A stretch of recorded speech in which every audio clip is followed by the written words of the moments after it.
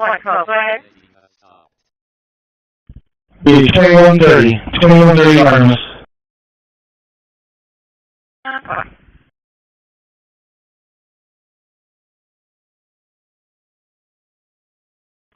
150 to 112. Apollo's done. 10-4. Head over to one of the other streets and see if they need more assistance.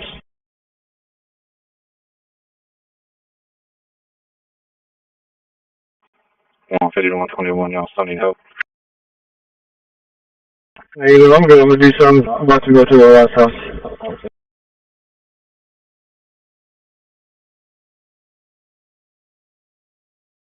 150, 131.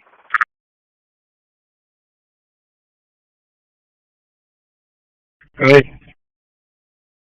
You need any assistance? If you want, I got like 3 more houses left. What road are you on? What's that?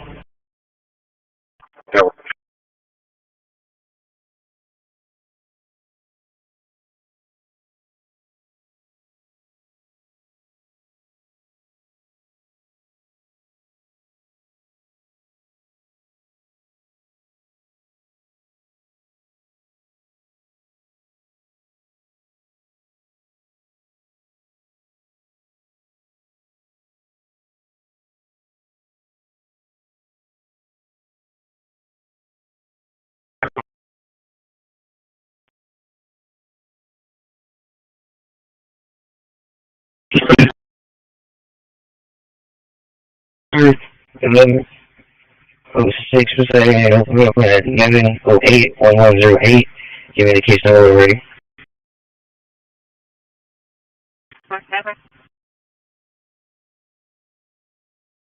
For Charles Terry County, 10-6 Courthouse. Sure,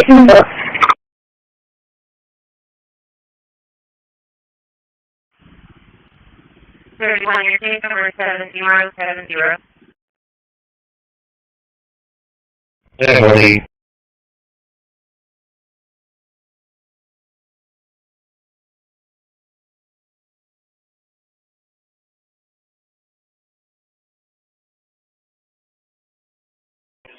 Yeah. 6-10-4.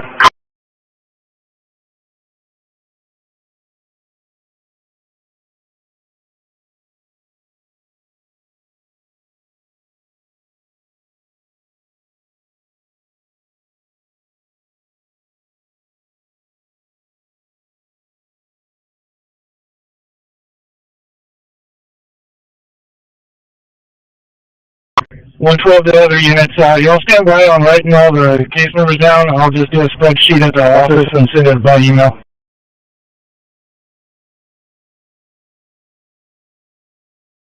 One door. 150, I'm clear. 150, 131. Have you done 11 and 12 behind you? Negative 11, 12, and 11, 10 or so. 112 Portland, you can clear me off that last report. What's the last 4 ordinance for right now? Yeah. 150, May death for 11 and 12 side. 150, 10-4.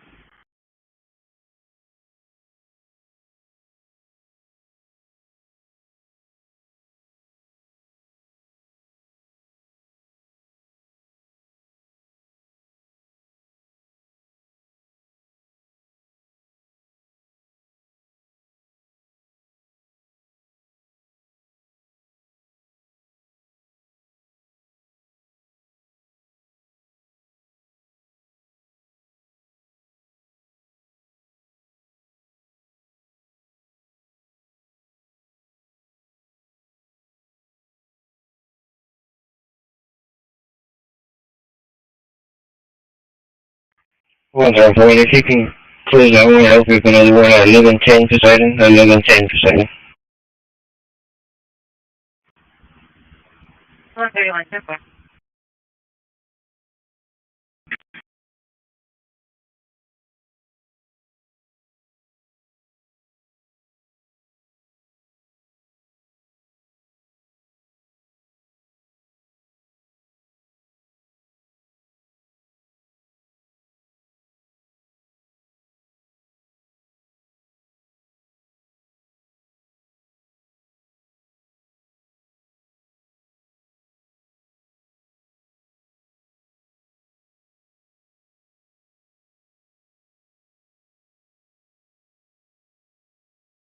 Transmitting to Ashmore's GO5 on 2236.000 MHz.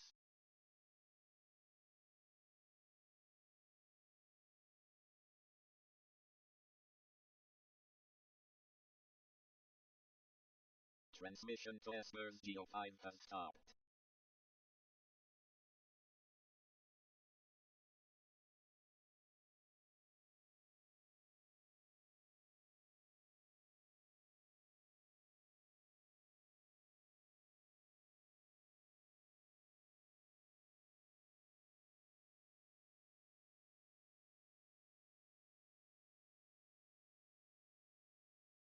Attention. Satellite Ashmore GO5 in hour at 2236.000 MHz.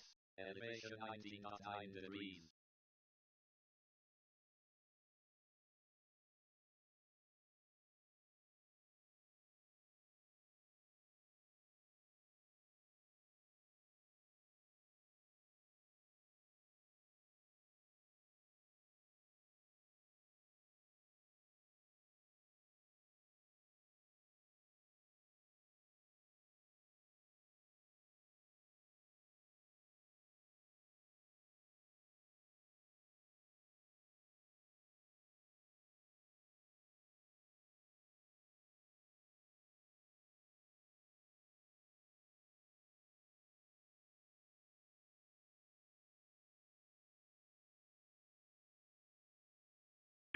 What's on your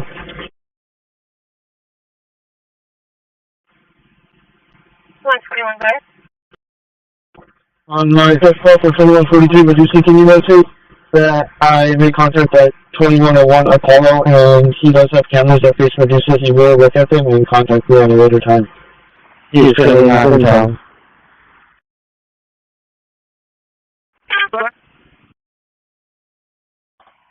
Well, I have a 627. I have a contract here inside the house at this time.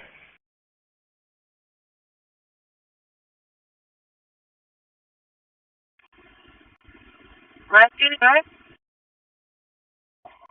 6 is 2727802832, 27802832, lounge room.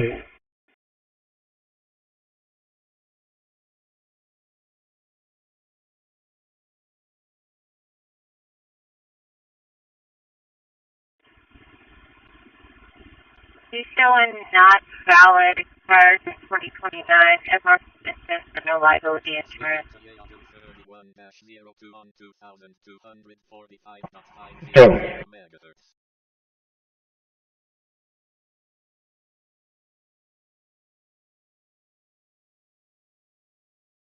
Transmission to Yagan 31-02 has stopped.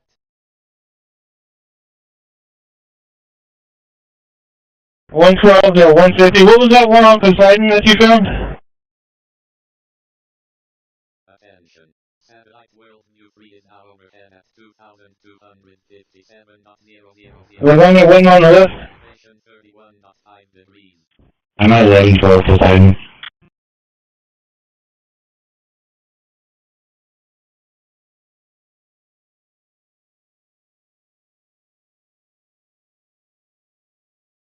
One 147 Medusa.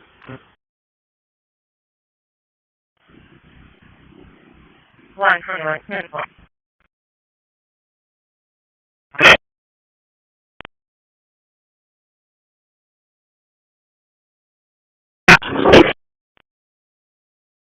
133 out of East Cliff Elementary.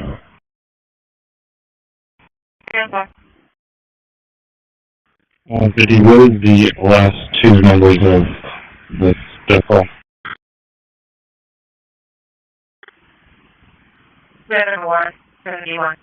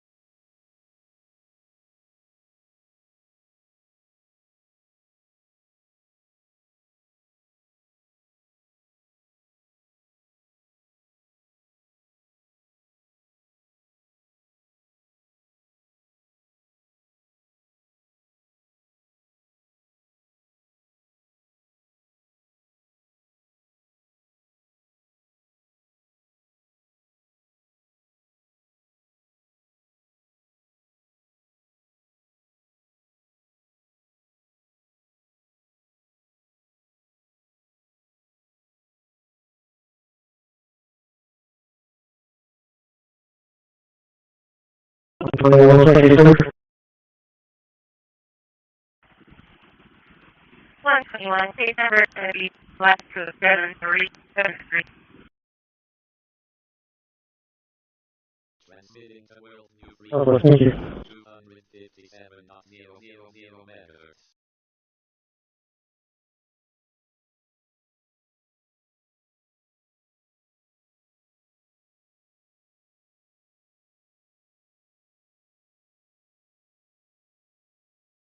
Transmission to World New Free has stopped.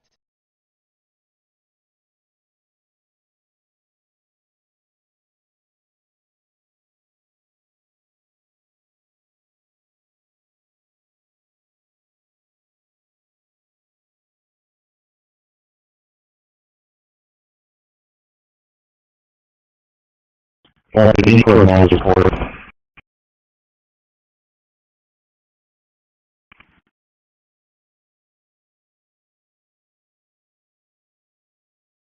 Transmitting to Jagan 6 on 2,245.000 meters.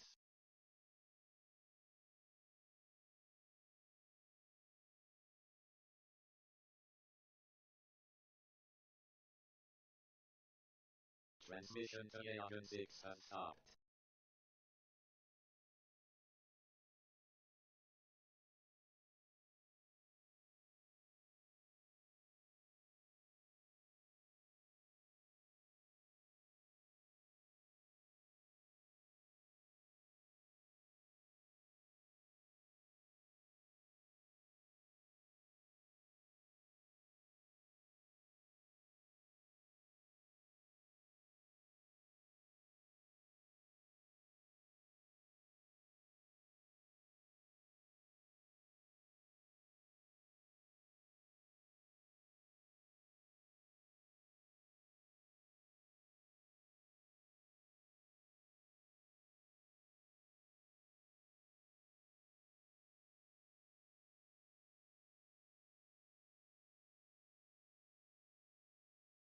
Wonderful. Thank you for providing everything. Over.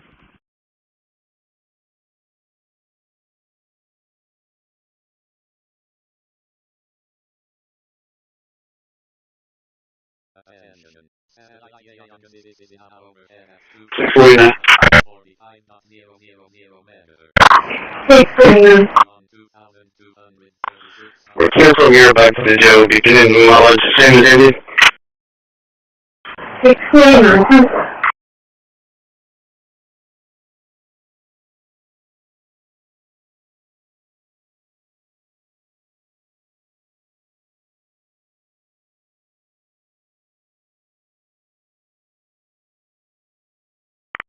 I'll just copy and I'll take that 2145 57, no cameras. Over.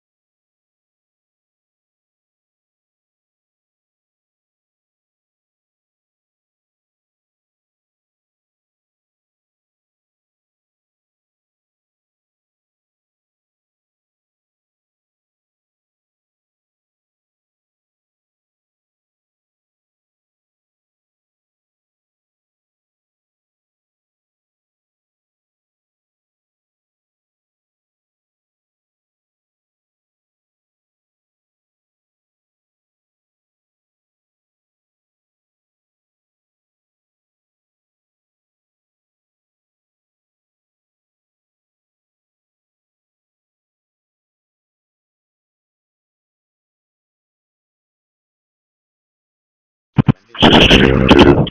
Transmitting to Agent 26. 1602. 45.000. I need two call numbers, both for follow-ups, two different locations. Let me know when you're ready. Wait, let me first. First one's going to be 208 Redwood in Mathis. Go ahead and call me.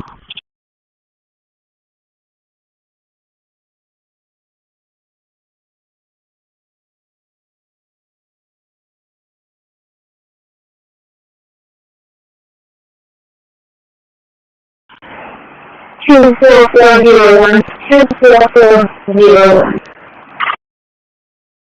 Correction's going to be 610 East End Patricia Correction, 610 San Patricia, and Mathis ISD, whatever that call number on your way.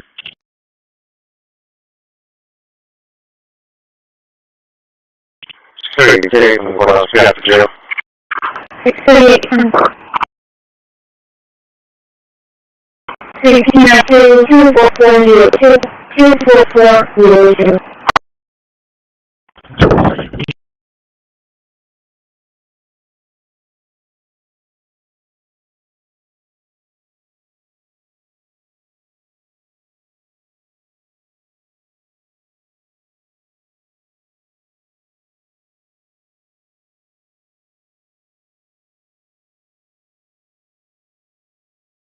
Attention. Satellite Agent 26 is now overhead at 2,245.000 meters. Elevation 67.7 degrees.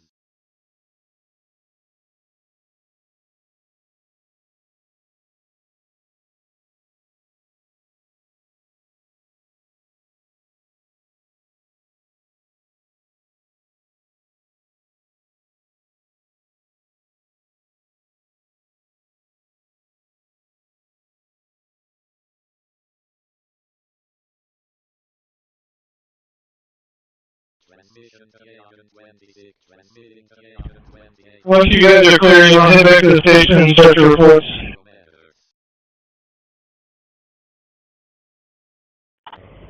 Well,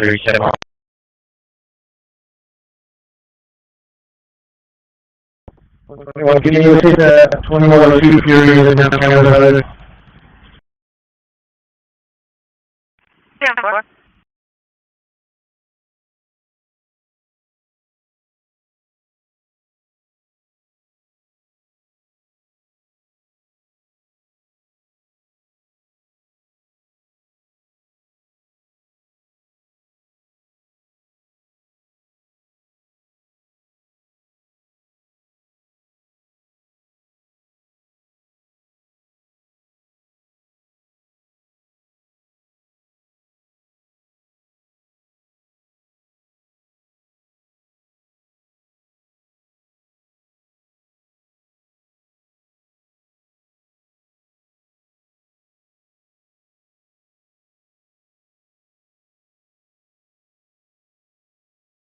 Security, get in the gentleman, I invite you to this report 65439 65493.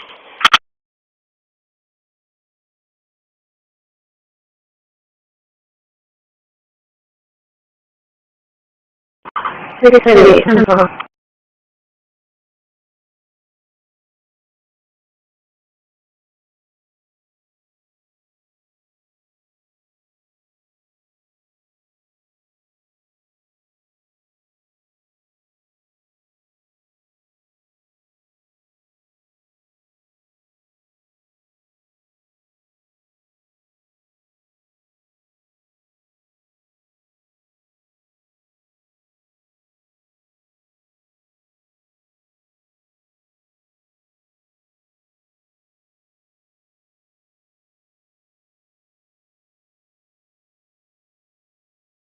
Transmission to Agent 28. Transmitting to PE on 2,255.000 meters.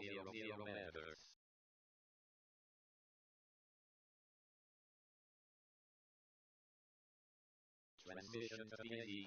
Security, yeah, 65493, 65493. 638.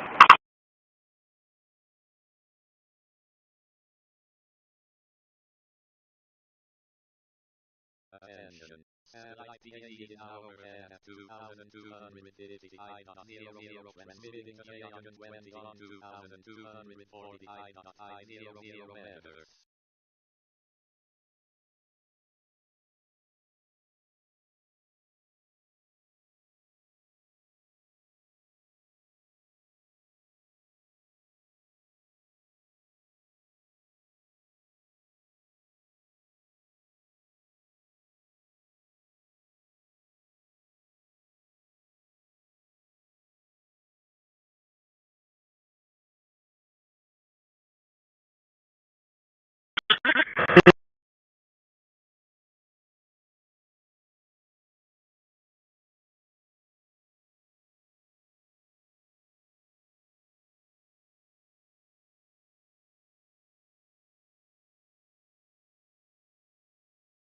One 43, someone is on the 50 and they agree with me and hit it.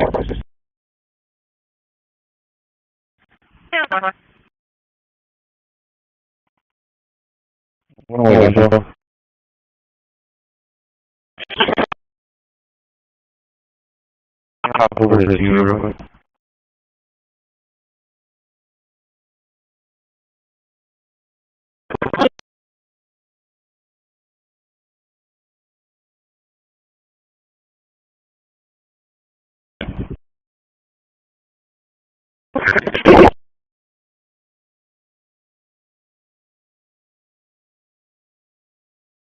Didn't do it yesterday, and I haven't had a chance today.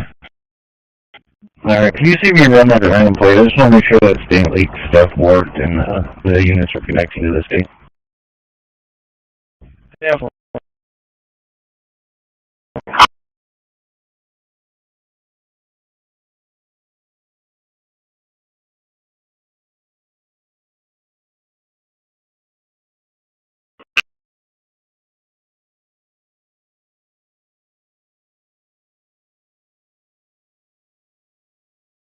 Attention. Satellite transmission to J120 has transmitting to Cosmos 2548 on 2241.000 megahertz. 112 Portland. You can show me 10-8 from this location.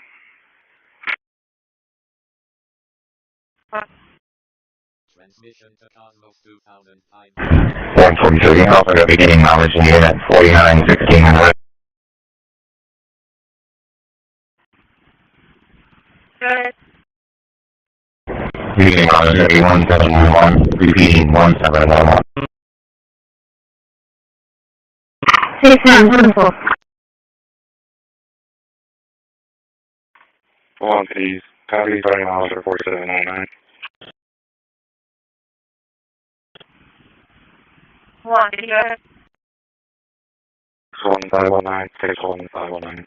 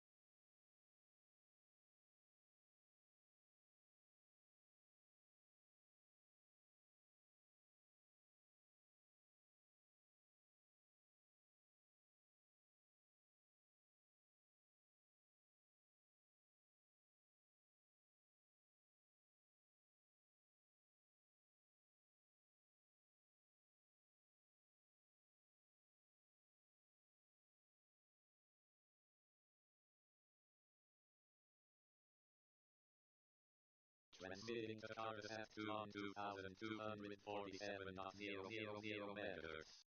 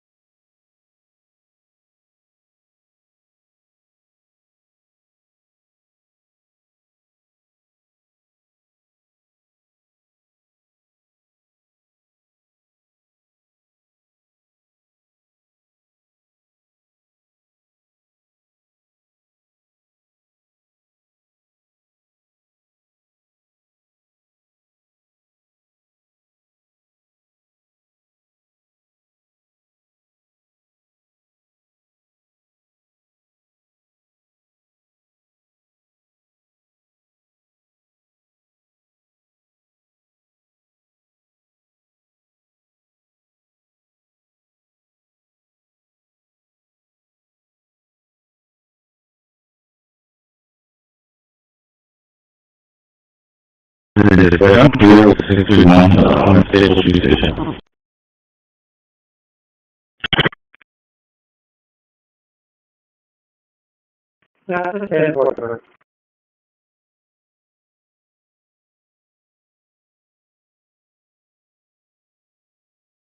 Attention. Satellite cars at 2 in hour at 2,247.000 meters. Elevation 38.2 degrees. Transmission to cars at 2 has stopped.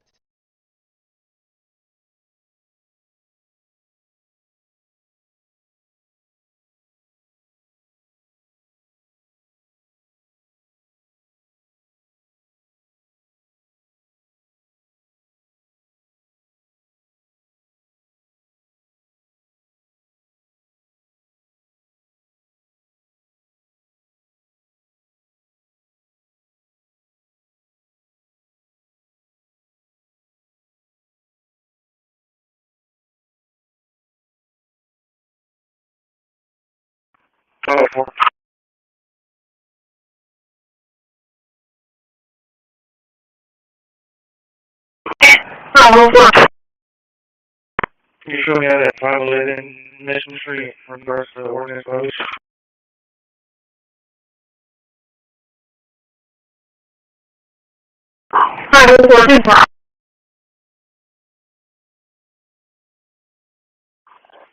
Dispatch file 4 down, 3 around plus 1. I'm sorry, route 5. Good. That's a negative on my end. Yeah.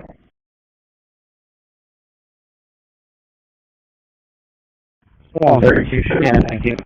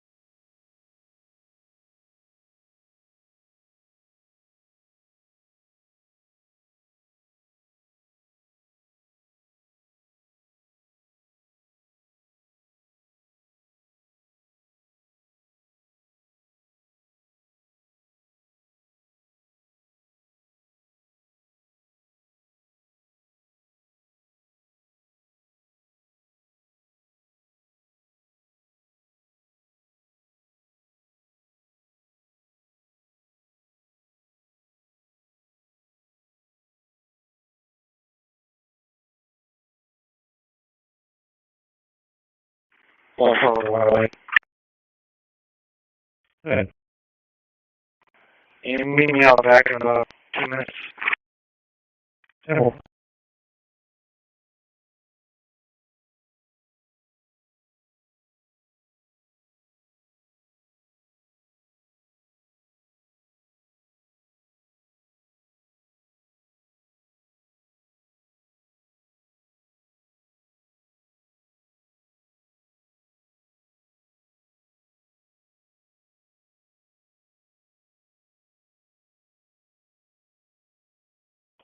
This is your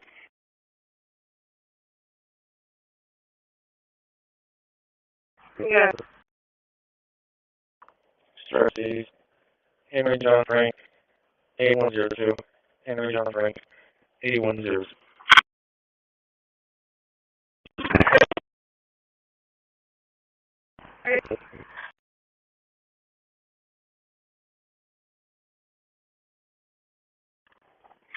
649, put it to jail, and everybody 73053.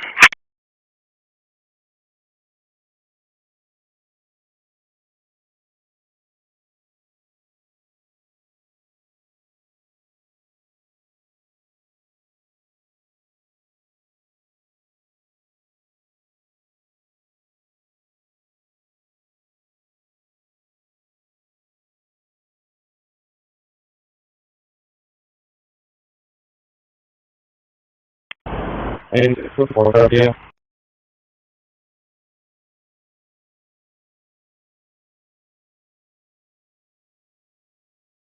Good. 167821016782190. Christi.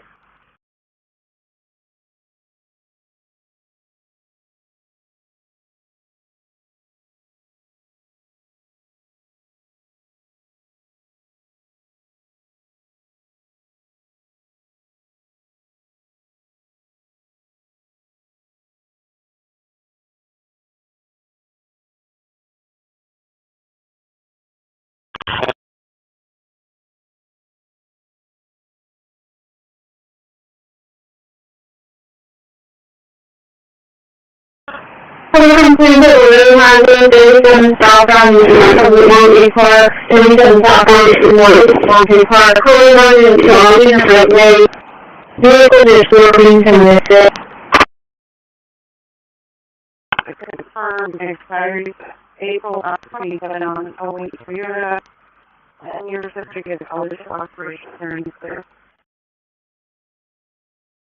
Into the 77 southbound, just north of Little Ponte Park.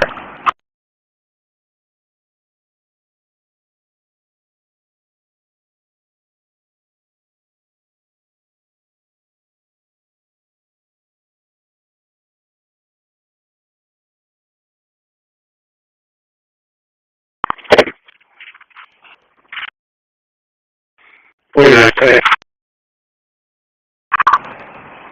649 Temple.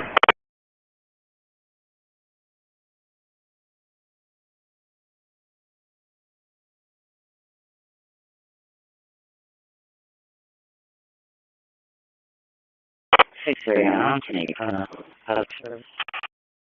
649 Temple.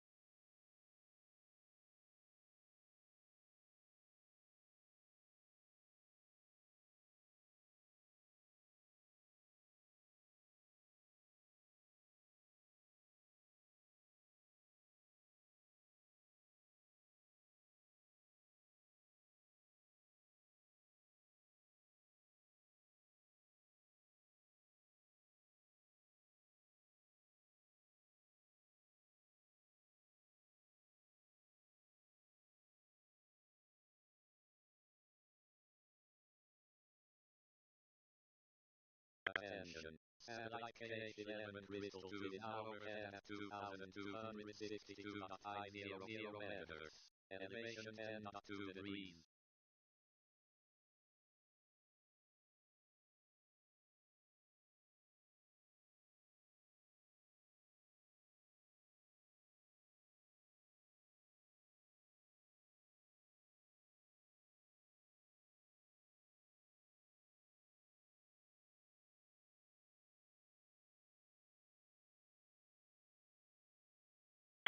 Well, 4 day.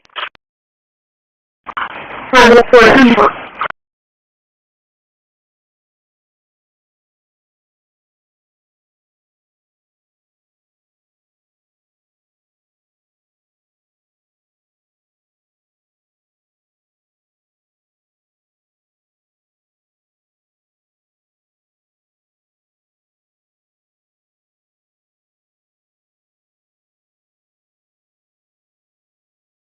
Transmitting to KH11 Crystal 2 on 2,262.500 meters.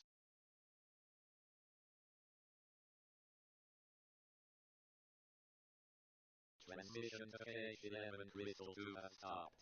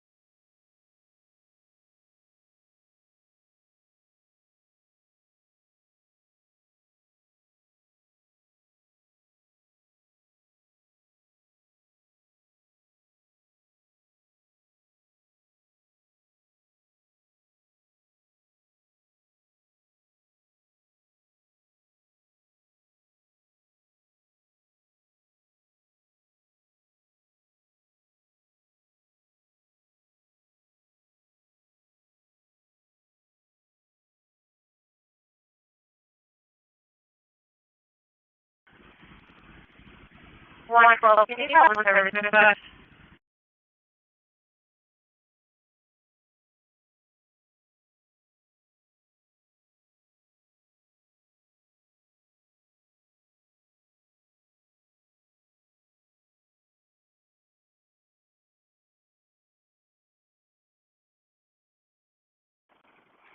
Just breathe on bed for us.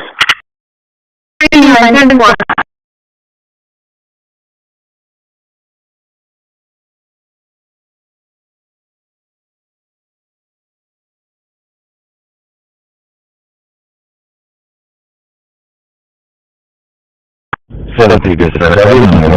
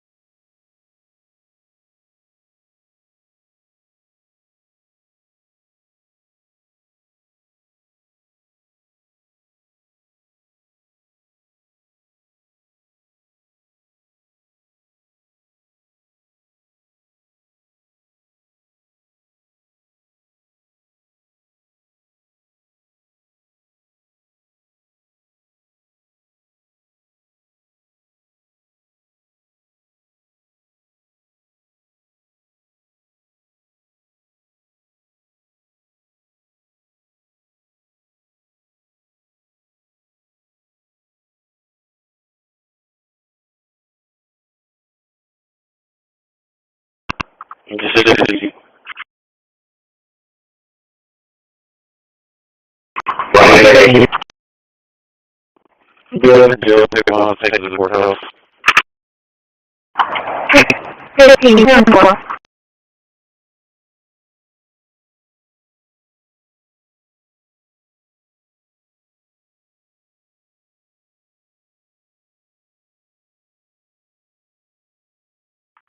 Chelsea, I'll be back tonight.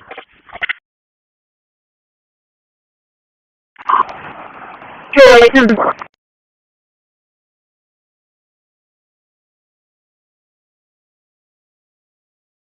I'm going to give a mile marker. I'm not going to come across anything. Just is riding more than one door coming from office.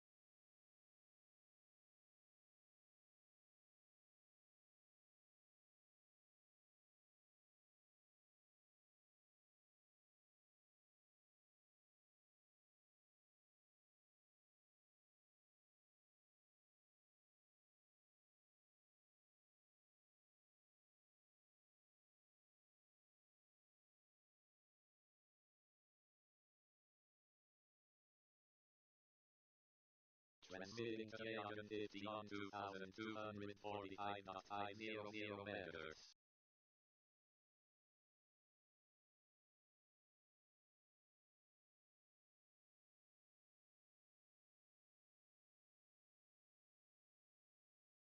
Transmission to 850 has stopped.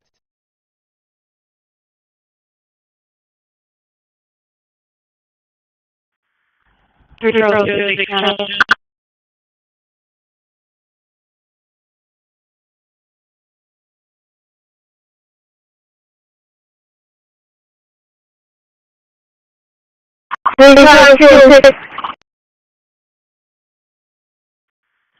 I didn't see any calls. I came south on 37. I just did the one day work. 206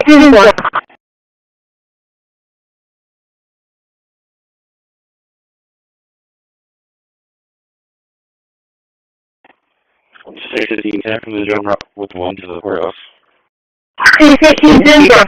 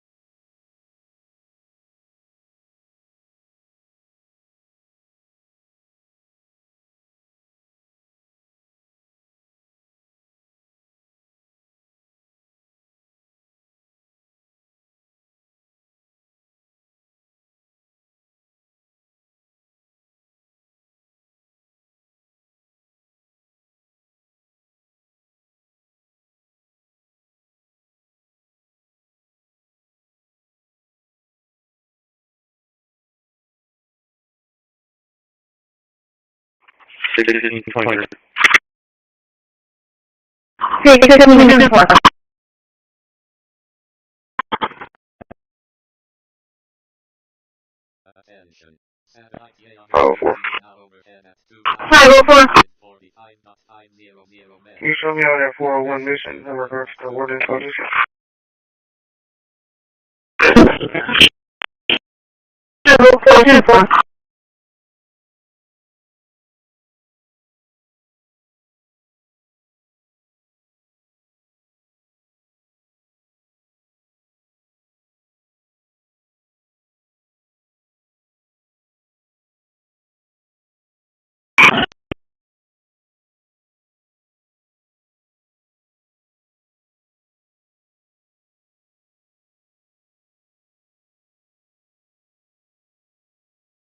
Transmitting to World News on 2200.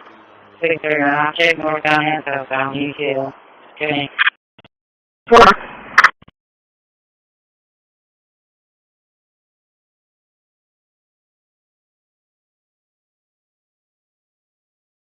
Transmission to World News has stopped.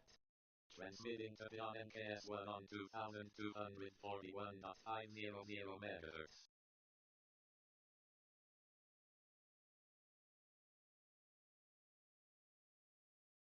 One zero four, I do Roger, can reach.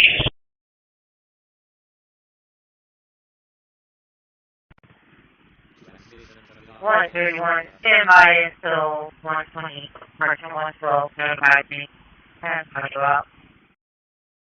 I'm sorry, I was running with some instructions out there. Thank you. 2245.0 meters.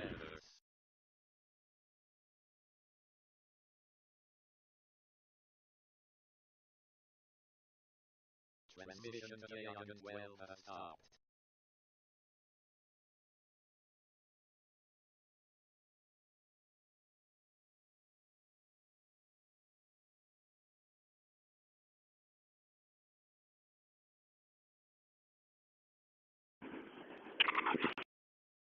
Well, Johnny? Transmitting to Ashmore on 2260.500 meters.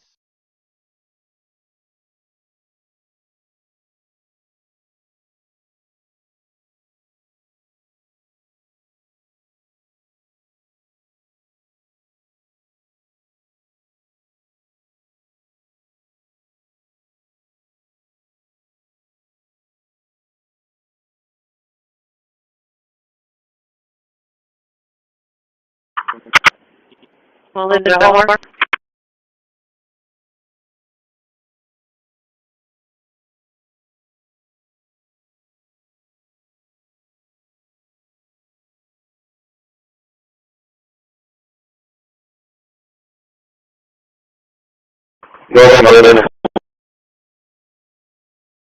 Hey, Johnny, yesterday, okay, so Carmel, Brent, and Senator is done.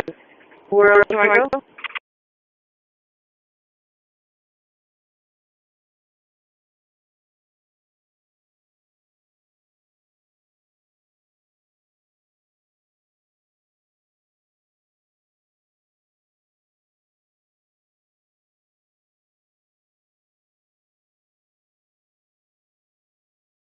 Attention. Satellite beyond NKS1 is now overhead at 2,241.500 megahertz. Elevation 52.5 degrees.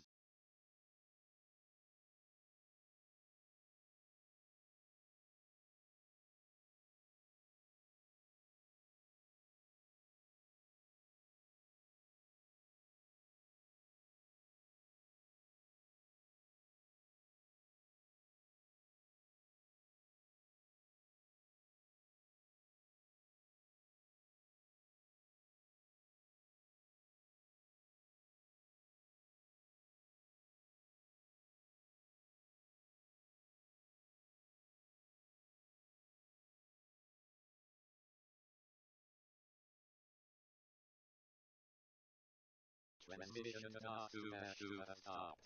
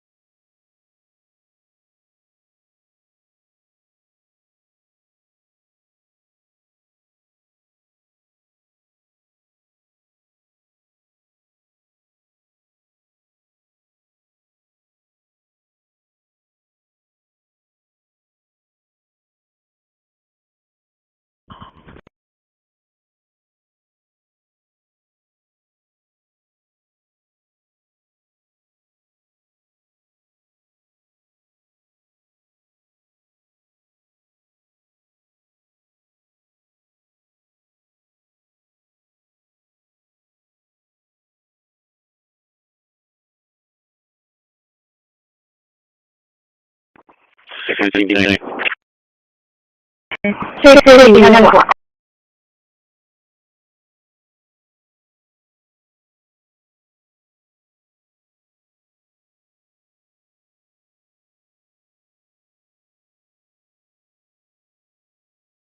Transmitting to World New 1 on 2,257.000 megahertz.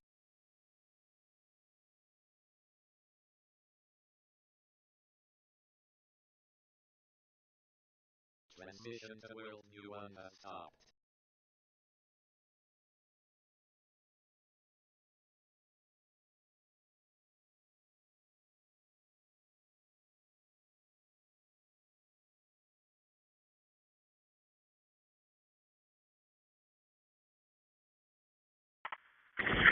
Christi, 2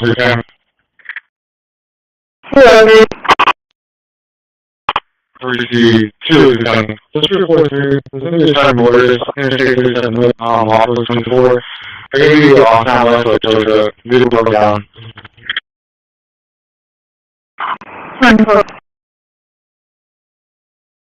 Attention. Transmitting to KH11 Cannon 4 on 2,262.5 megahertz.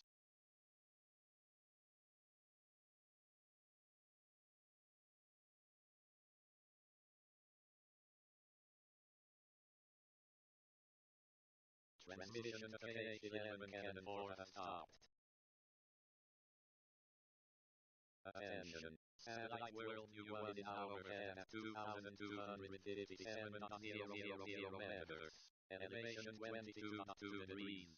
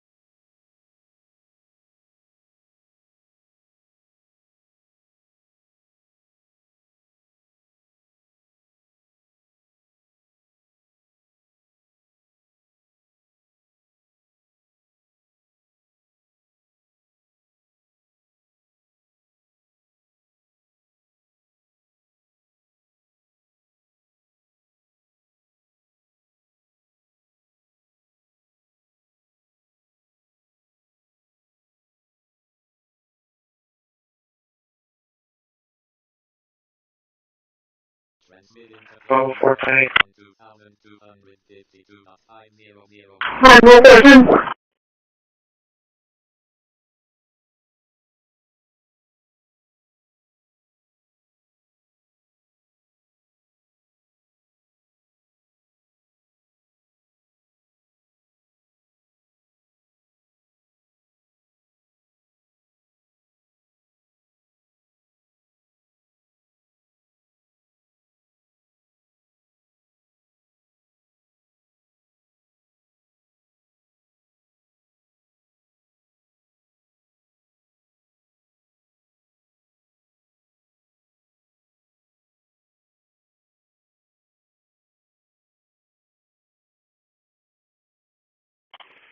Water 120. One thirty one Tampa. 1 heath overhead at 2,252.500 meters. Elevation 21.0 degrees.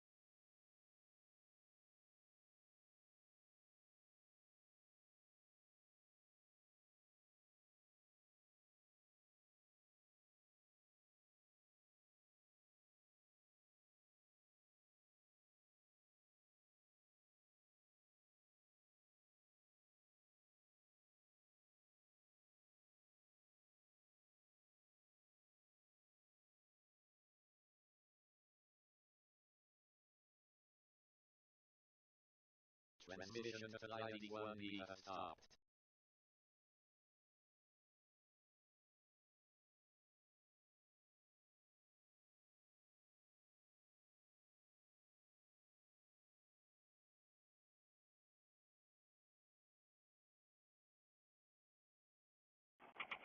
Six point nine nine four at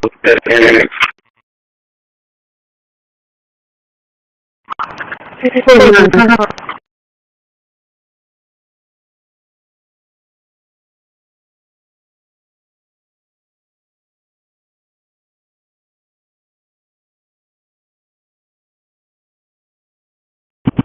Copy, messages around that call shoreline.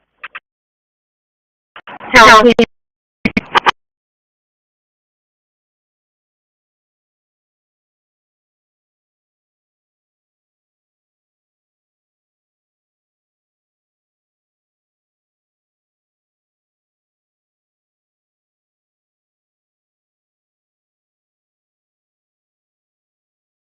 Transmitting to Yagan 31-01 on 2,245.500 meters.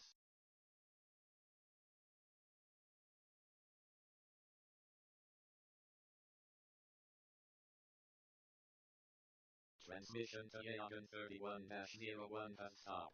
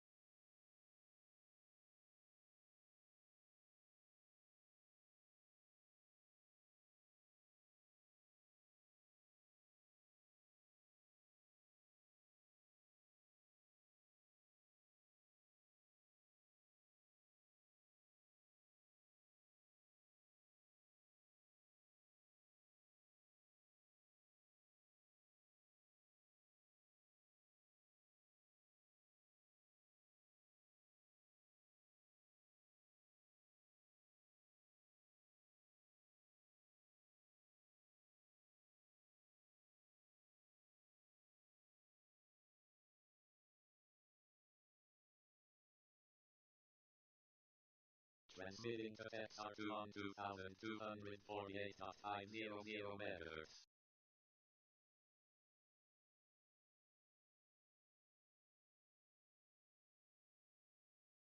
Transmission to XR2 has stopped.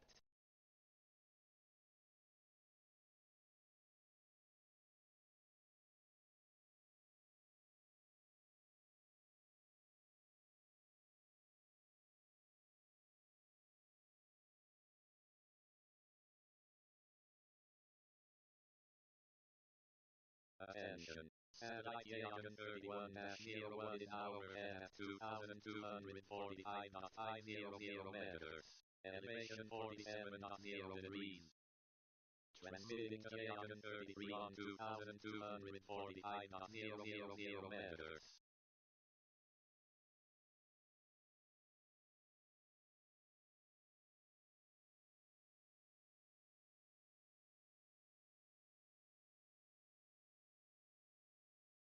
Transmission to Yagan 33 has stopped.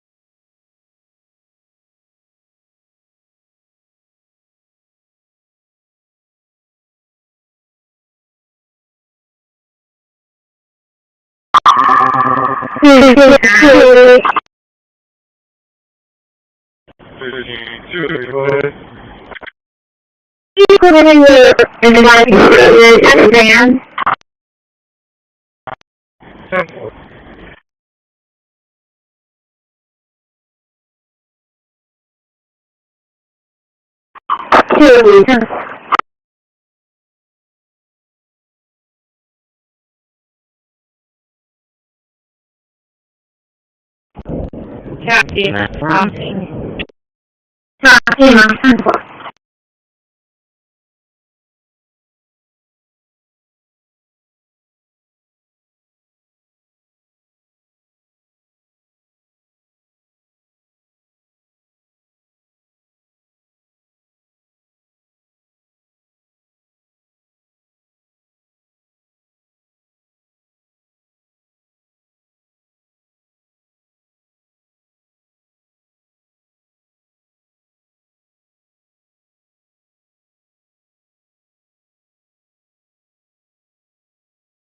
Attention. Satellite Yagan 33 in hour at 2,245.000 meters. Elevation 40.8 degrees.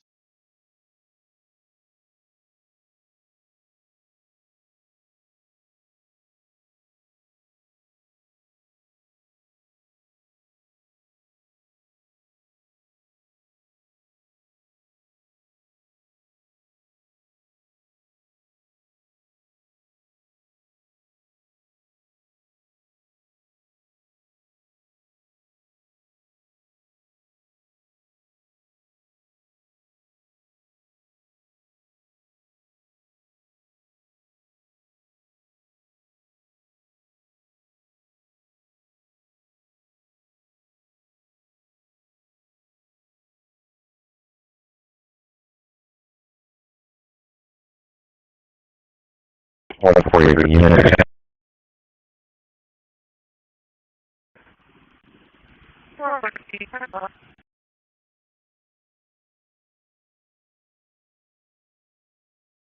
Transmitting to ComSat 5 on 2,250.000 meters.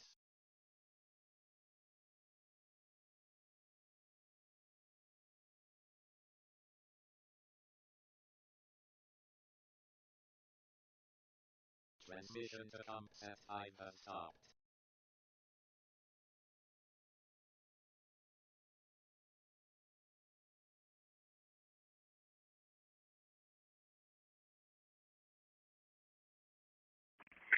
CCPD 23.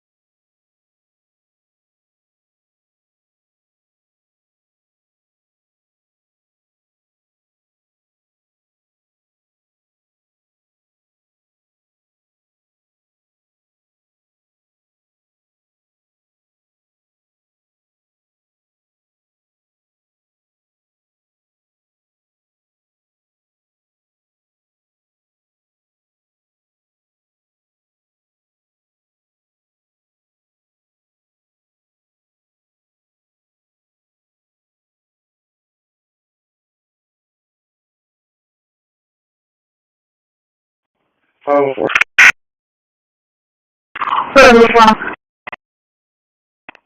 can you advise take that steel concrete debris off the 100 block of State Highway 35 down to 181 frontage road? It's going to be at the light.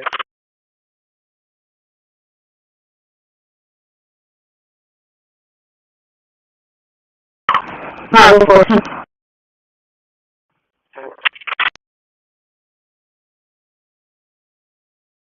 Attention. Satellite ComSat 5 in hour at 2,250.000 meters. Elevation 53.7 degrees.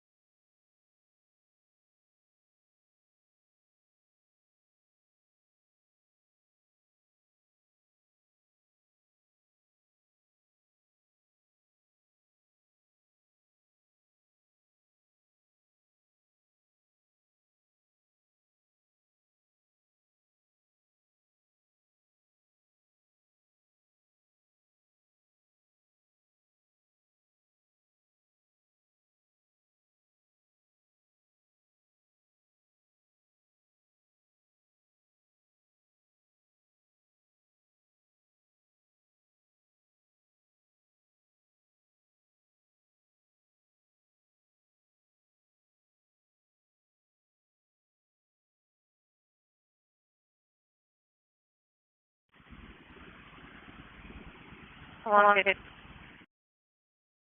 Good.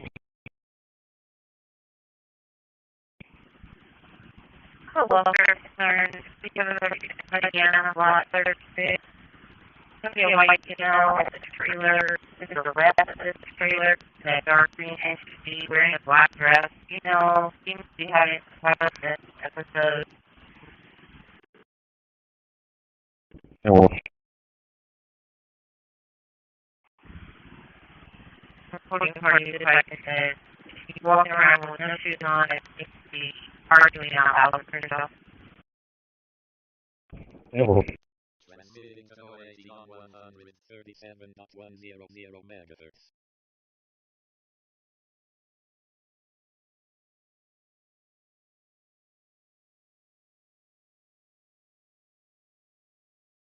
Transmission to OAD has stopped.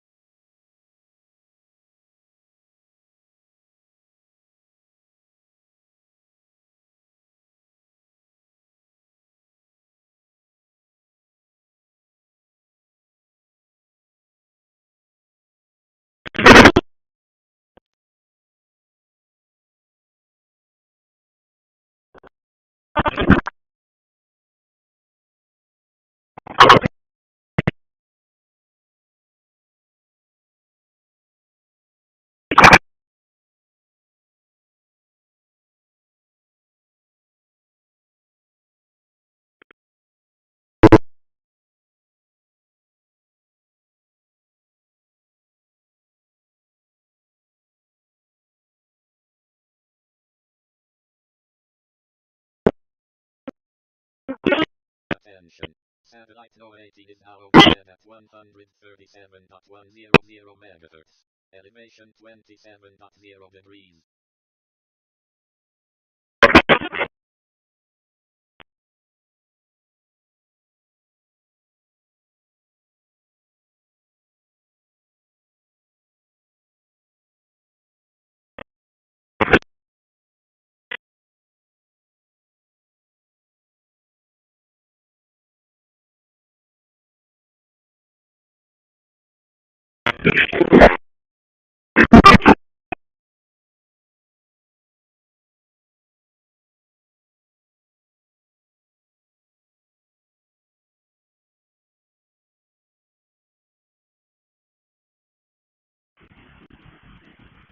One 31 checking status. Code 4, US 19, contact team number 40 party. Go.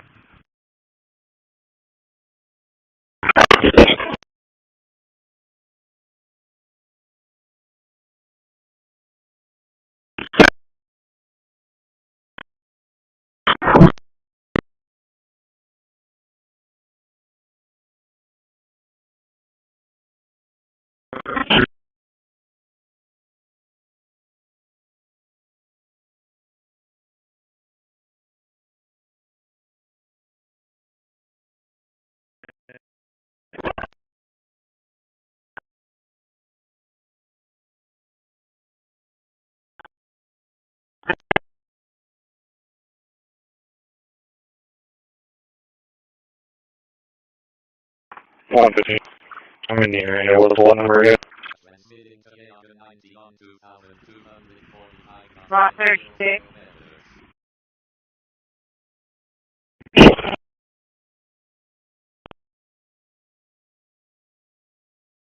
Transmission to AR 90 has stopped. 143, I'm in the area. 143.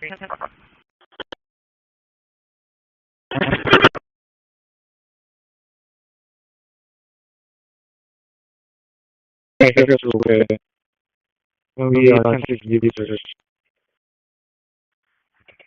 Sure, I'm going to interrupt you.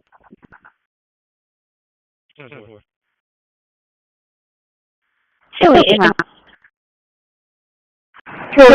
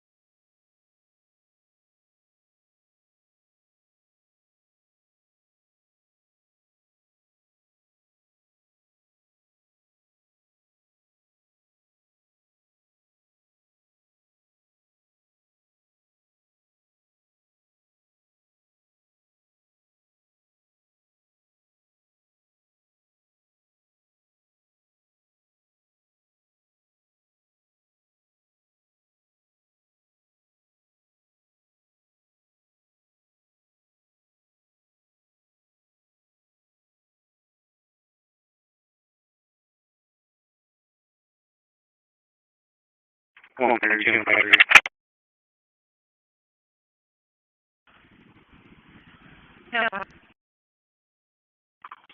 150 heavy 23. Yeah.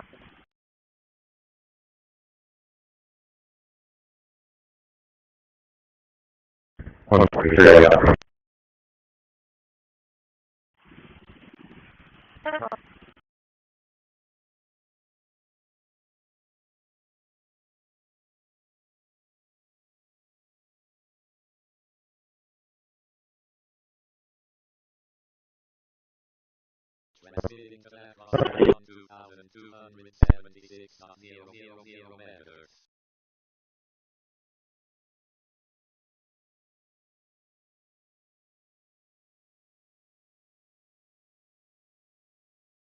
Transmission to atmosphere has stopped.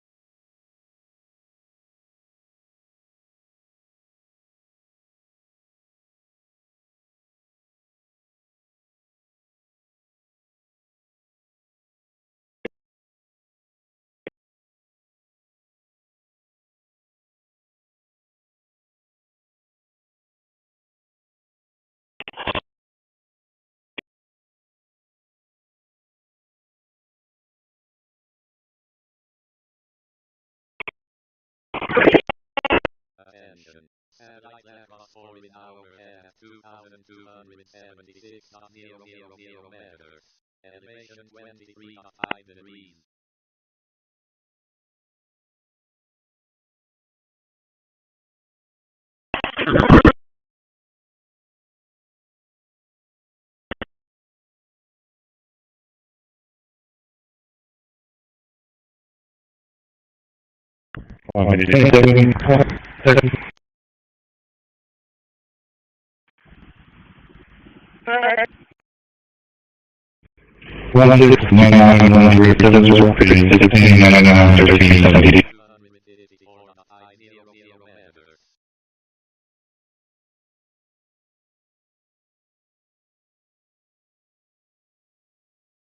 Transmission to LRS has stopped. Negative 29. She shows not valid. No valid. Liability insurance times 2. Yeah.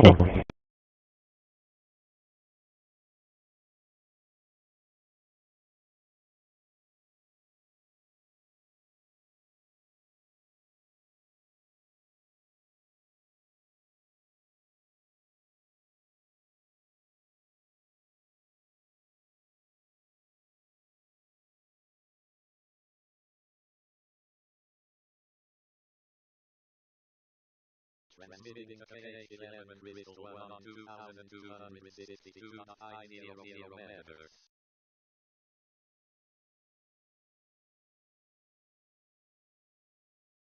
Transmission to KH11 Crystal 1 has stopped.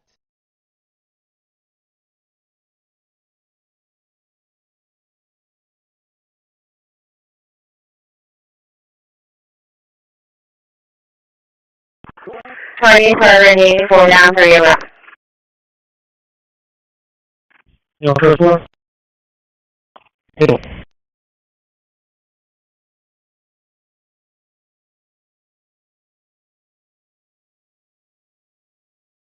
Transmitting to KH40 on 2,245.000 meters.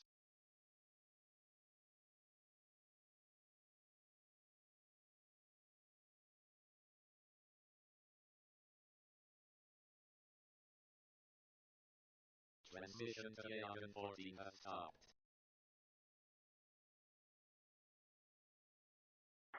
Six 48. Right. Yeah, 1255, Bishop Road, execution over. Yeah.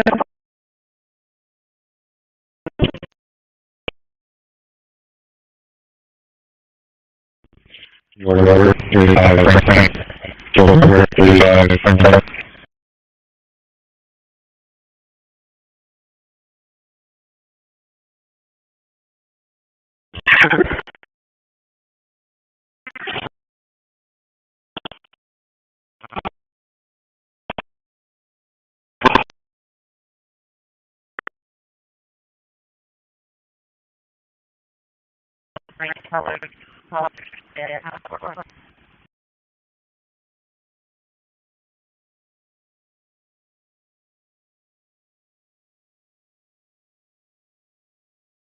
Okay, did you pick for if you know if I was fine, if it sounded like he was missile or if you should have all on the neck?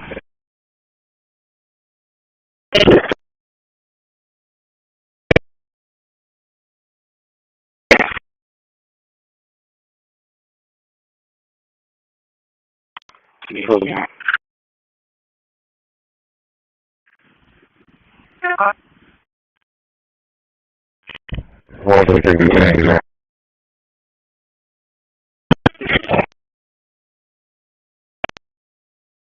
One dirty, so you think you're just taking out for that as well.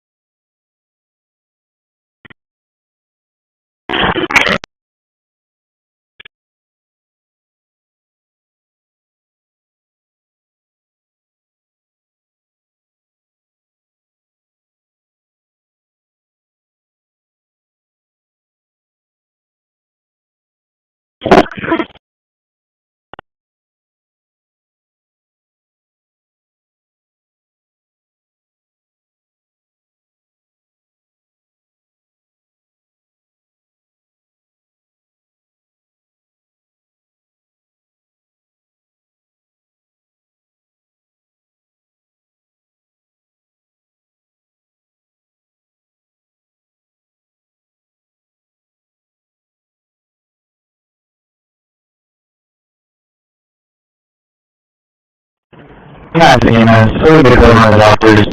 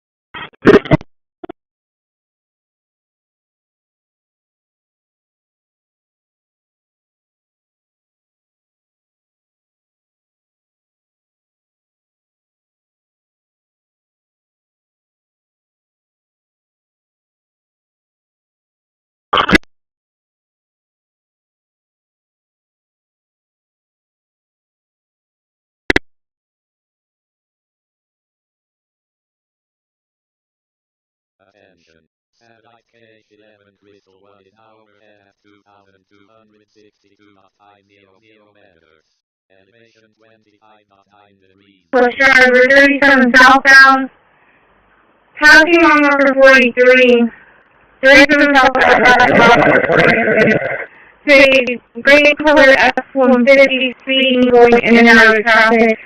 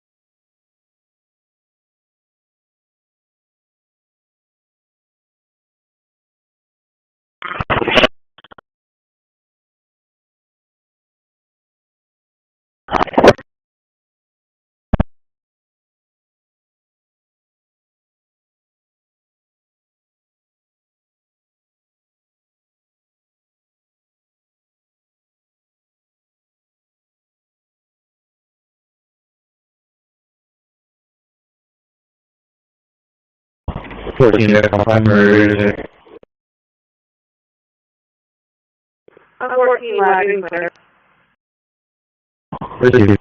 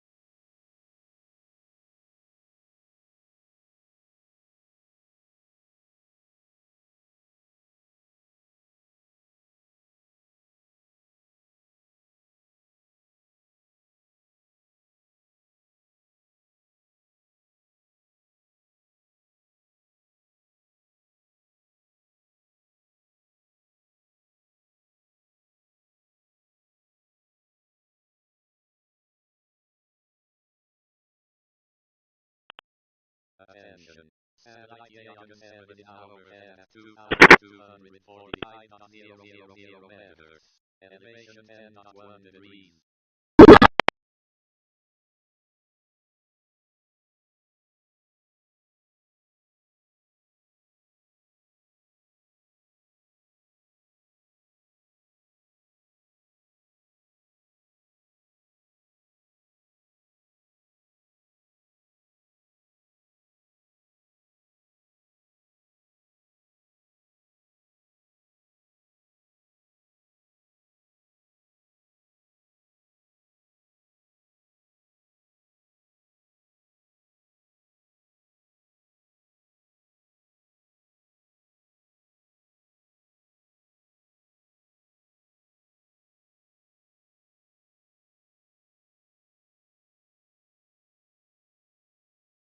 Transmitting to Young 7 on 2,245.000 meters.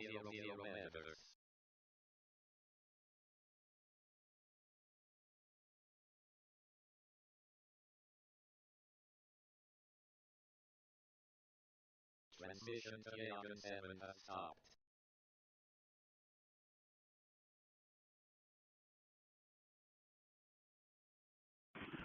One 32. 132.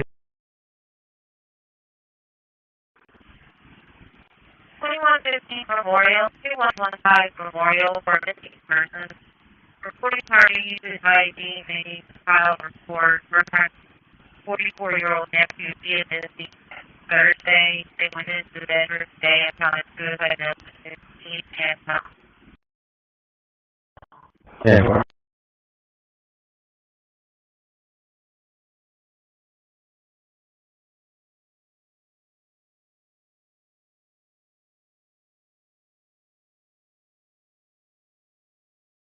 Transmitting to at 1 on 2,247.500 meters.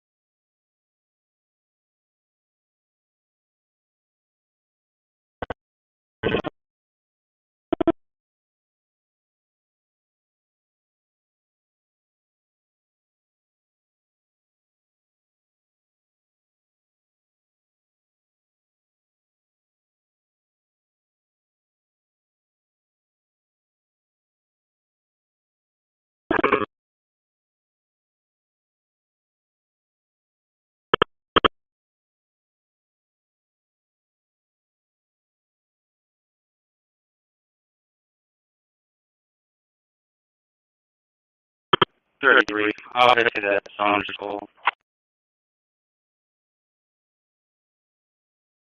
207 guy. Go ahead. 203 is going to have a wall now.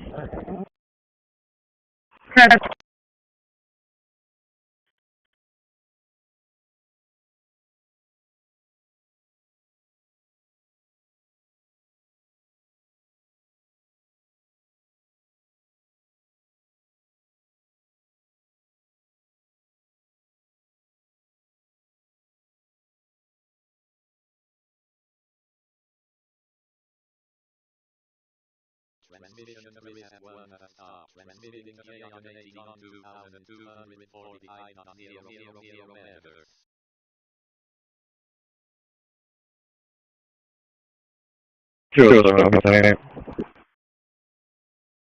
Transmission to Young 8 has stopped. Transmitting to Sergio 5 on 2,236.000 meters.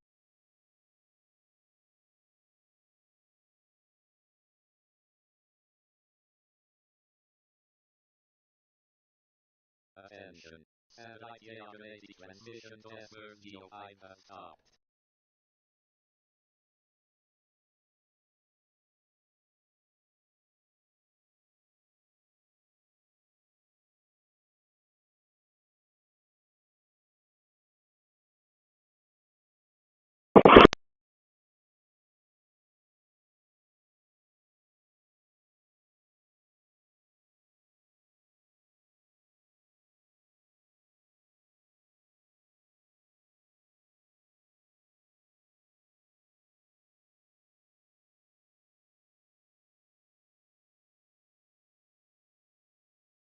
Three Charles 28, I'll be back.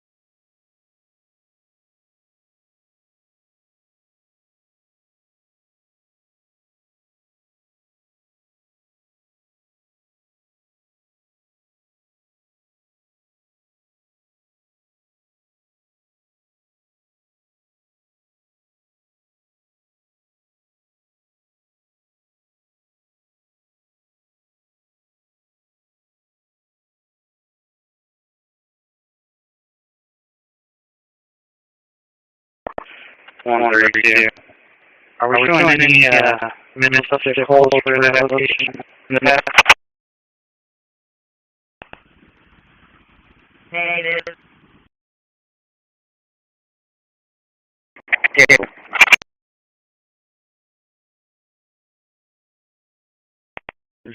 Two, John.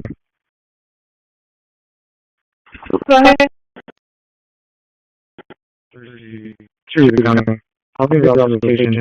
Meeting Mr. OK, starting mileage 122, 018, 122, 018.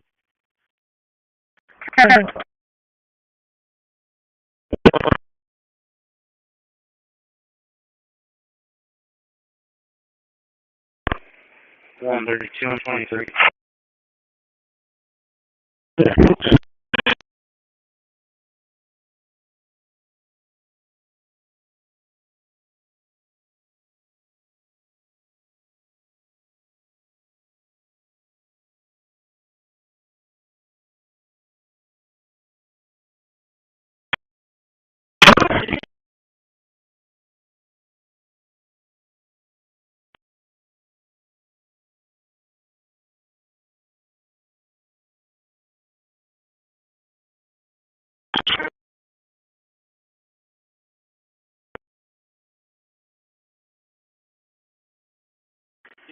Six 47, 95-3 from County Court 2, on 92.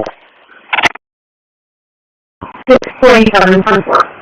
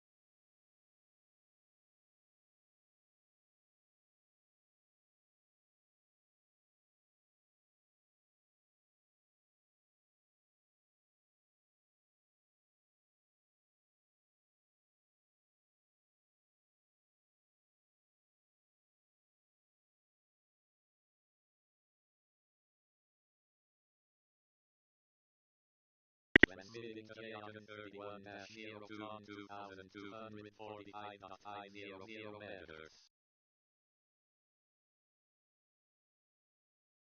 Transmission to J131-02 has stopped.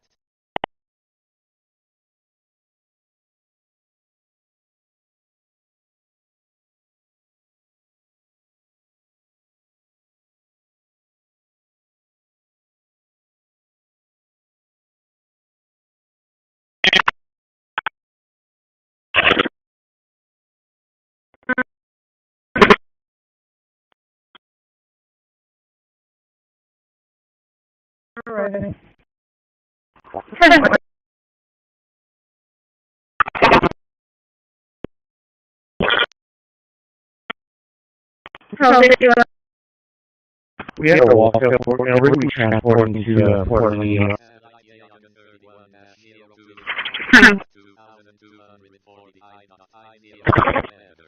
Elevation 21.1 degrees.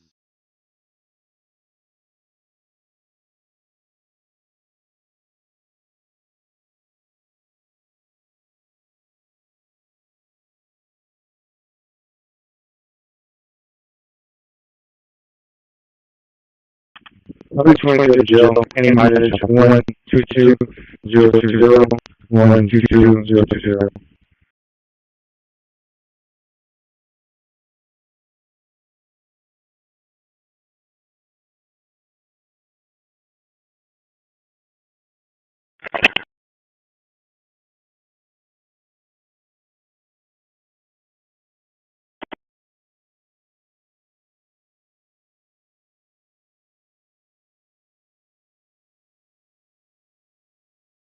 Transmitting to TSD-1S-17 on 2235.000 meters. Transmission to TSD-1S-17 has stopped. True, sorry, guys.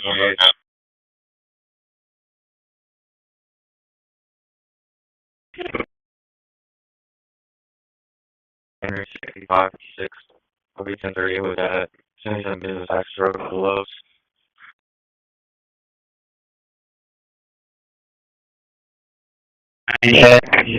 Eric, calendar, if you need something for the last names, no.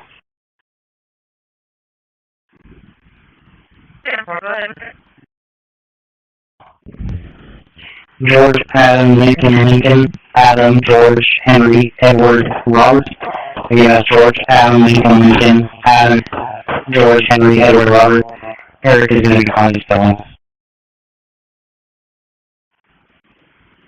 Edward, we have a date of birth or a range. He's going to be about 44 years old. No date of birth at this time.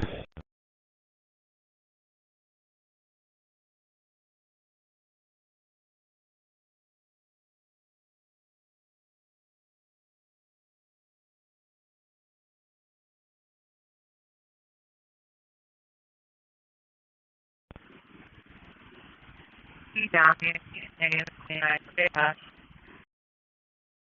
For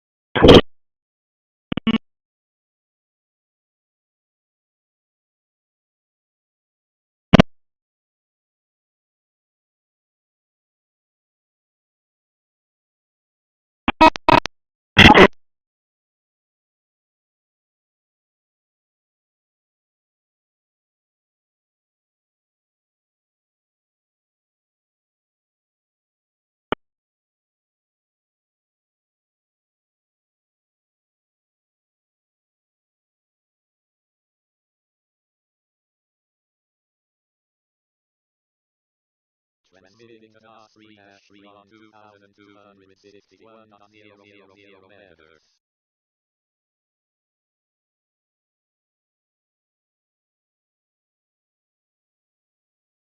Transmission to R3-3 has stopped.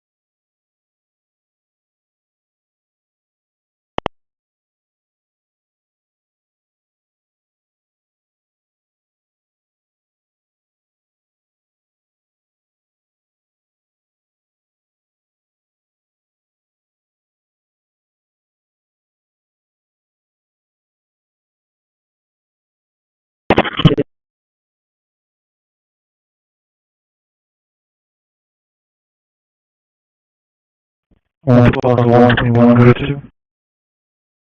Okay.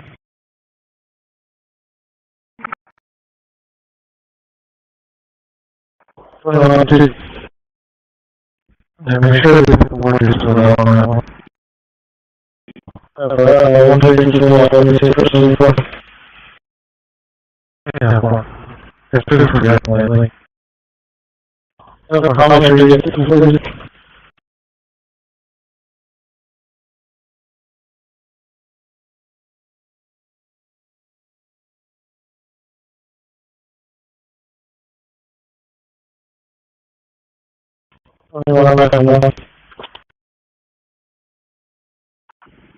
Attention. Satellite R3-3 is overhead at 2261.000 meters.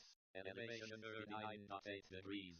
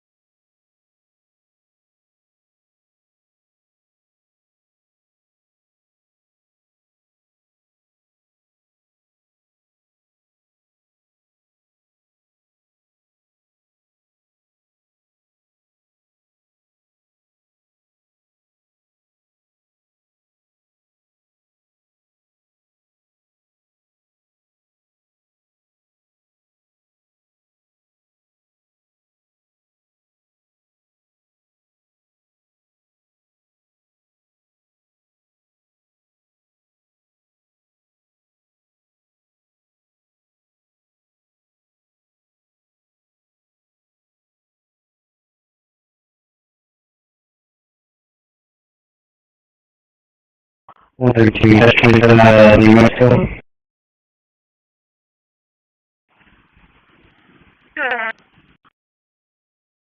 One zero zero 739 020. 100 749 020. New Mexico. 3 female green and Joe, not to put off mileage is 442.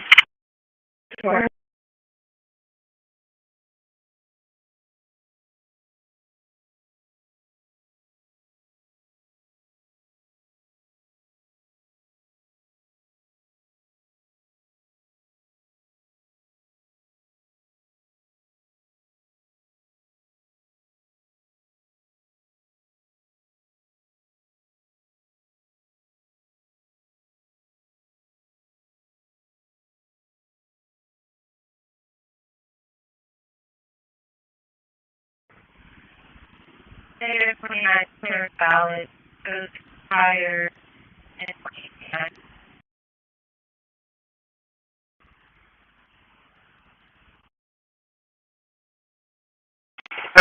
Brazil, any miles, say, 4 feet.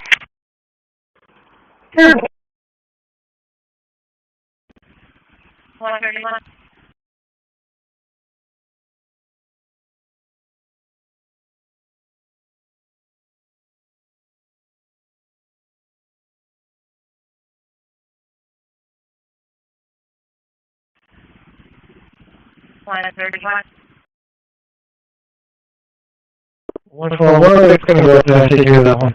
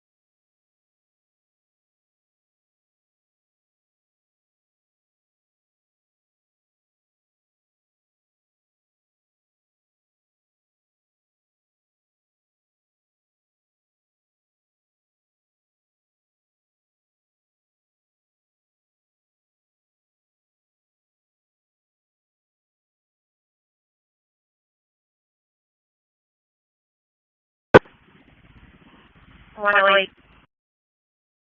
Go ahead.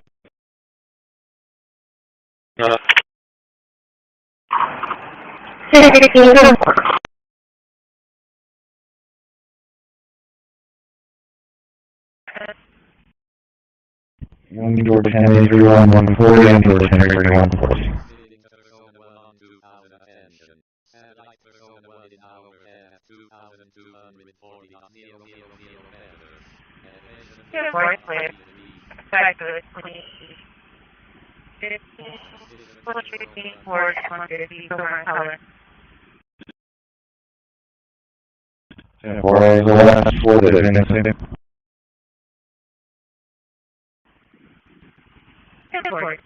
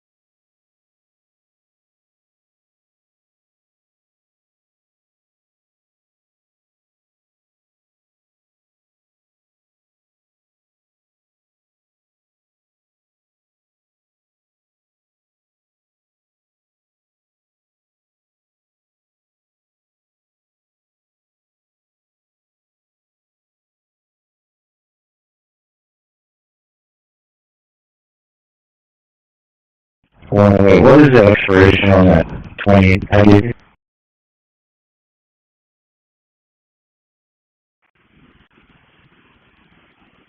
Shows it expired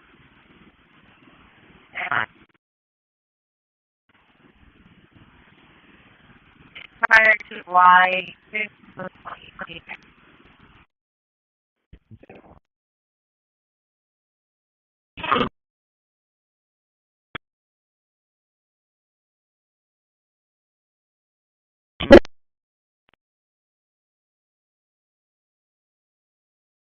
So your notification.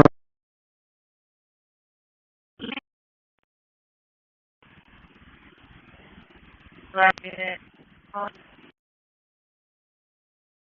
647, 95 Velocity Ride from County Court 2, route back to the jail. Copy beginning.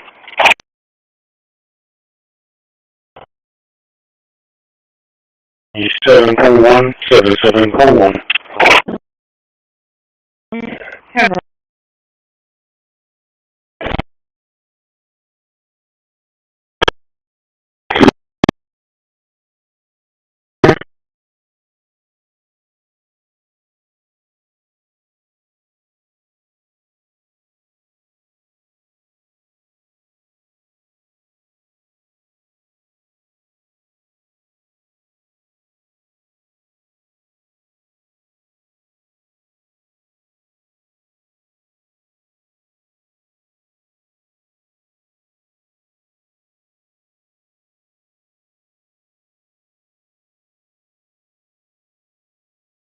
Transmitting to across I-1 2276.000 meters.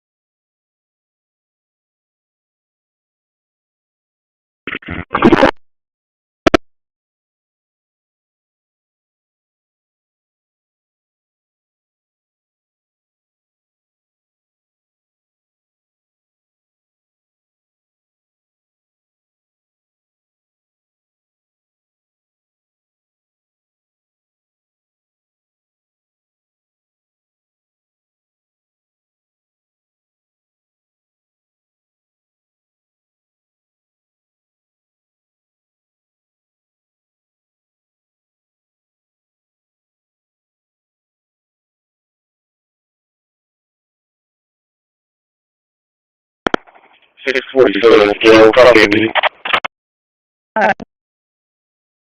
77.6, 77.6.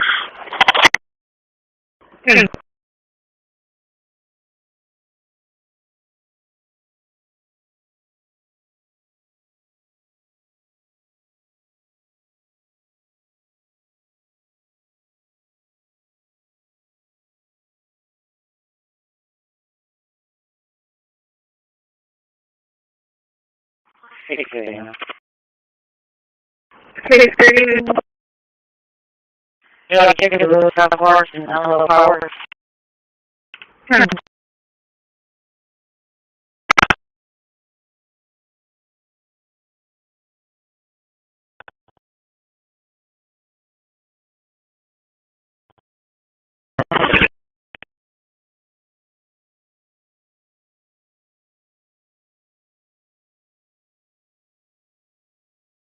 Transmission to across I has stopped.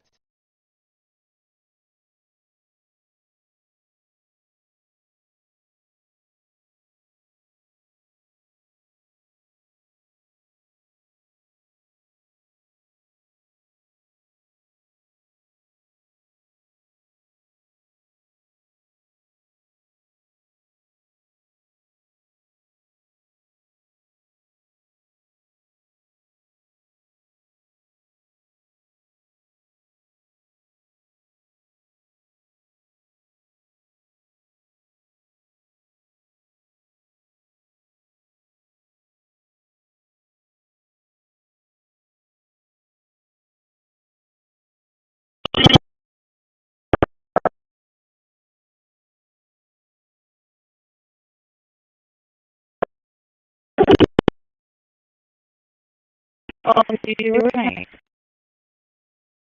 Well, 63 Central.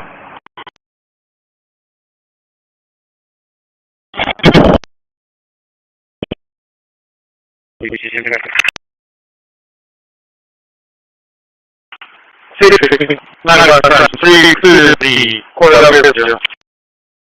350, come on.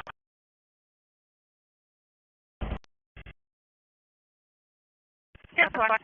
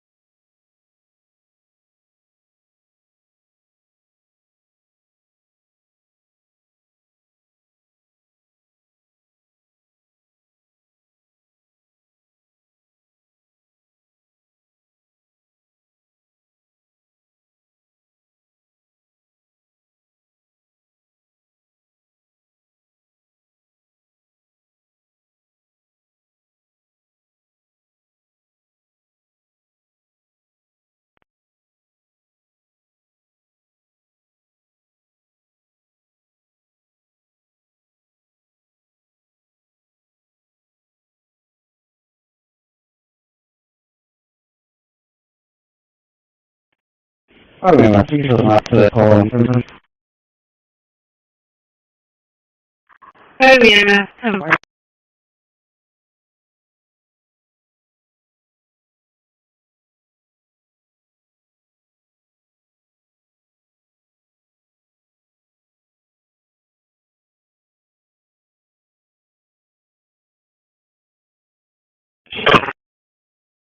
Attention. Satellite Yagan 20 is now overhead at 2,245.500 meters. Elevation 22.7 degrees.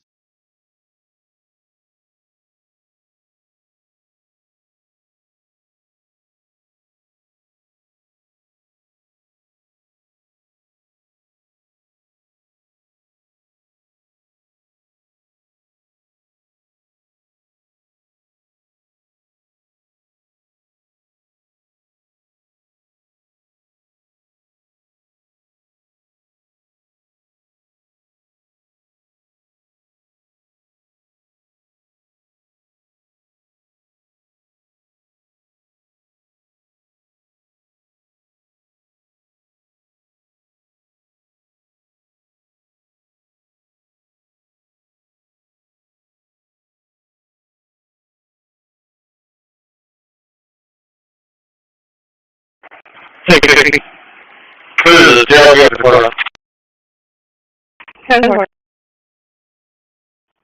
649, headed 308, Woodlawn Street.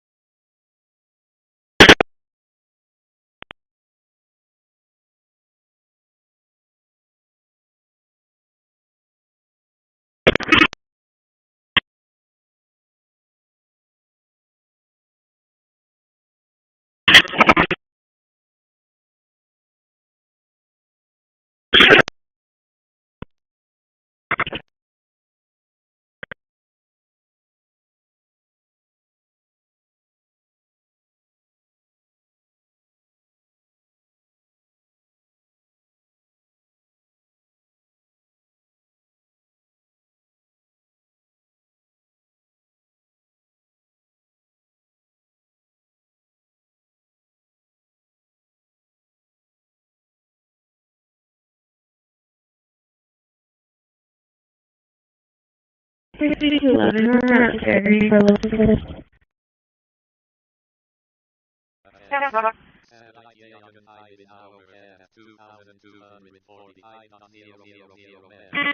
Elevation 10.1 degrees.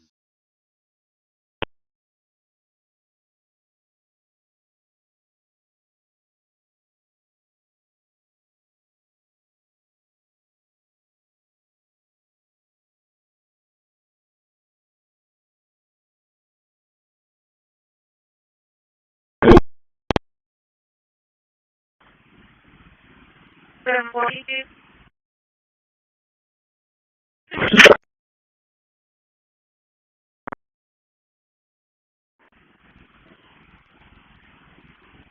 the area Sabri, or two boxers, light color brindles.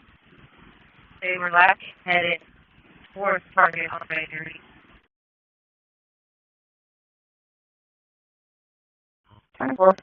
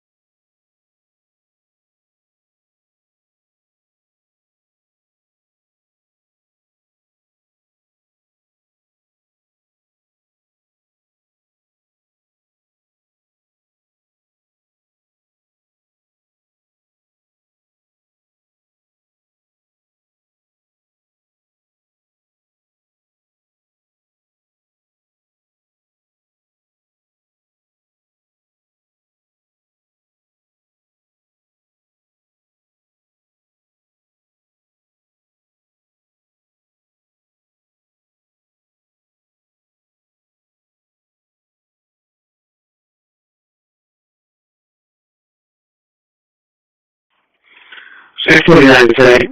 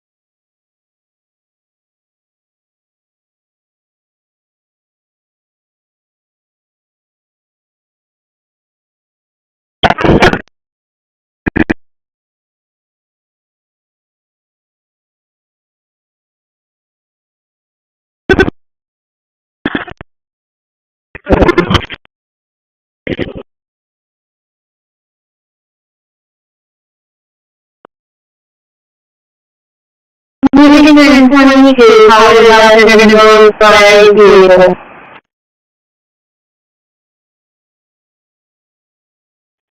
Yeah, we'll make it first. 10-4.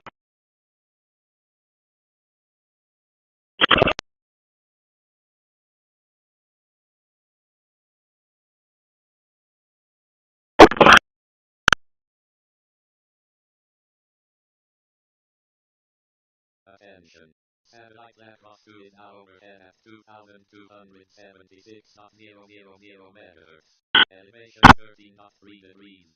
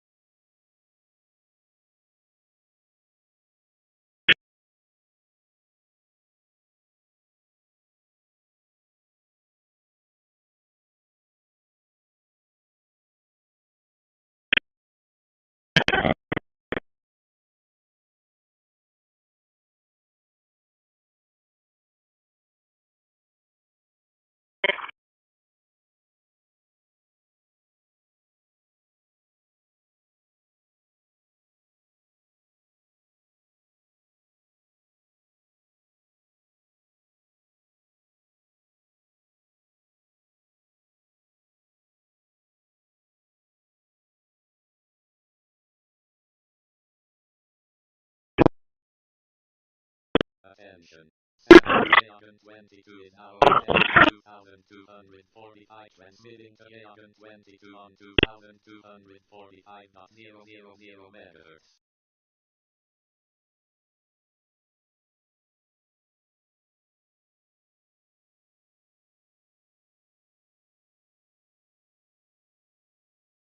Transmission to Agent 22 has stopped.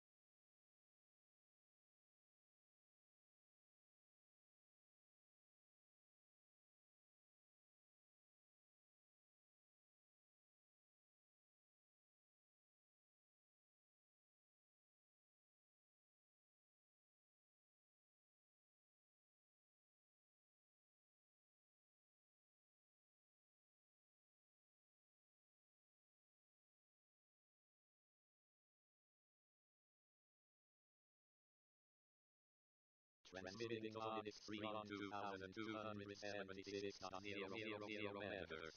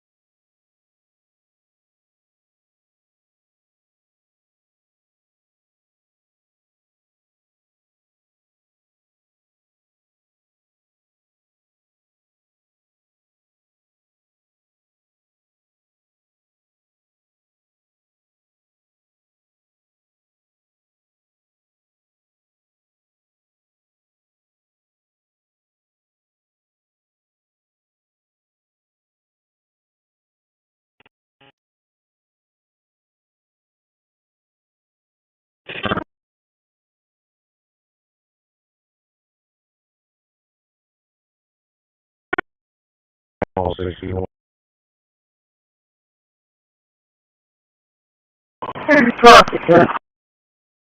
Can you show us that northwest, please?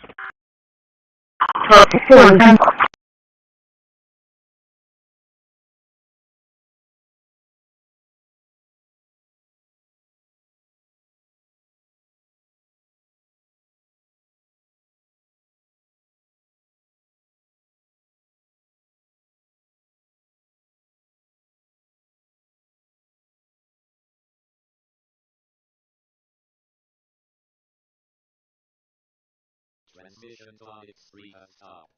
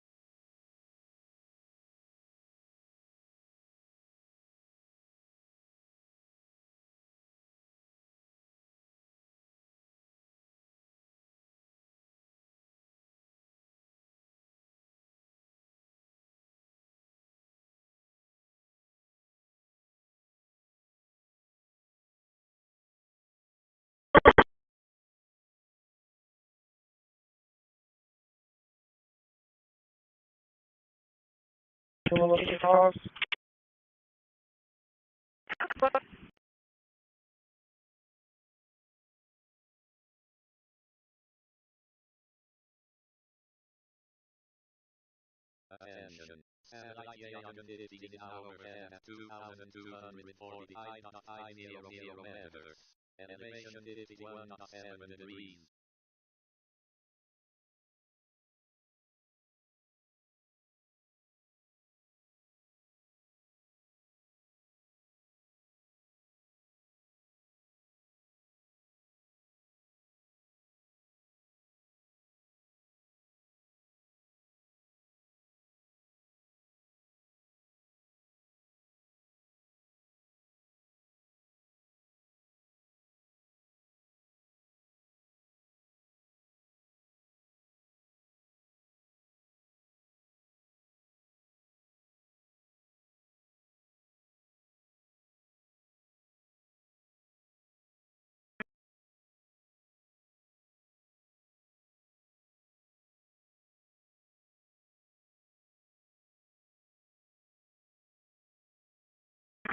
250.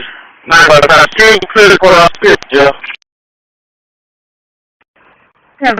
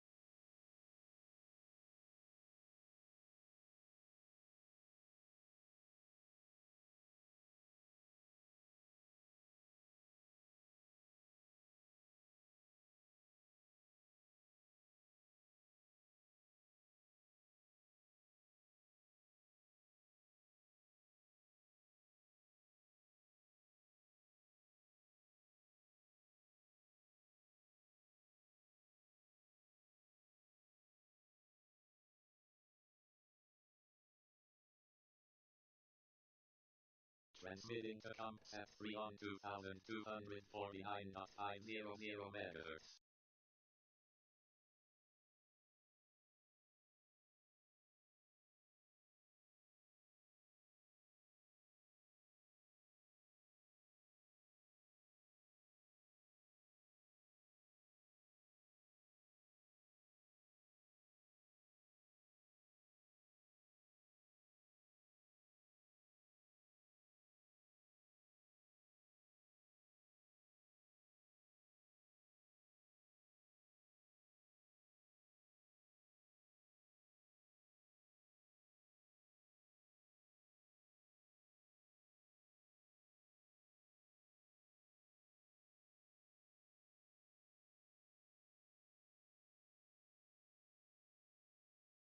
Attention. Satellite agent 12 is overhead at 2245.000 megahertz. Elevation 21.7 degrees.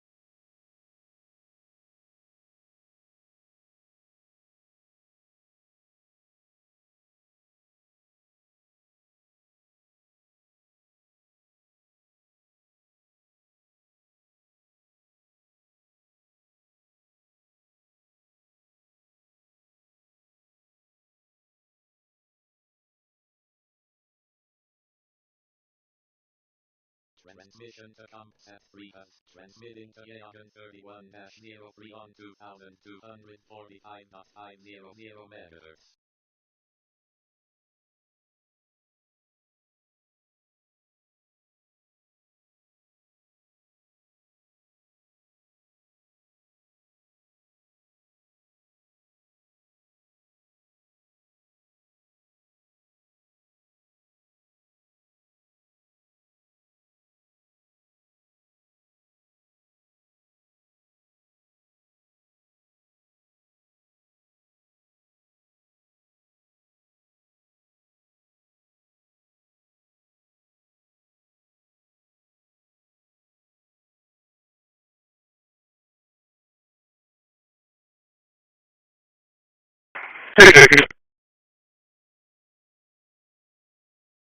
Right. Attention.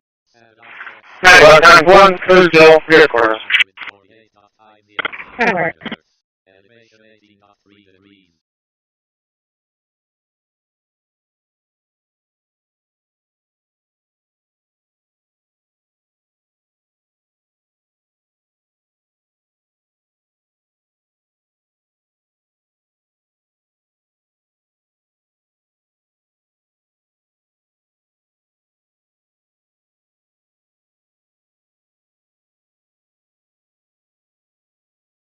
Hello, 180. U.S. activated. No rescue. 32, Canadian Joe. Good, number.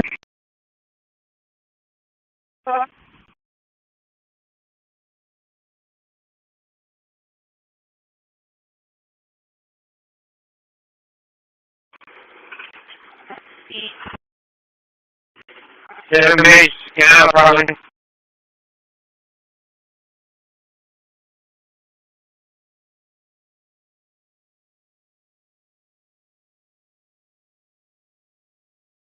Transmission to Yagan 31-03 has stopped.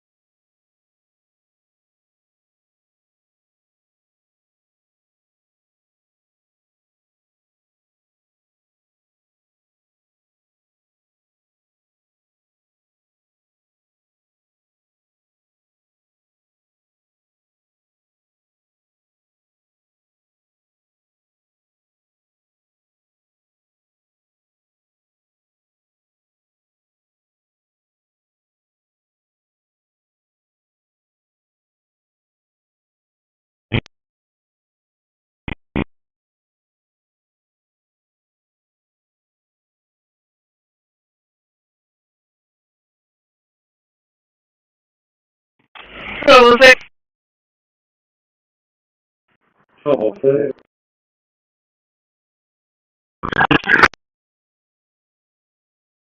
New York 48, filter.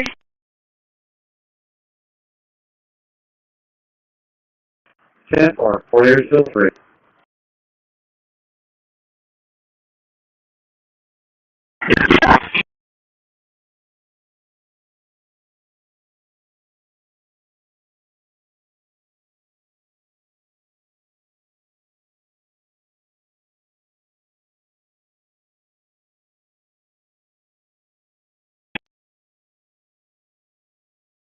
Attention. Satellite flight 1B is now overhead at 2,252.500 megahertz.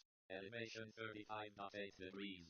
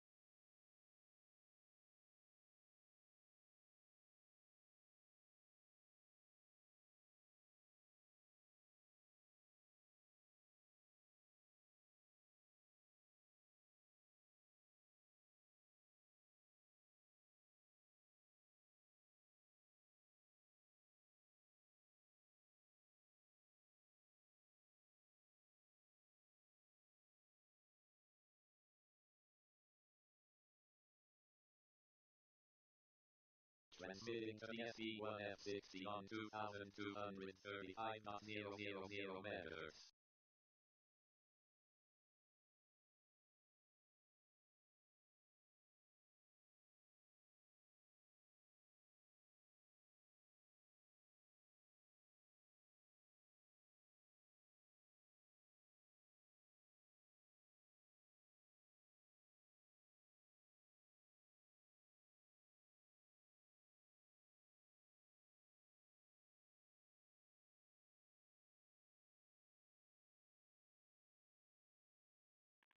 Copy that for practice station. Copy that. 647 95 1 from County Court 2. I'm at attention.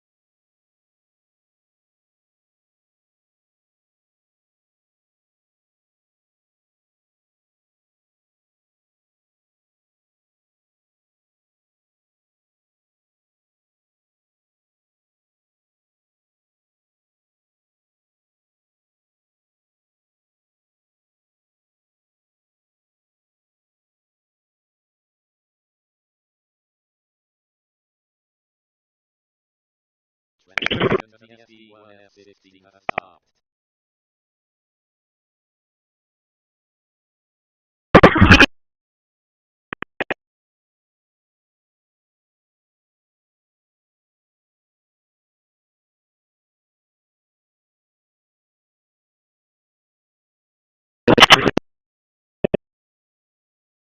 Attention. Satellite DSD1S60 is now overhead at 2,235.000 meters. Elevation 30.4 degrees.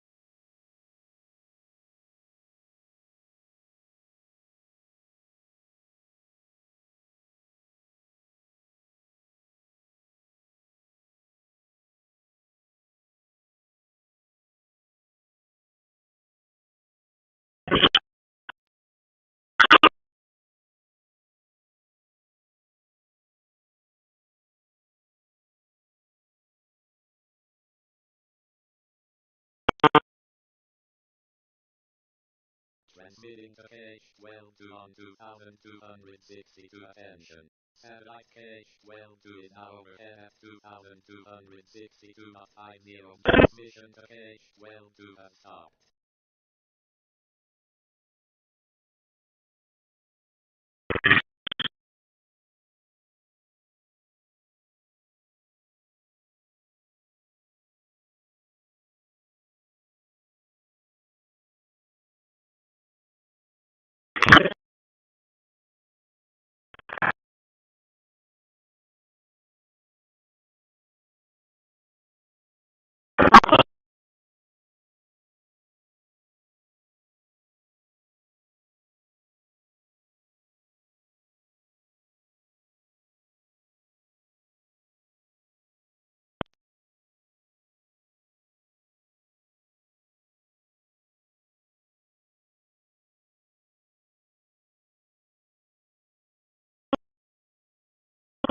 Six 48.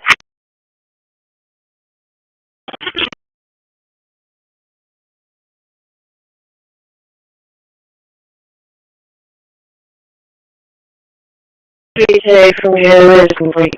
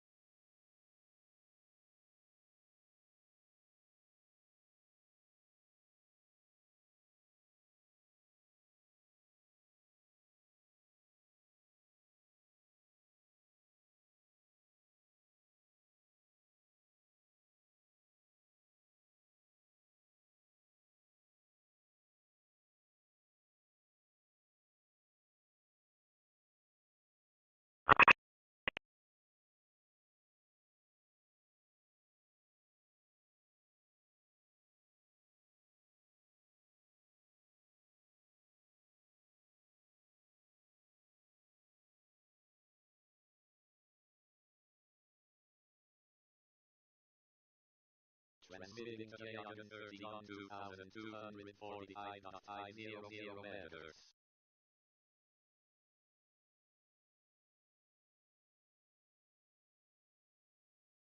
Transmission to J113 has stopped.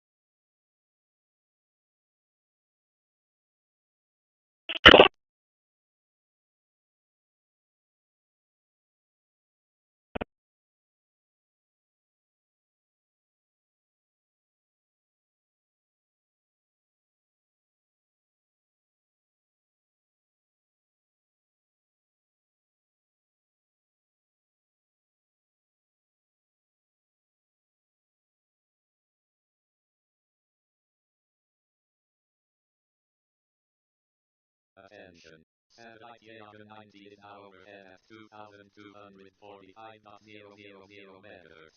Elevation 44.1 degrees.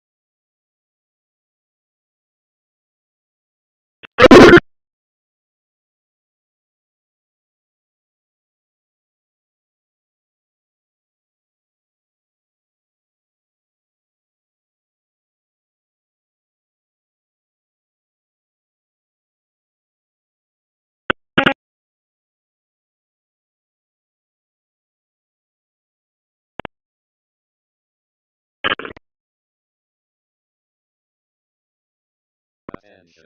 Satellite Yagan 30 is now overhead at 2,245.500 meters. Elevation 56.1 degrees.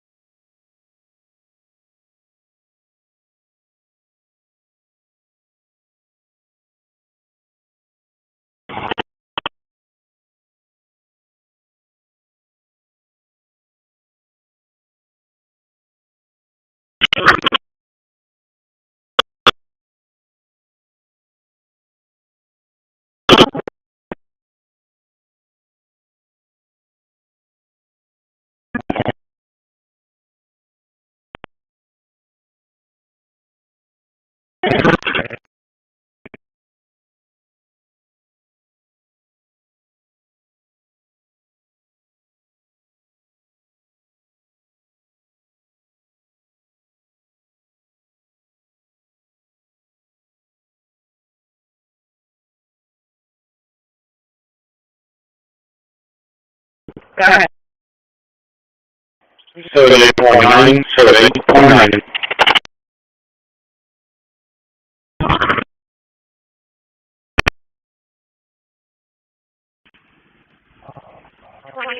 One con drive, 6031 con drive for a southbound.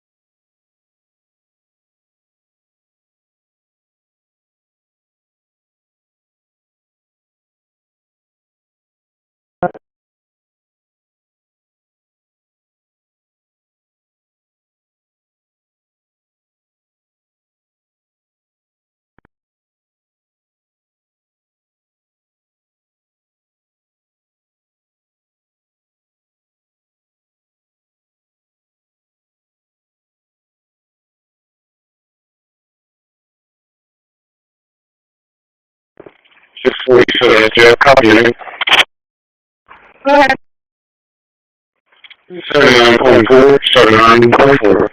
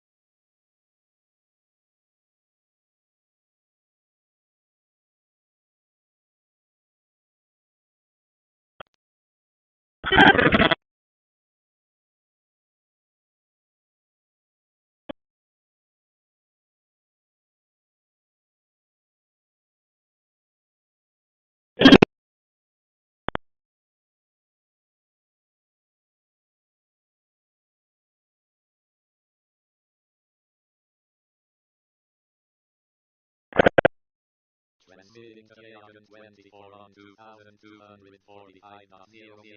megahertz.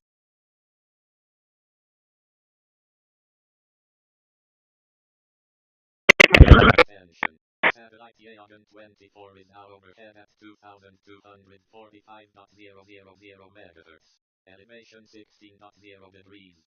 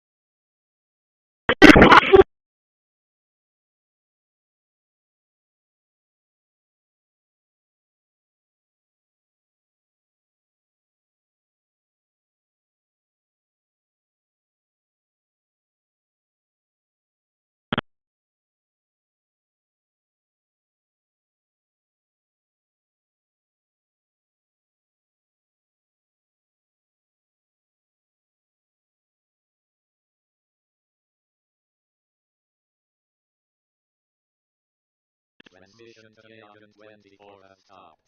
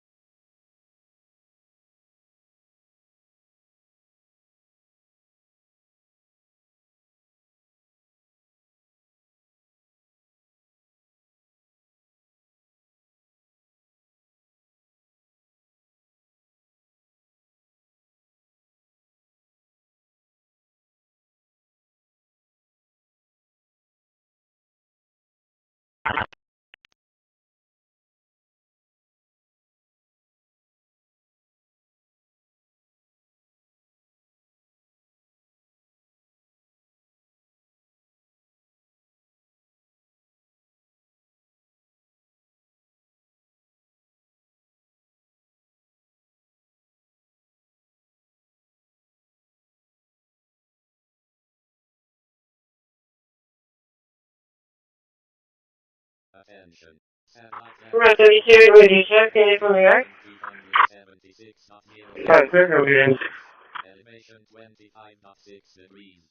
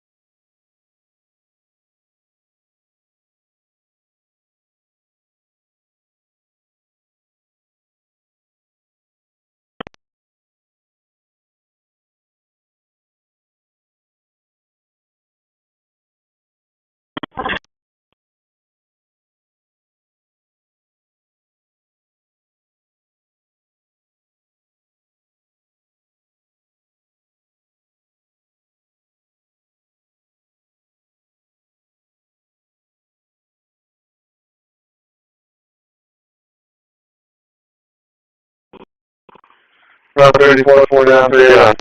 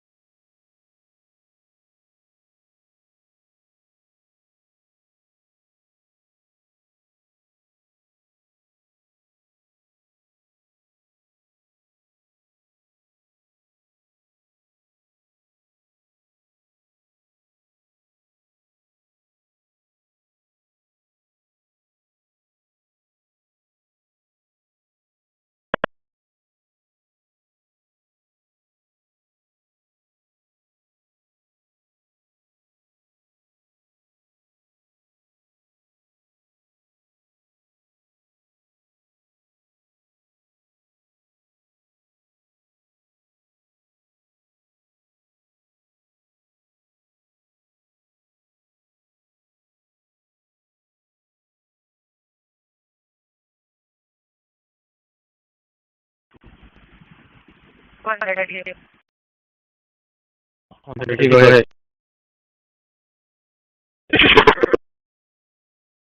There's a possible disturbance. 2007 Parkwood, 2007 Parkwood. It could be a house on Oakwood. It is close to that. A great house. Color you're an adult, young stop, possibly domestic. And also if your kids. I'm sure it's going to be just older playing or just older. 132, 131 will be around. 150, you can find me the call. He's had us on a couple of reports. I'll be around.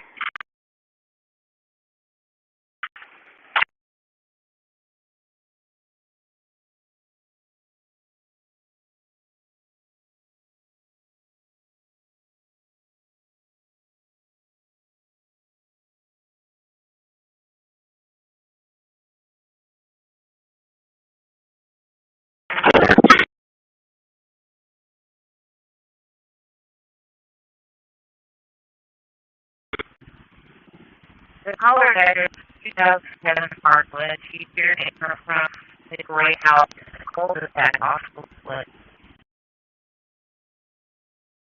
Yeah, well.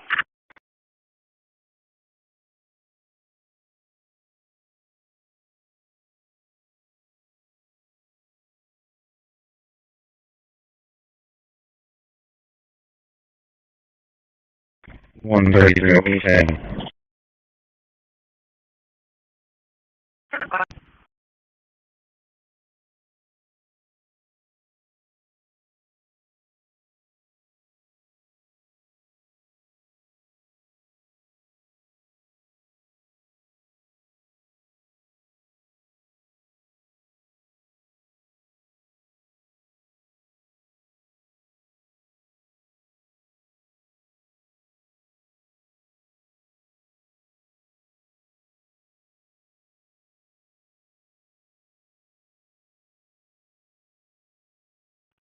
One 133 will be after that call. Parkwood.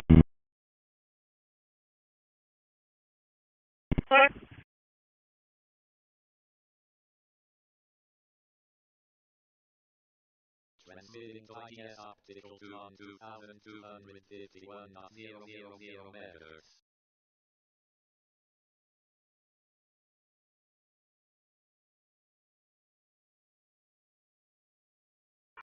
Route 34, 4 down, 3 along.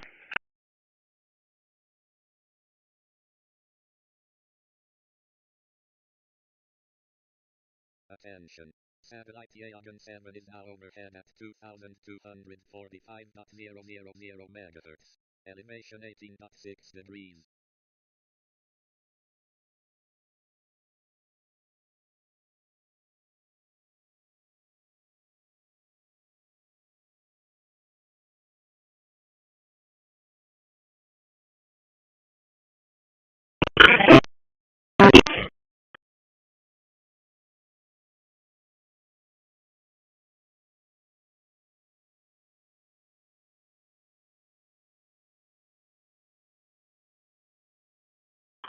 Whatever, I'm in here.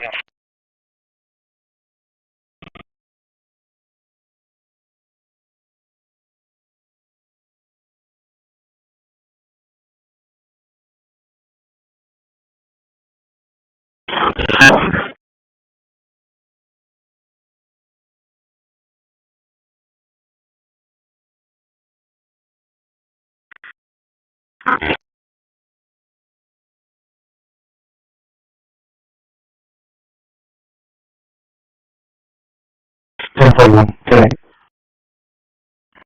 Hey,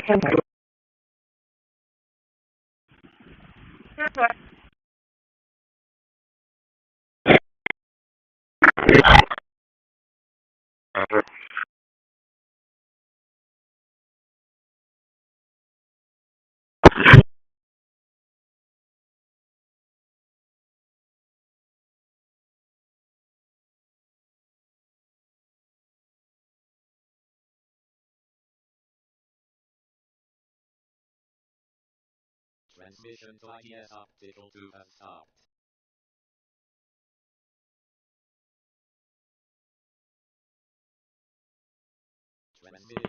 Video 131, I hear it. Can't follow where it's coming from. 10-4, I couldn't hear anything. I'm over off Oakwood, I can hear it. I'm over at 2205 Oakwood, and I can hear it. Oh.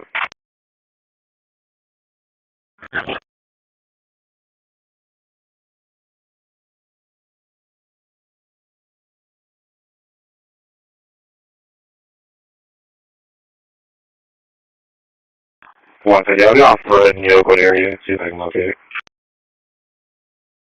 Yeah. 133, I'll use 1060.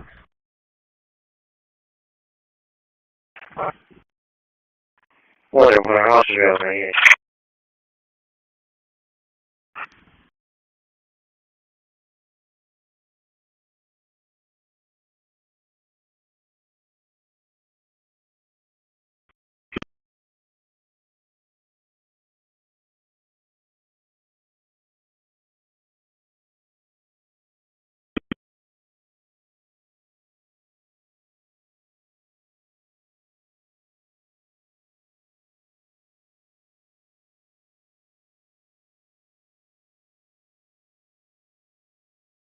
Attention. Satellite IDS optical to in overhead at 2,251.000 meters. Elevation 55.8 degrees.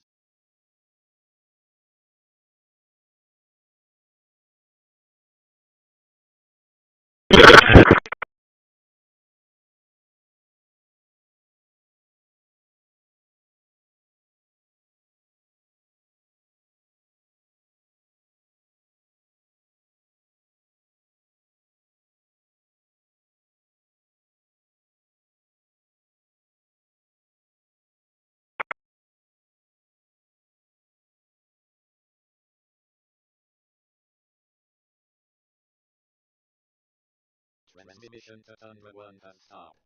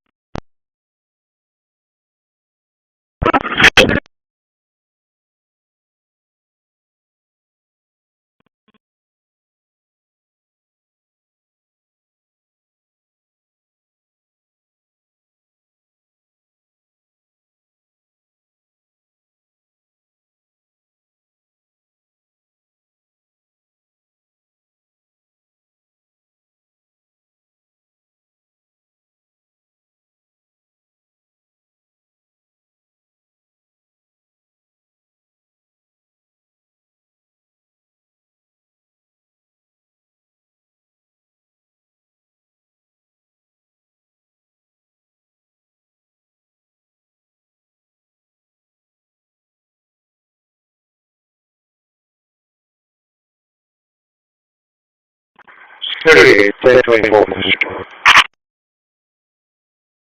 Security, 10-4.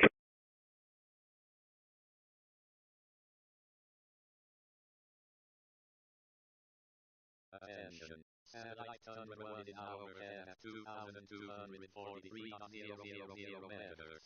Elevation 66.4 degrees.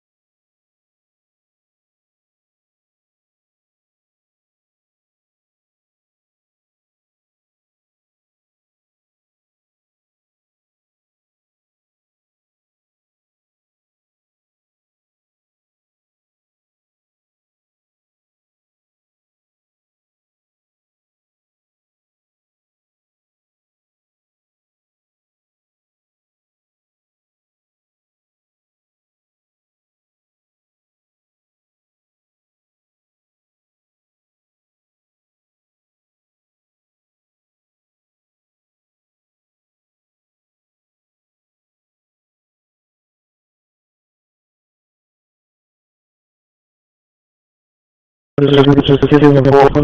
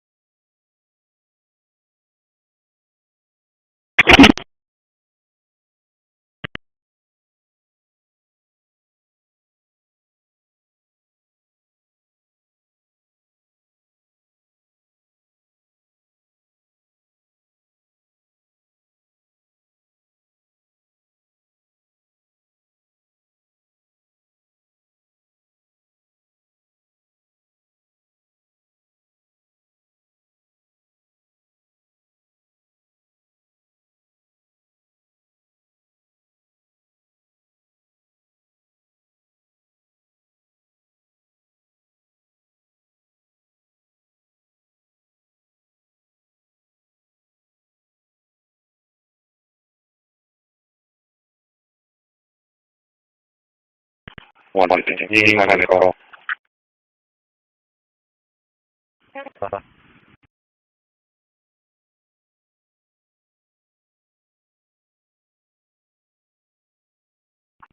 One day.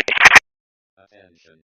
Satellite CSP1F70 is now overhead at 2235.000 megahertz. Elevation 34.6 degrees.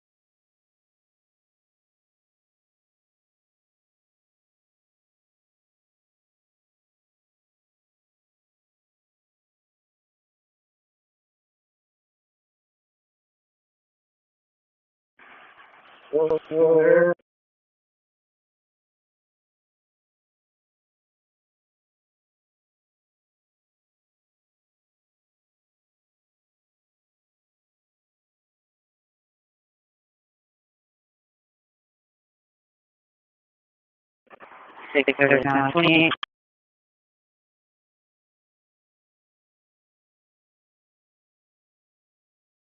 King John Young, 4353. King John Young, 4353. Secretary, is on for the 2013 grand title, later on the end. Time, August 20, negative 29.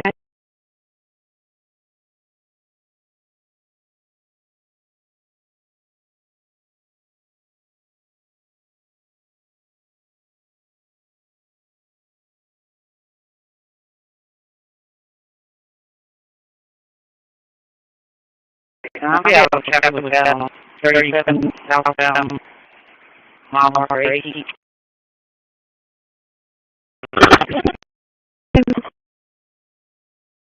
Mile marker 28, sorry.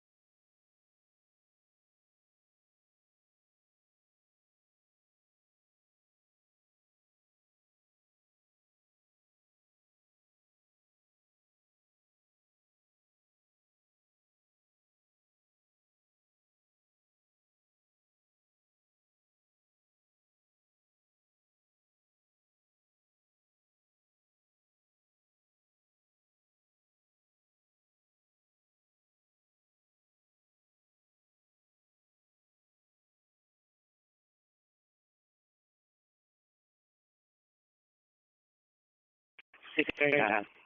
37.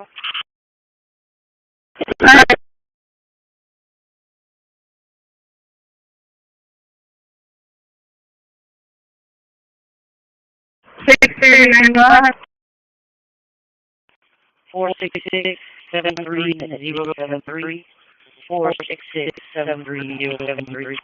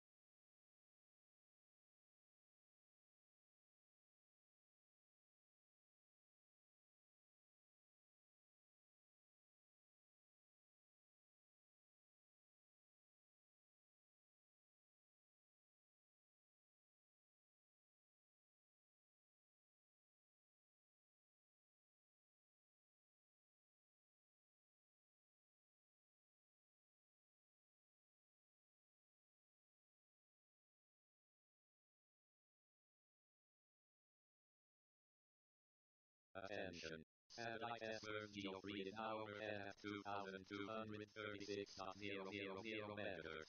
Elevation 10.1 degrees.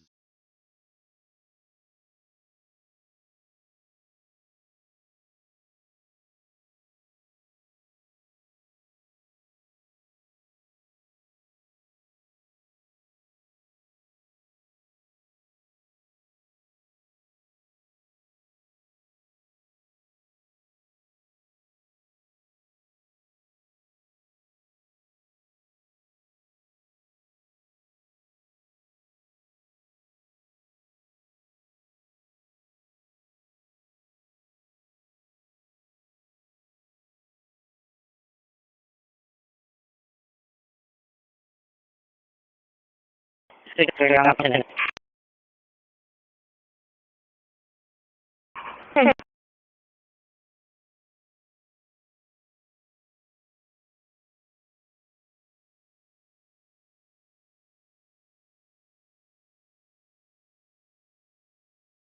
Transmitting transfers geo-free on 2236.000 MHz.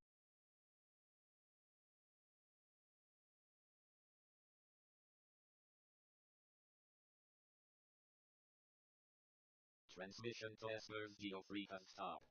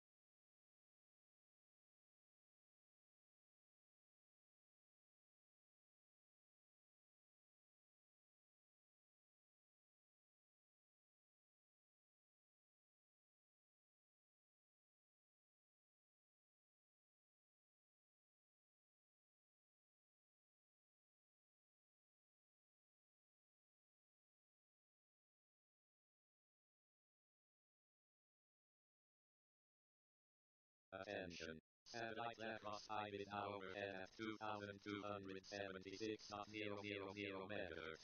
Elevation 21.8 degrees.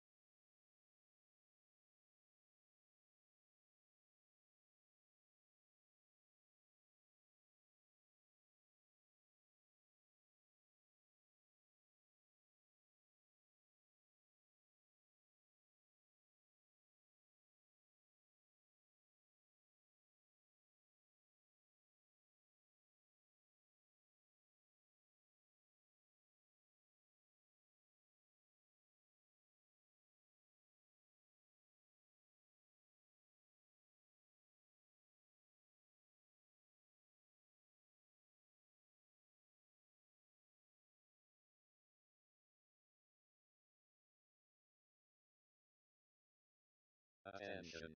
Satellite PAE in overhead at 2,255.000 meters. Elevation 38.4 degrees.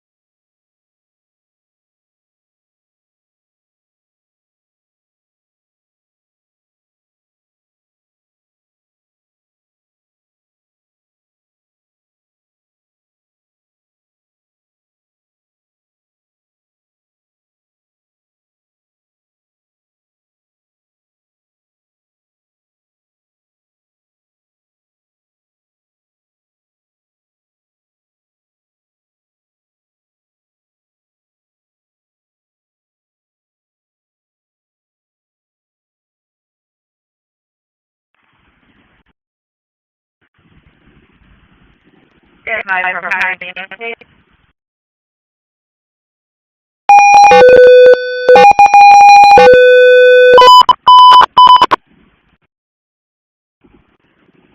Station to leave CMS, station to leave CMS, 1600 Wildcat, 1600 Wildcat, HCD, for 58-year-old female release state from Vertigo, 17 years of floral department on the produce side.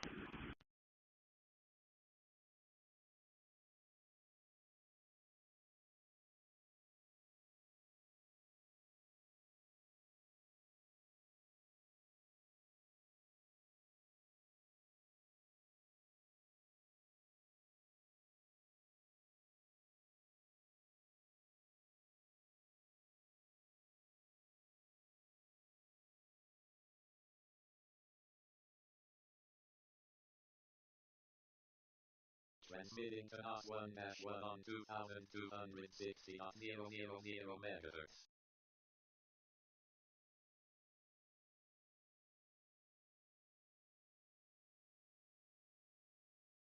Transmission to Nos 1-1 has stopped. Clock you now.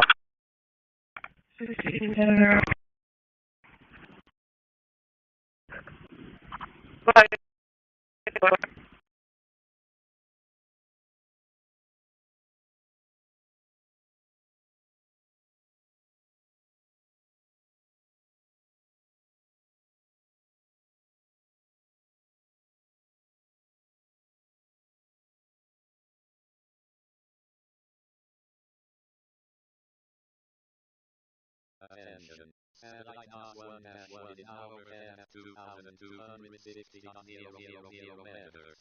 Elevation 21.3 degrees.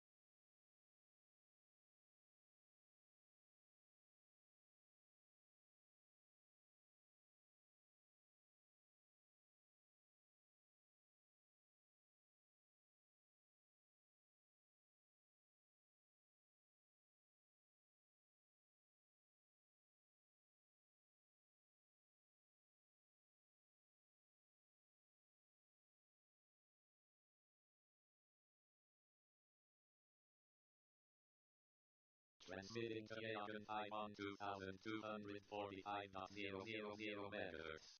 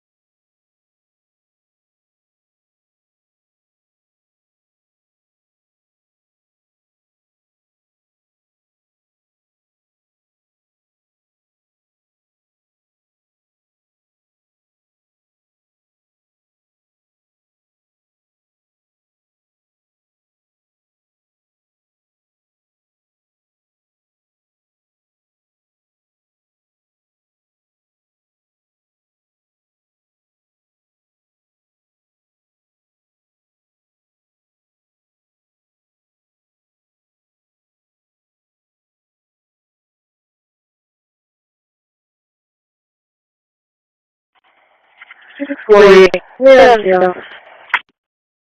it? 10-4.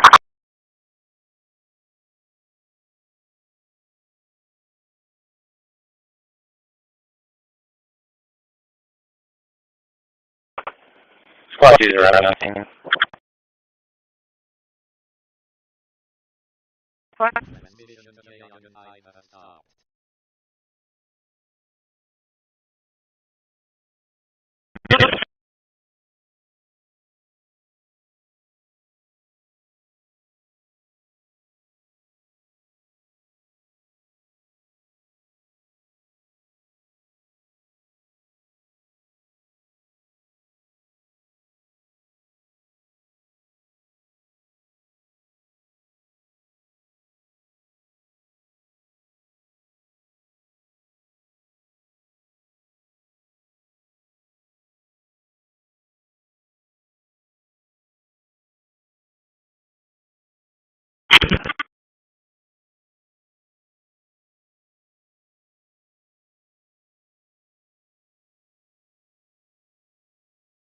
Attention. Satellite Yagan 5 is in overhead at 2,245.000 meters. Elevation 32.9 degrees. 62 tensions, right, okay?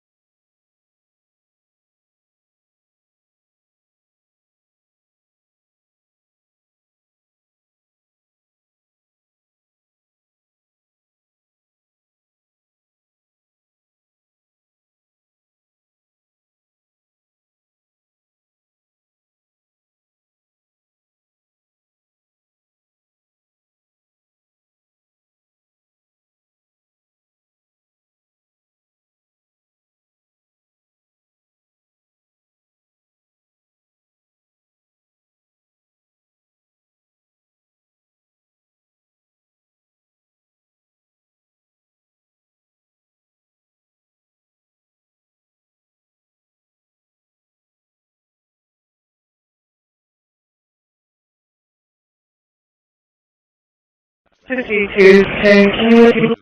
2,245.000 meters.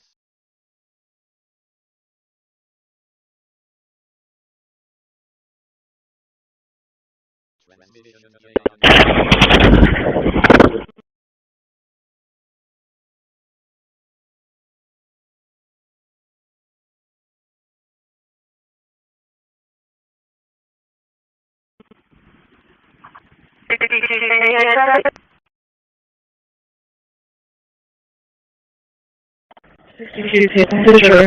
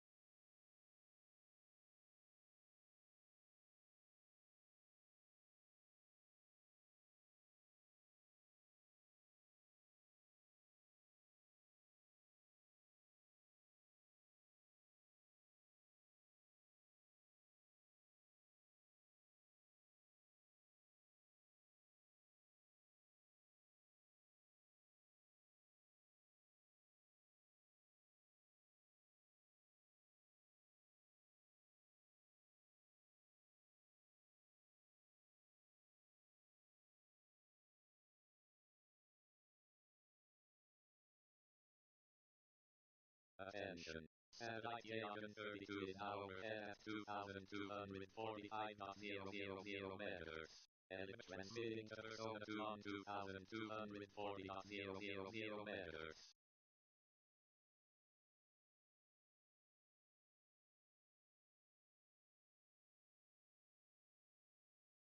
Transmission to Persona 2 has stopped.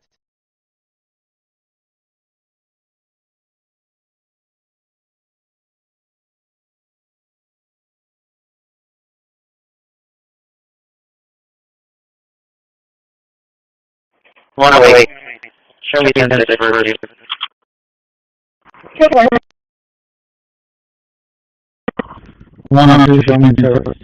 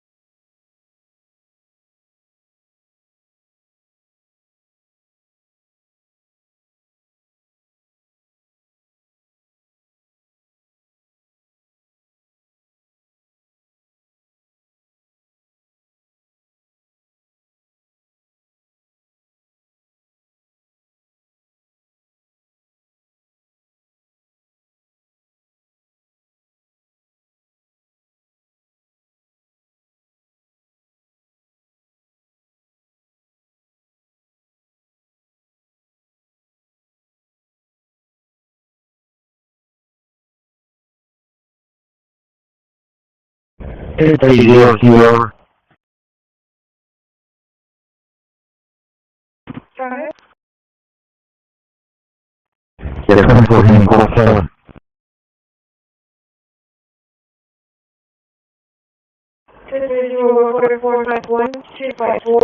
451-254. Address is 2325 Joyce. 2325 Joyce. Is there no gas, no reason? Meter number is GT2982X. GT2982X.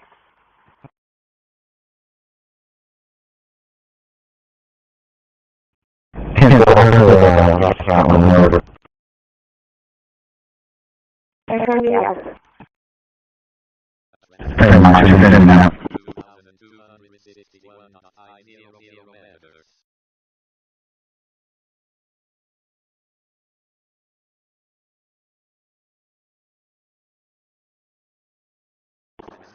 Here.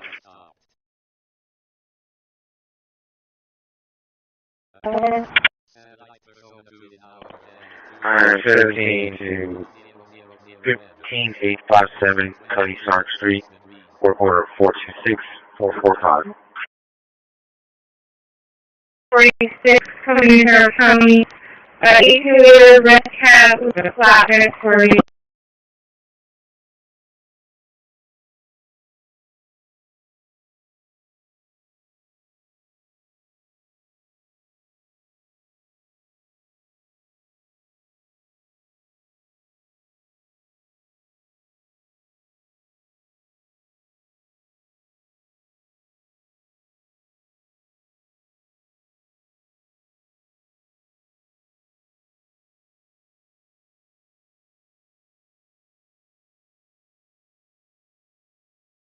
Attention.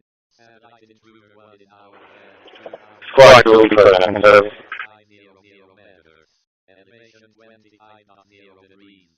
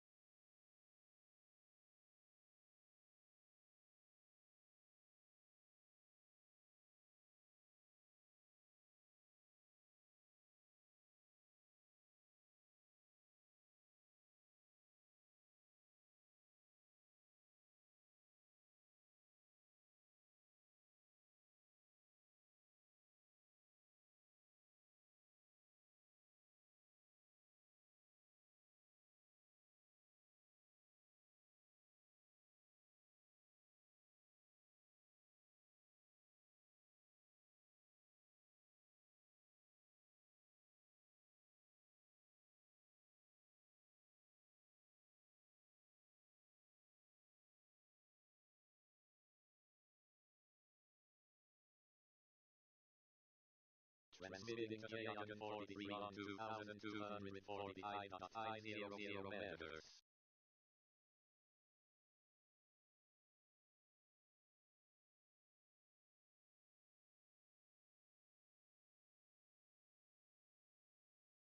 Transmission to J143 has stopped.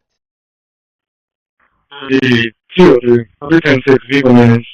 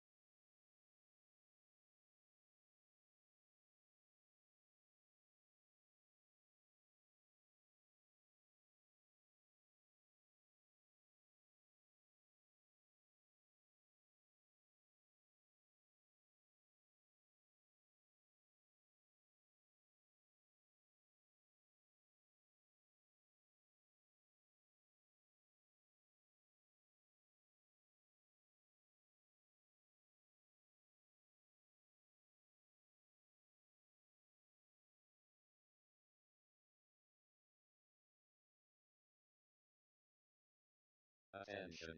Satellite J143 is now overhead at 2,245.500 meters.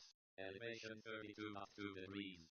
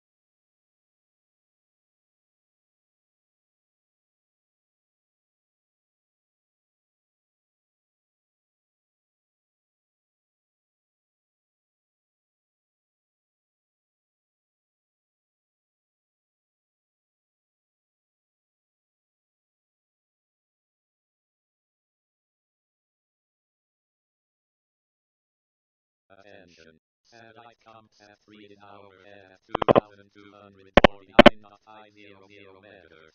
Elevation 35.6 degrees.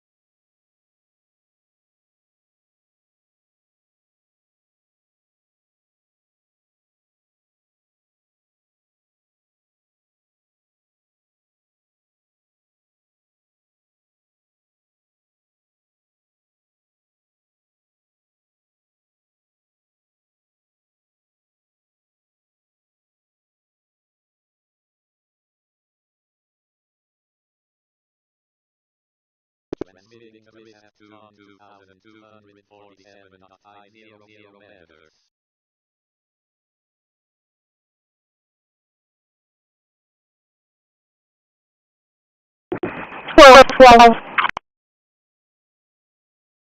Good. Can you monitor this flash on the issue?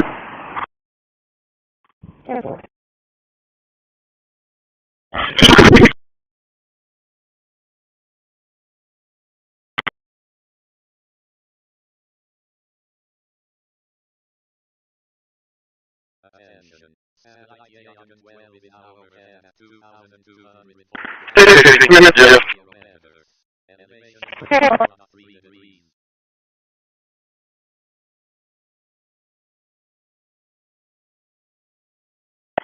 Okay, I got that for us.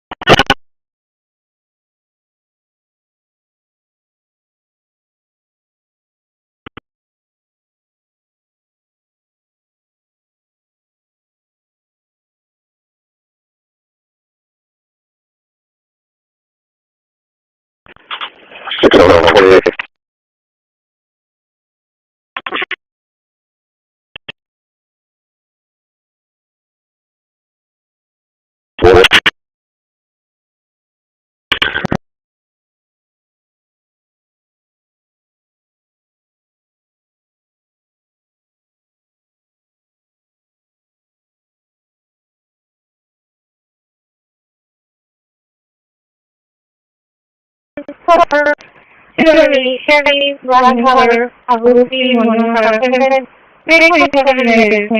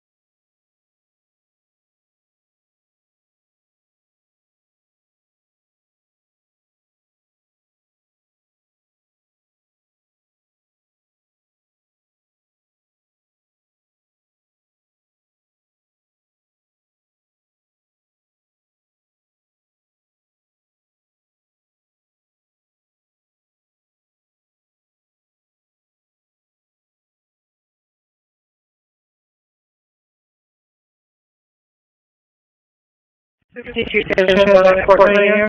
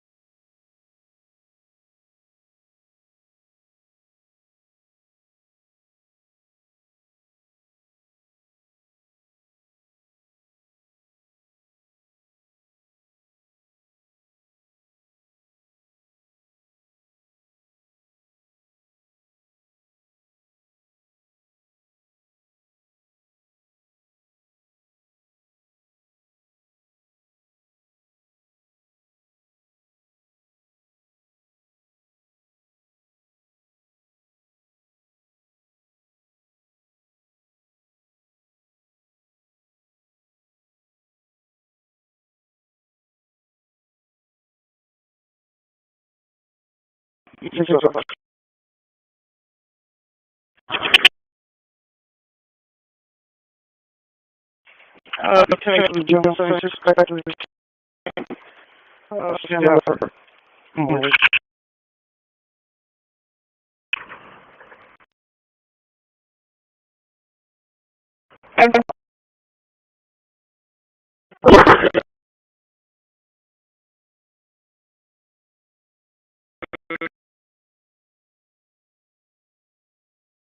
Transmitting to Yagan 42 on 2245.000 megahertz.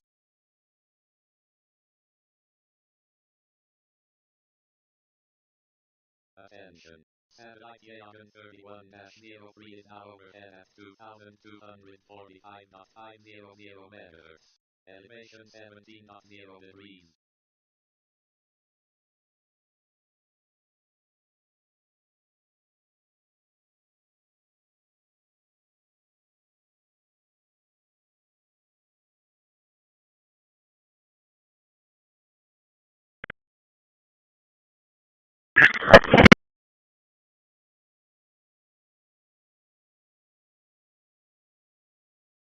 Attention. Satellite Yagan 42 is now overhead at 2245.000 megahertz. Elevation 20.8 degrees.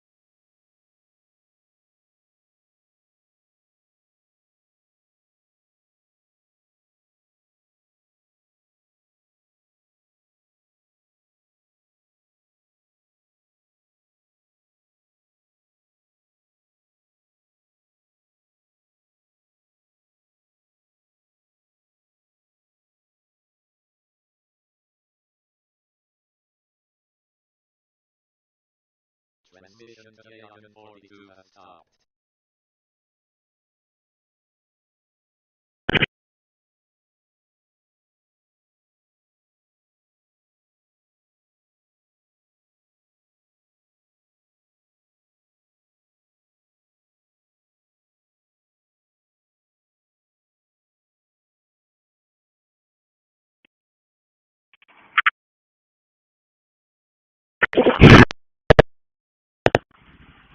10-4.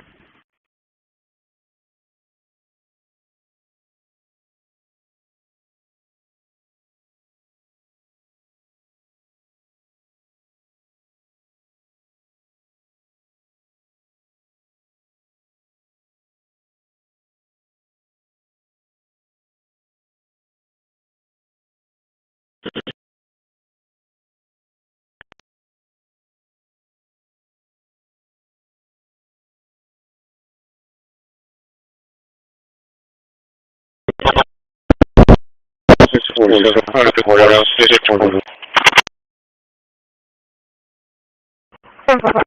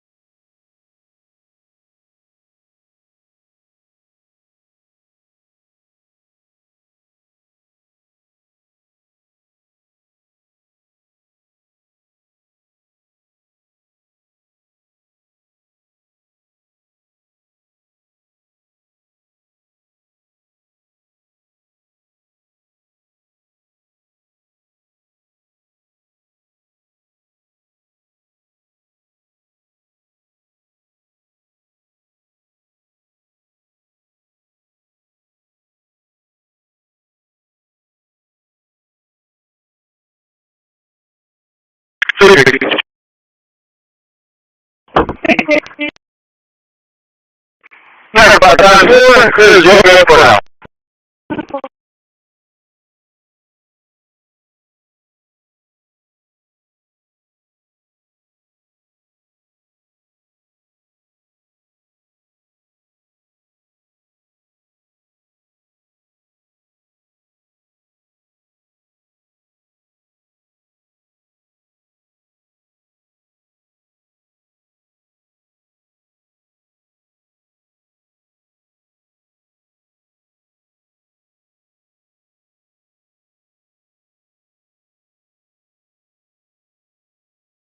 Attention. Satellite DSD-1F16 in overhead at 2,230 transmitting to Tunbridge on 2,243.000 meters.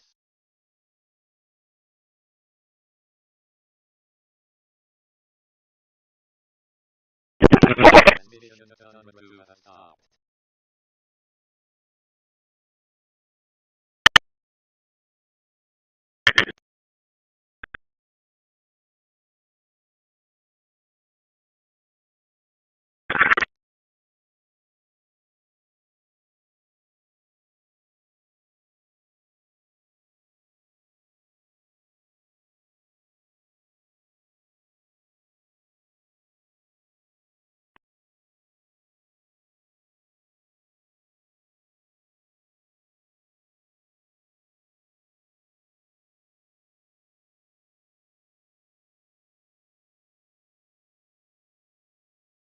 Transmitting to 835 on 2,245.500 meters.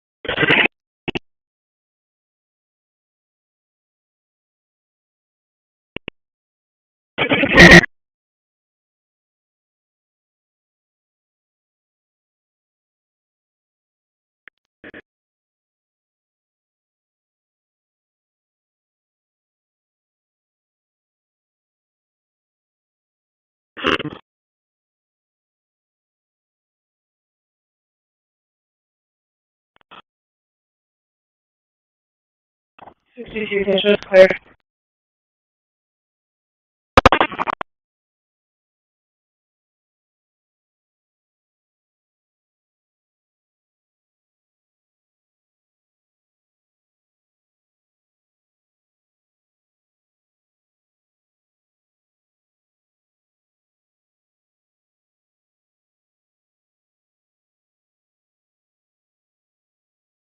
Transmission to Yagan 35 has stopped.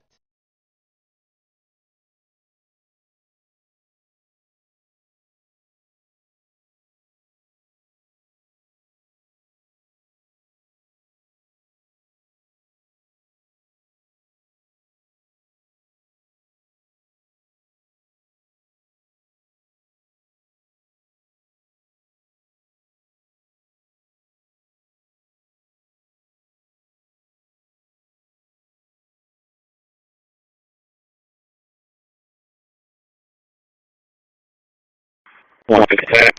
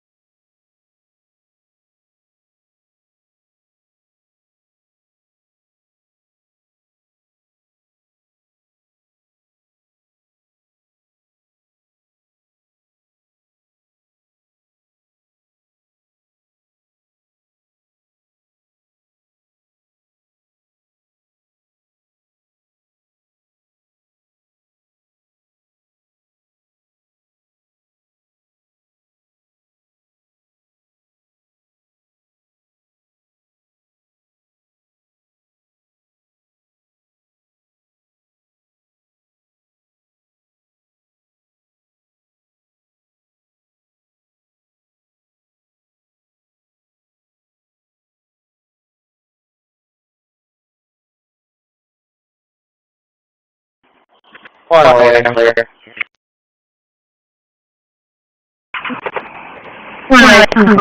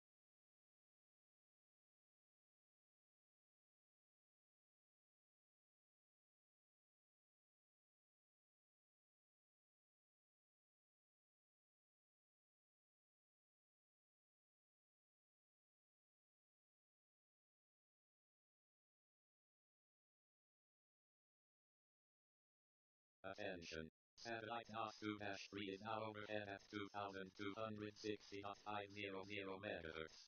Elevation 10.3 degrees.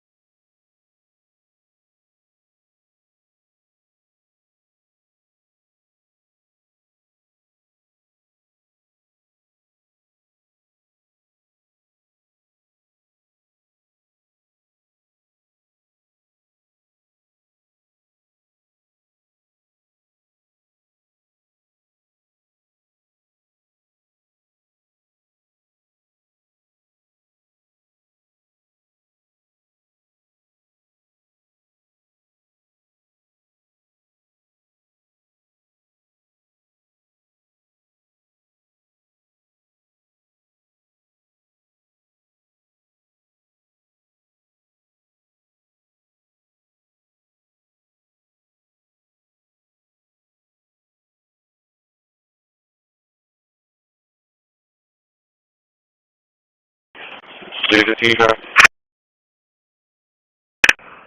630. T-77 northbound to Water Wildfire. Hammer 28.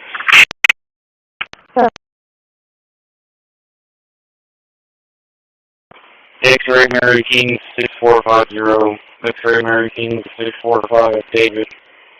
X-ray Mary King 645 David. Stand by on the state or country.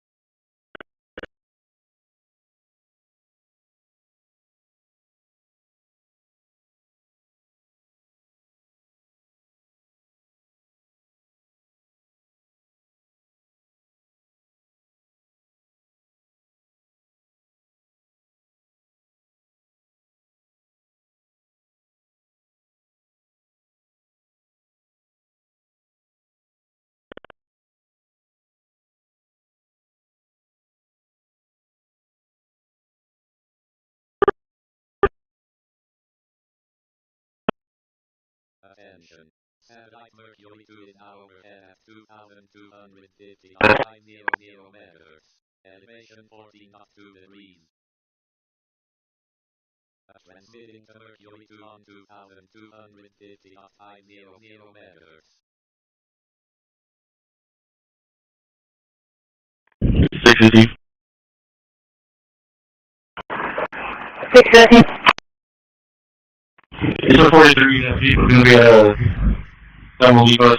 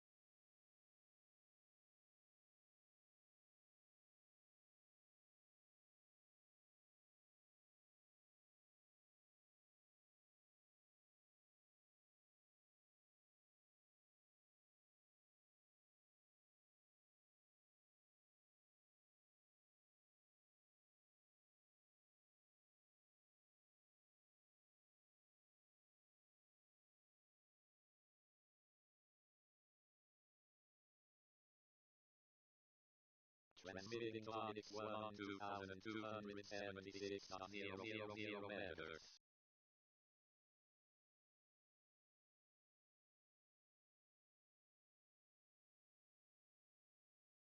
Transmission to Onyx 1 has stopped.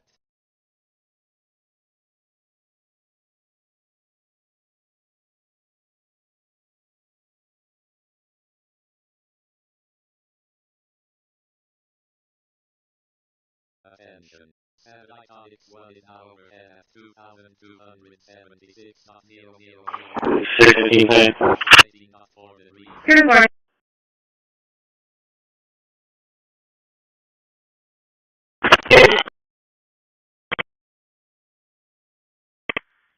Charles 650 Corpus. 3 Charles, 207, 3 Charles, 206, right?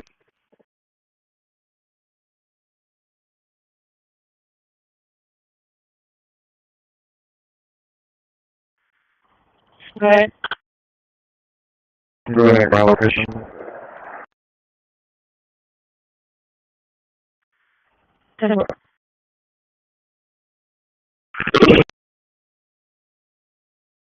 Public servicing, right there.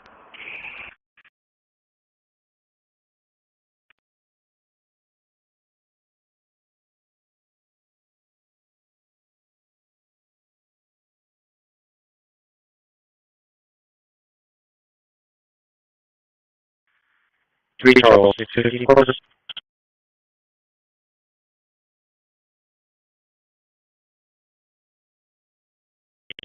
I'll be on a vehicle search. You said you couldn't back down at 1072. Can you see if 3 Charles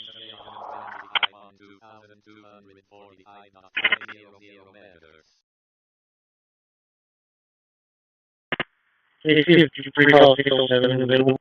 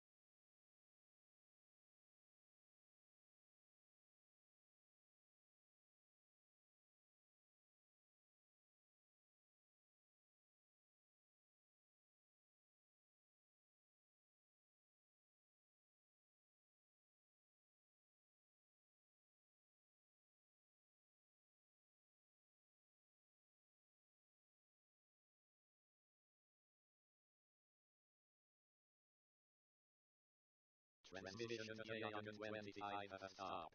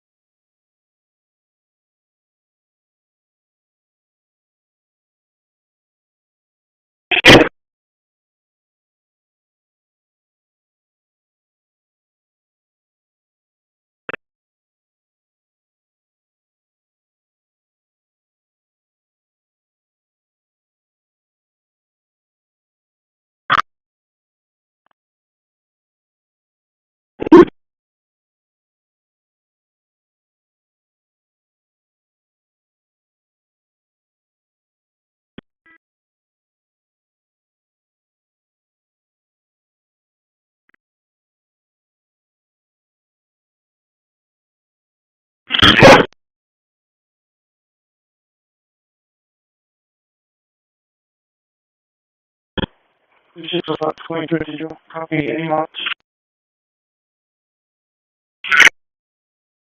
8247. 8247.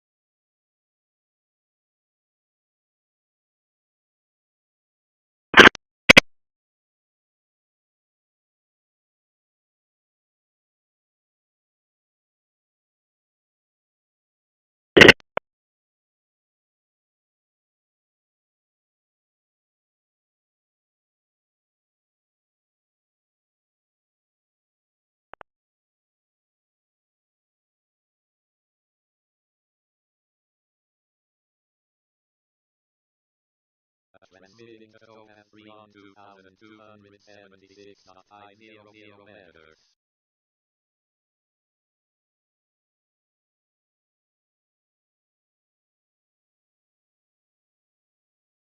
Transmission to Cohen 3 has stopped. Attention. Satellite Cohen 3 is now overhead at 2276.500 meters. Elevation 17.4 degrees.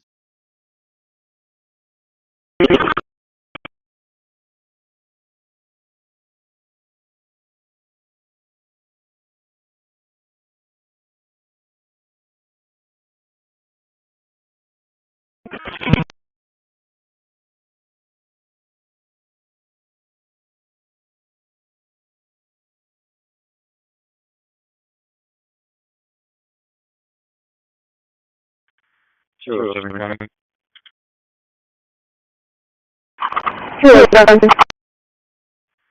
Check a local information for me. 07515433. I just need to know if you're 0953 LJC.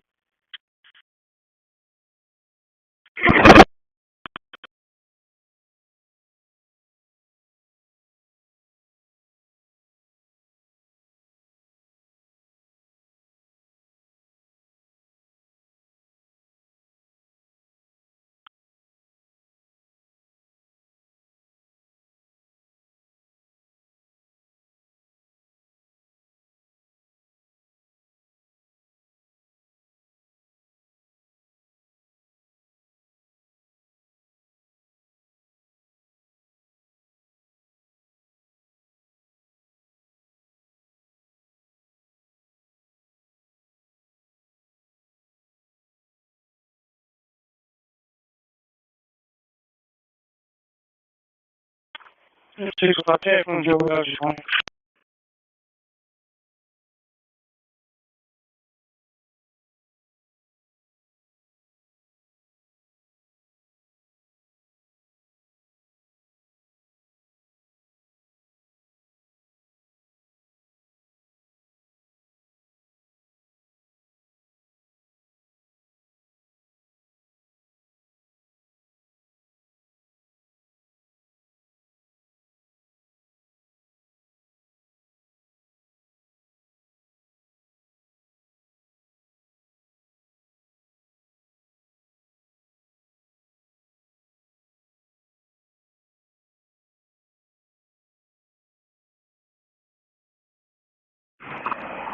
207, he has seen you all 3 times. The last arrest was in 2013. You got your phone and talk to a child under 15.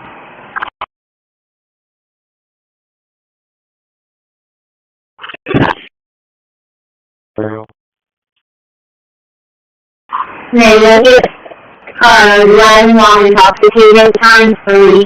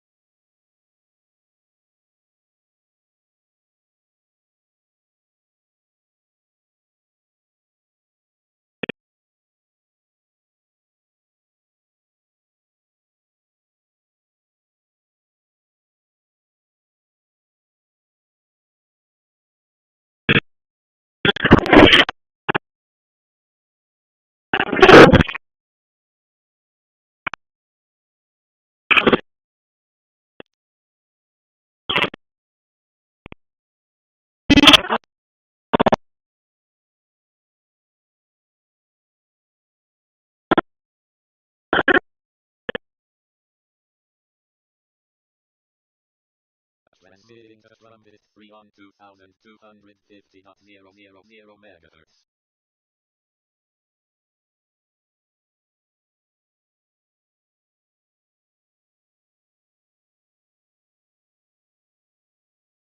Transmission to Trumpet 3 has stopped.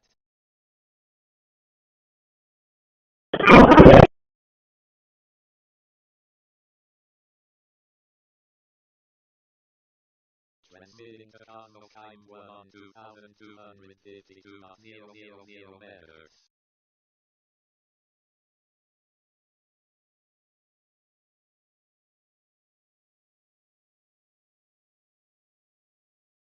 Transmission to Cosmo Time 1 has stopped.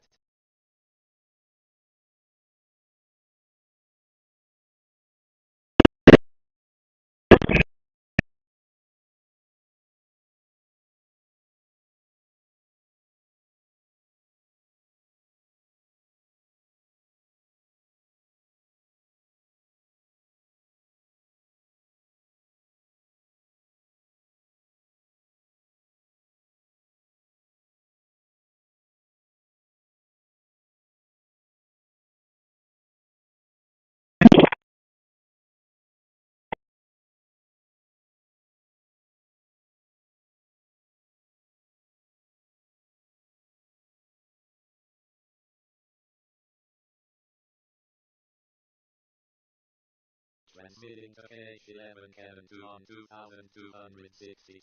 I need attention. Satellite Cosmos time 1 is now overhead at 2252.000 megahertz. Elevation 24.6 degrees.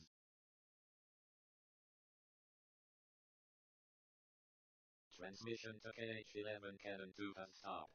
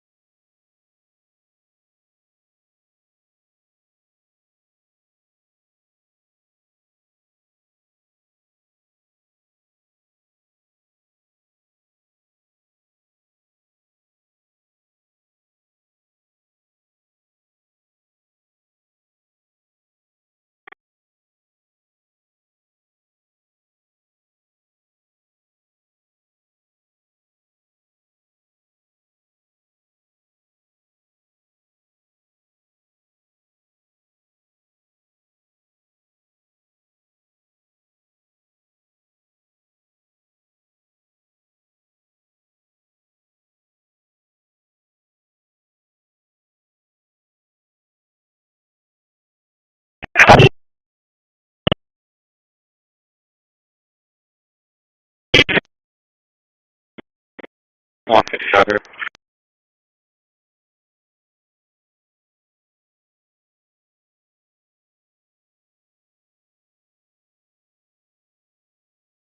Yeah, well, X-ray, Sam John, 7235, Sam X-ray John, 7235, Southmore, Ashmore.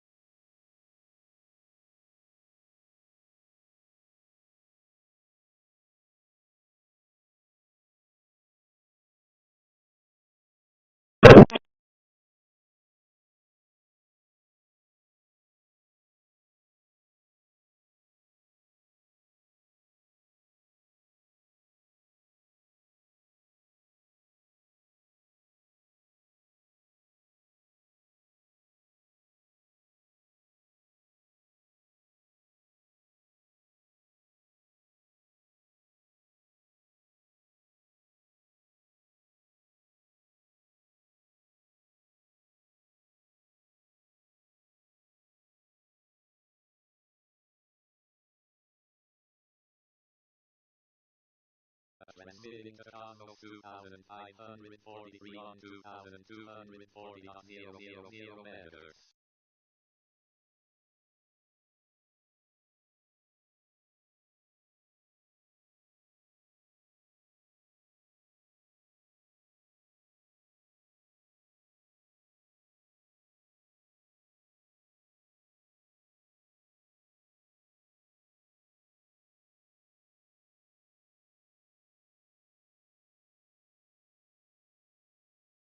Attention. Satellite Yagan 7 is now overhead at 2245.000 meters. Elevation 33.6 degrees.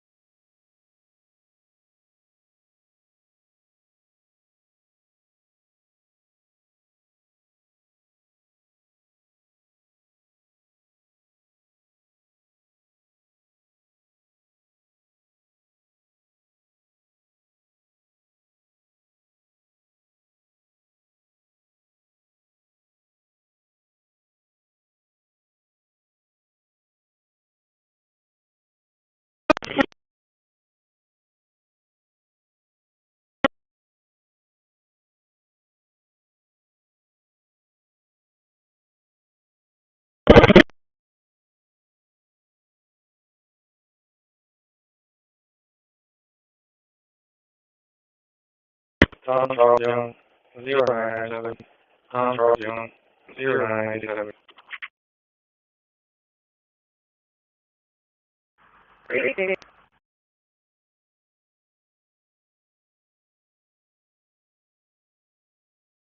Transmission to Congo 2000. Transmitting by DSA on 2250.000 meters.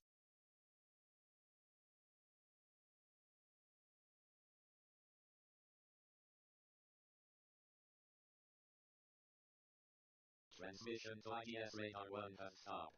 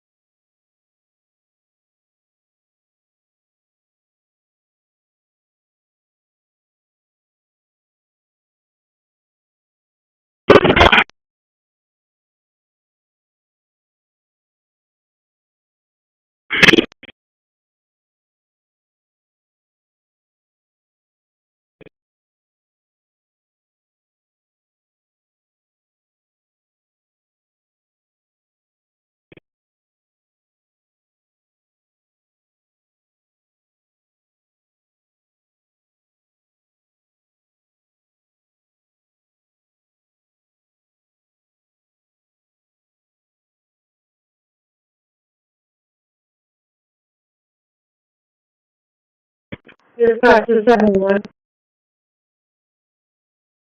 7-1, go ahead. I just want to give you a heads up. Panel 8, Miguel Rodriguez, said that he had a disruptive passenger, but he got off. He's going to be at Leopard and Nida, NIGA, out there by Rand Morgan. I told him to go ahead and continue on route since the individual exited the unit, but I did tell him to tag his camera and write a report in case somebody complains. Okay, that's outbound or is that inbound? He's going Alright, that's what I'm doing. I'm just gonna stay here and put this for a bit until the supervisor comes down at 3.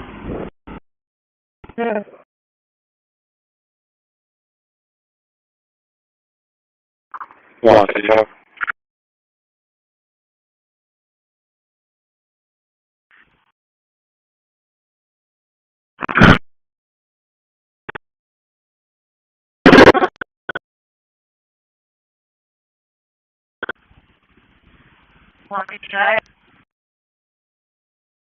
One North Flemington, Pennsylvania, go. This is Robert William Mary 2315 for Robert William Mary 2315.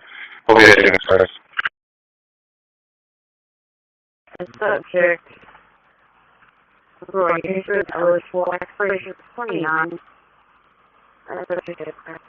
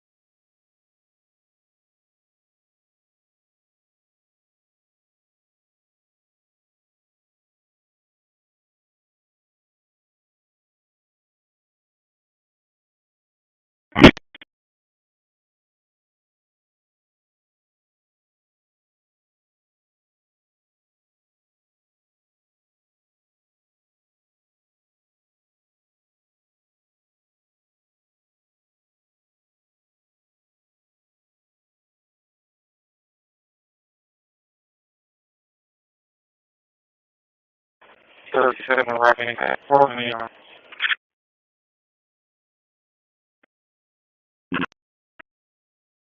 Christi.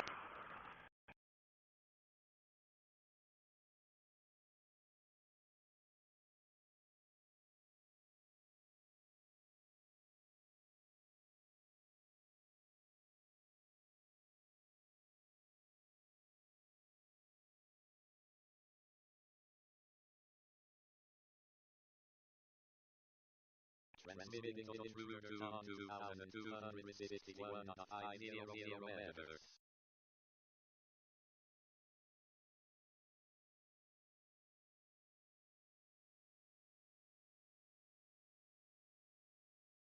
Transmission intruder to stop.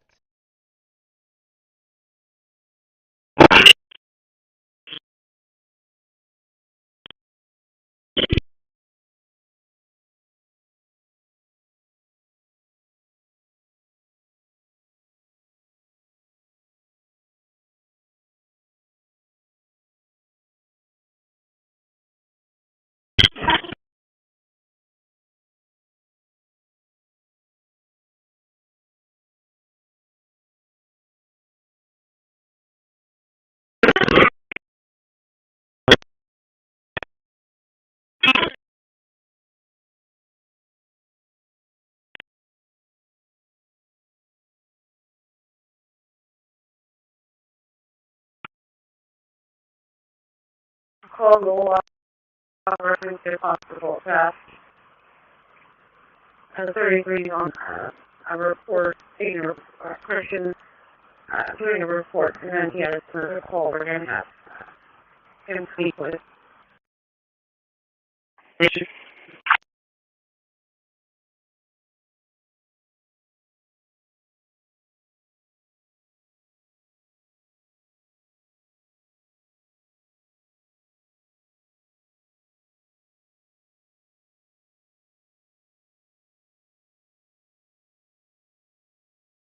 Attention. Satellite intruder 2 in our path 2,261.500 meters. Elevation 20.4 degrees.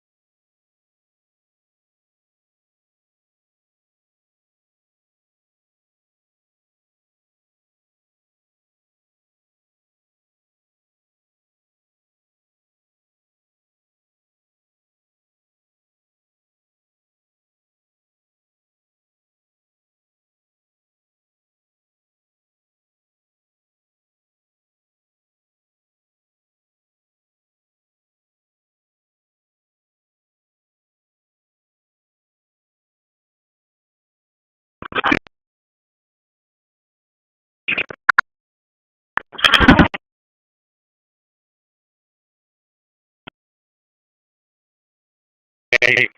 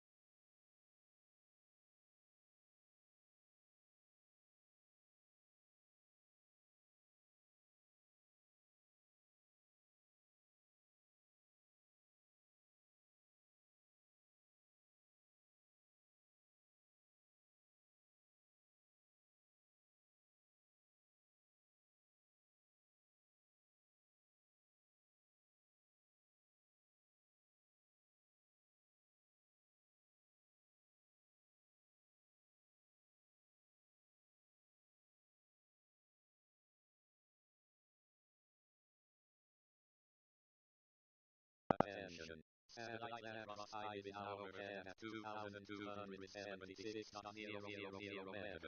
Elevation 20.1 degrees. Hey, Success.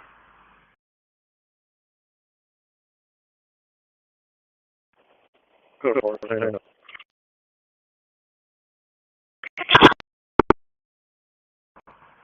Great.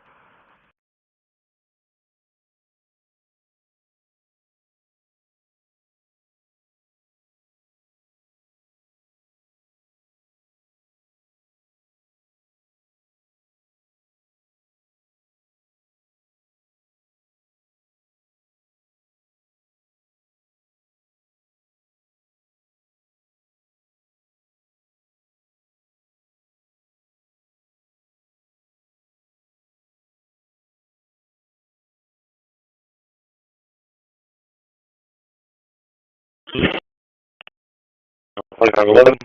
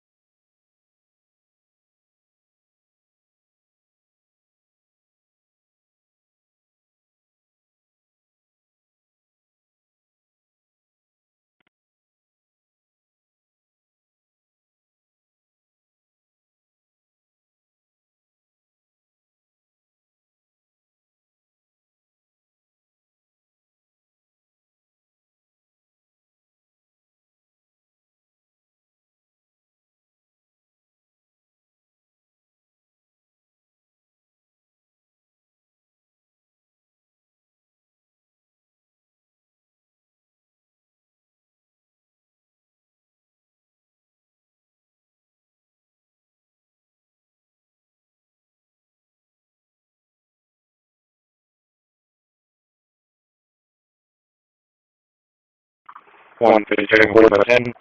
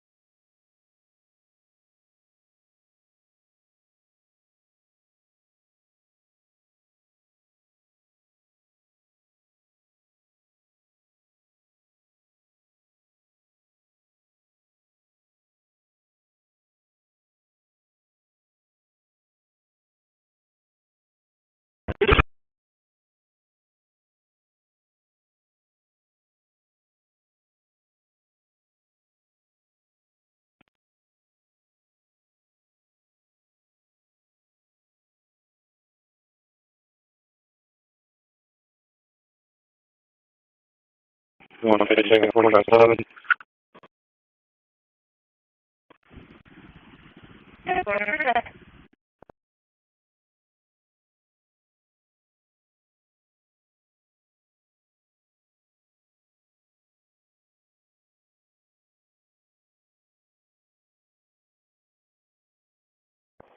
Hey there, sir.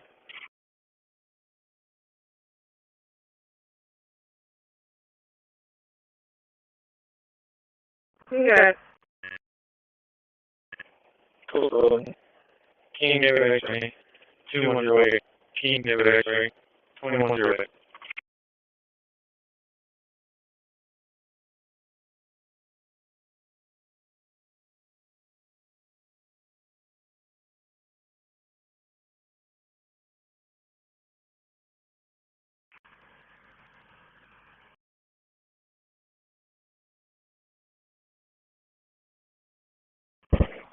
report and deal with RT.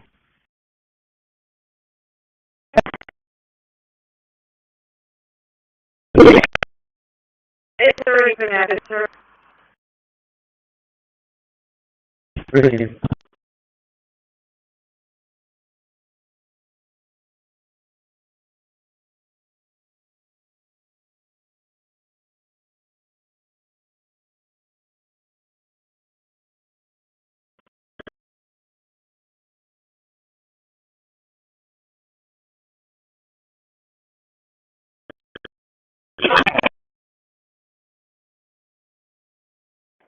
What's up, Leslie?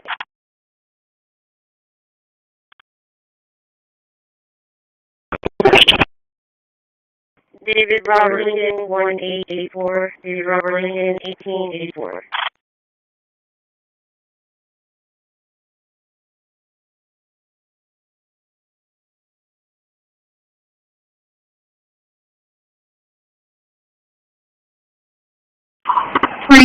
September 2026, 2007, Mazda, 4 hatchback, James House, Susan House, Victoria, 29, and the Hampton House. Yes.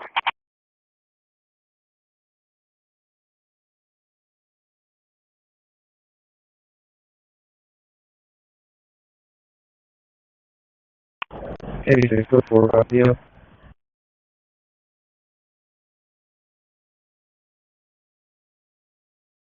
Yes. 3786, repeating 2786, 3786, go on.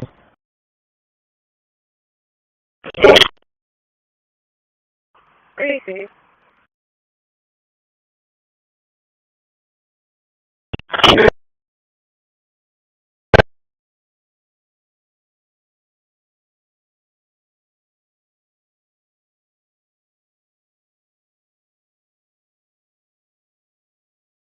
Transmitting to Yagan 21 on 2240.500 meters.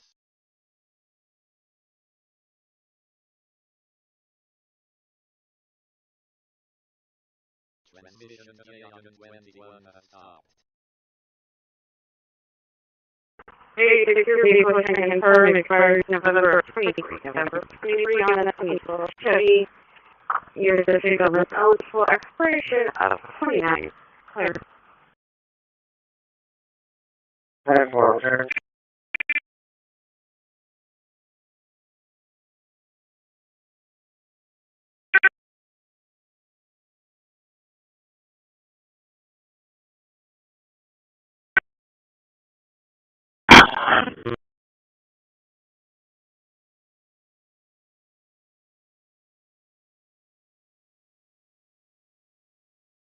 Attention. Satellite Yagan 5 in hour at 2240.000 meters.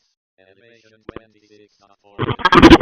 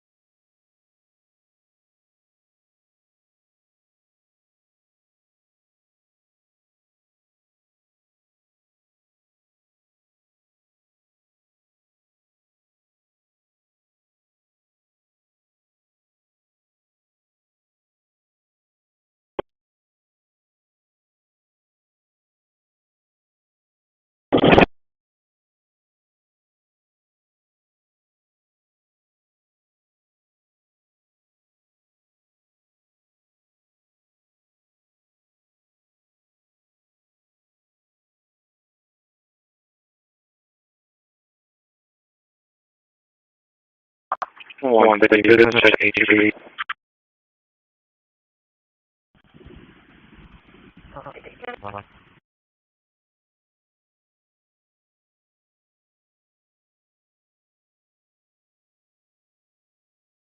Transmitting to Cosmos Time 2 on 2252.000 megahertz.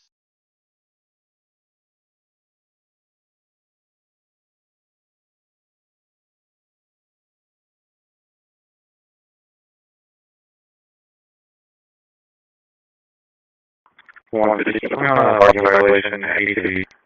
Texas Lincoln Robert Williams 0120, Robert Williams 0120. The ATV has the zoning.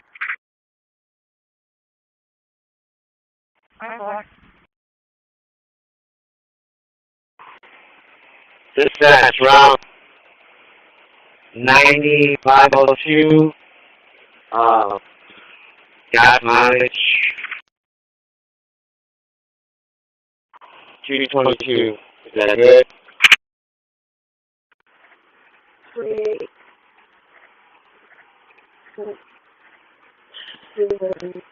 Okay.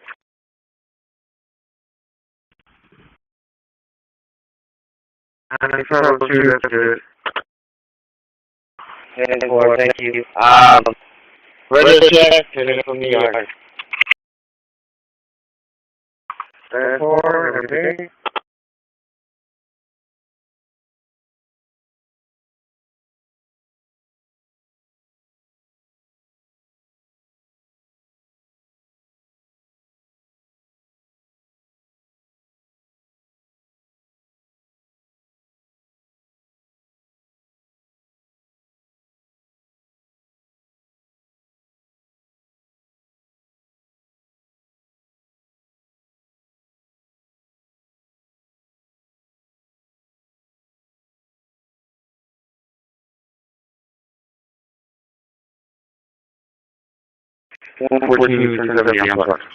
Satellite Cosmos Time 2 in our area 2252.000 megahertz. Elevation 34.1 degrees. Thank you. Transmission to Cosmos Time 2 has stopped.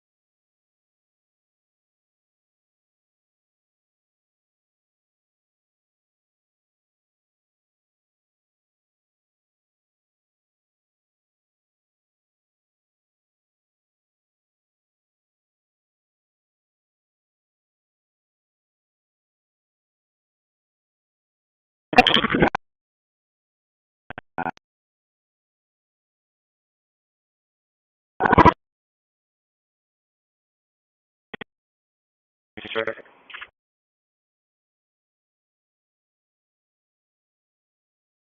Yeah. Commercial man. Trying to catch it for the vehicle.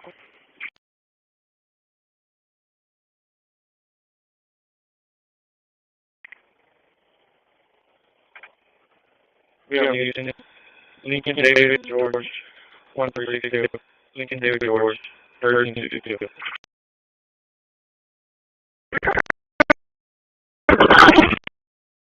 Okay.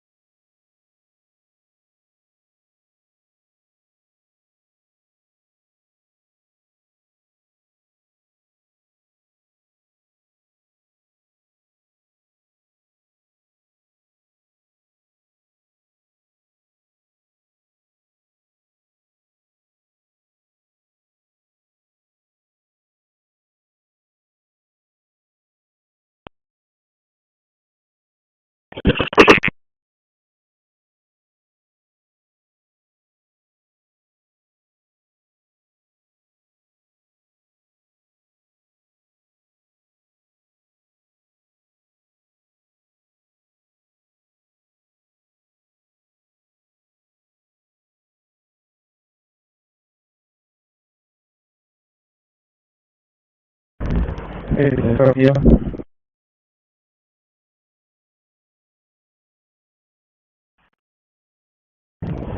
03326183, repeating 03326183. Buen día.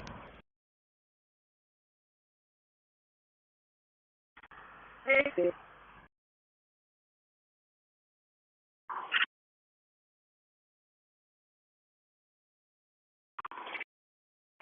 Route 147A, can I get a private, please?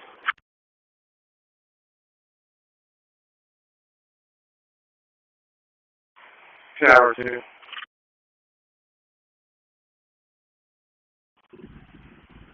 Okay, go ahead. Around 810 8th Street, where a child was apparently locked in a house. Hey, the vehicle is showing confirmed for January 2014 for the year subject, but the is showing eligible expiration 33 clear.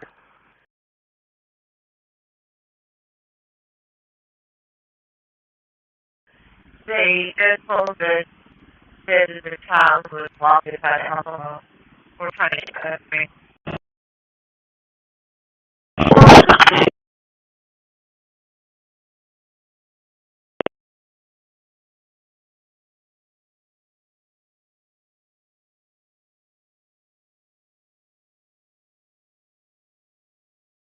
Attention. K32 is now over at 2,245.000 meters. Elevation 24.5 degrees.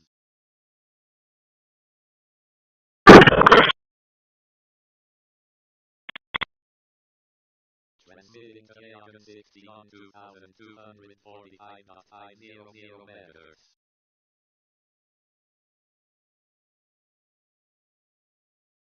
Transmission to K60 has stopped.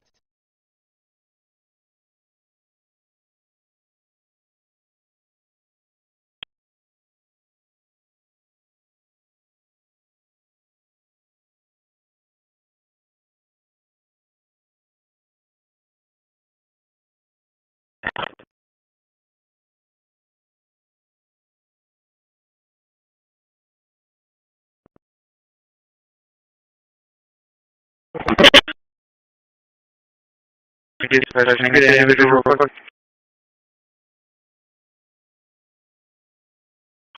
Good. Just before disconnecting the 911 call, I checked with the parent. The child is fine at this time. They were standing at the door talking to her through the door, and she's okay. She's not crying. She's just a little scared that she's in the house alone. Just well, okay.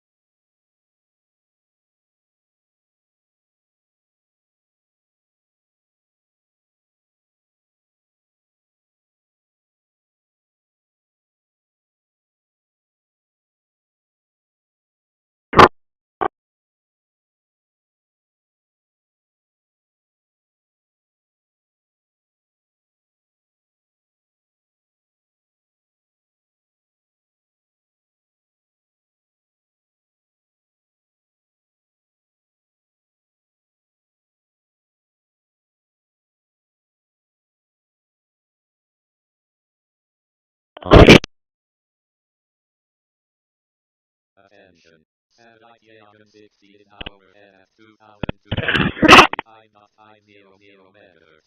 Elevation 43.1 degrees.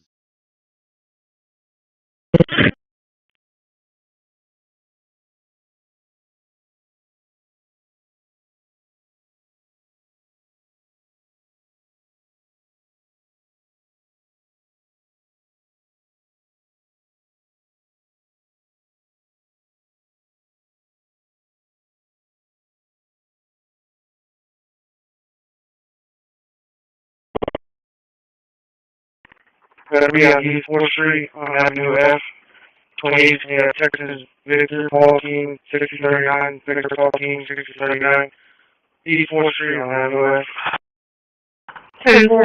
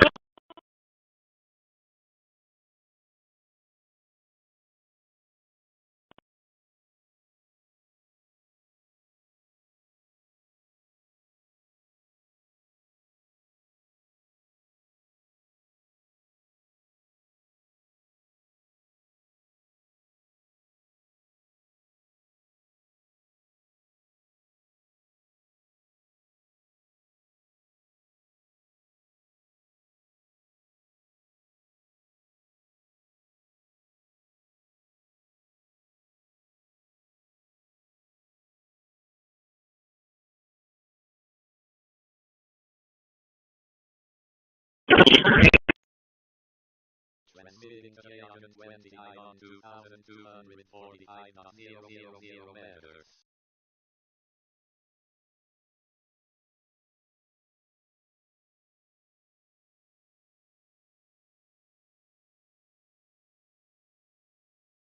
Transmission to Yagan 20 has stopped.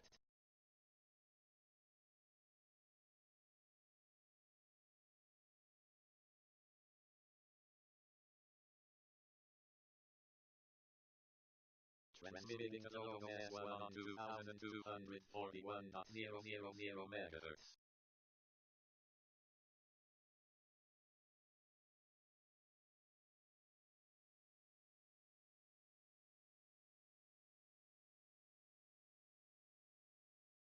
Transmission to Logo S1 has stopped.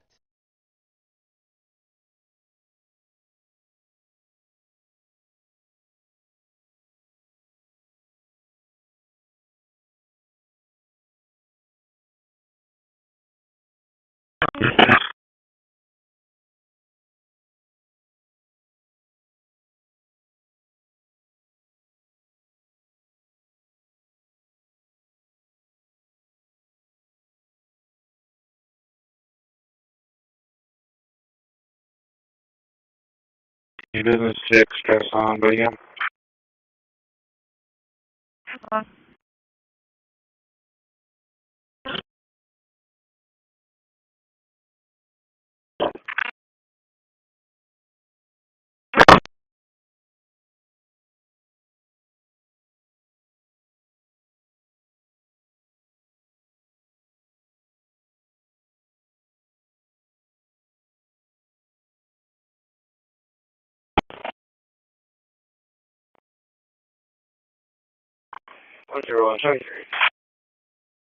Attention.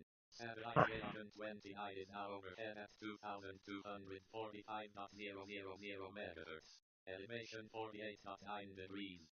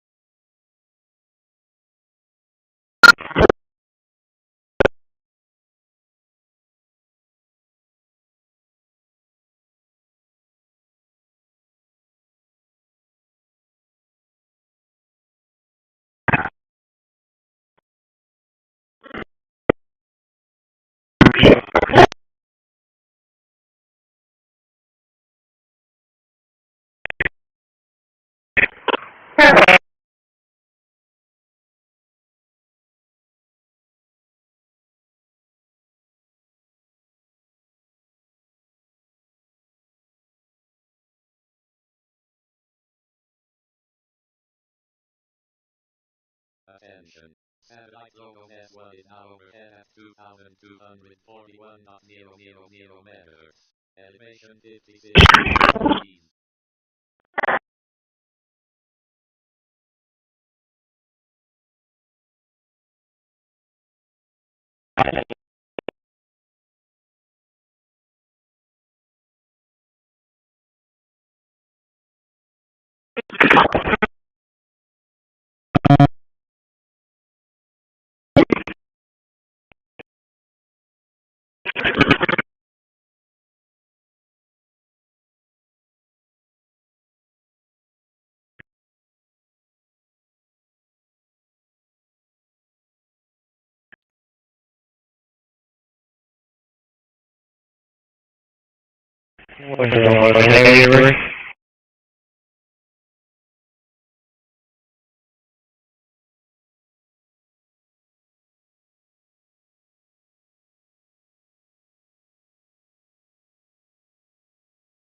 Mary Ocean or Tom Edward, Indian Ocean or George Ocean. The Mary Ocean or Tom Edward, Indian Ocean or George Ocean. Christi, Key, Robert, Ida, Sam, Tom, Edward, Laura. 12102.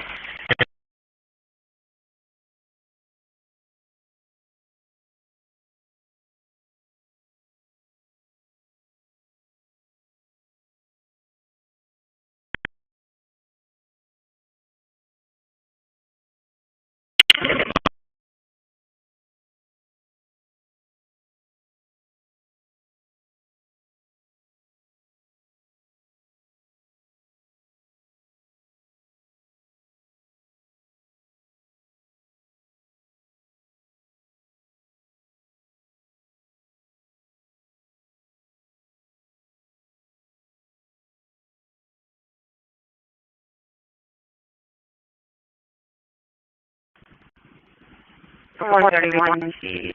Clear, valid, negative 49 feet.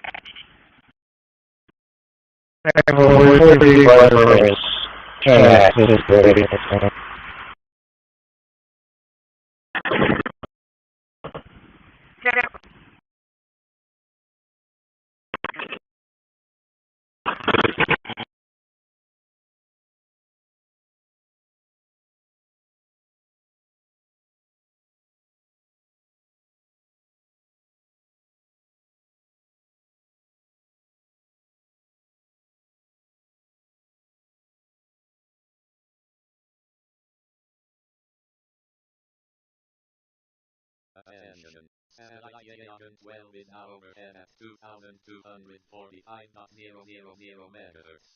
Elevation 48.4 degrees.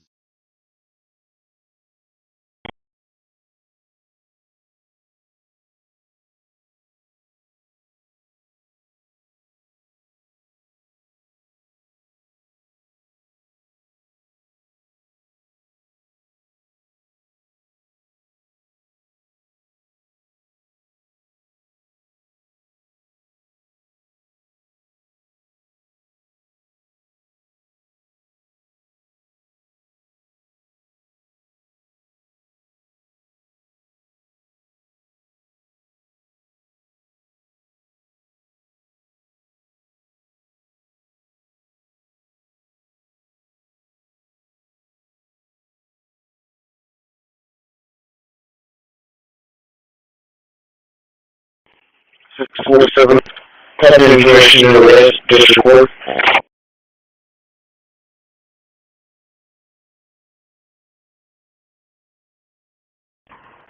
647, go ahead. Austin Marquis, Mary Admiral Robert and Queen Union Iowa North. First name is Aaron Robert North. His family initial and mail 12/13 of 2005. 95 and total 3 from District Court.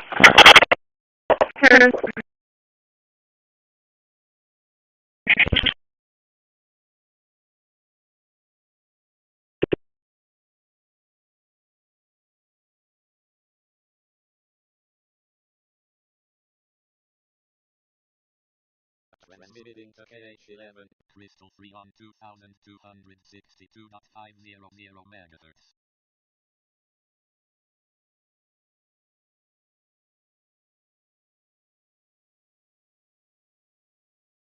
Transmission to KH11, Crystal 3 has stopped.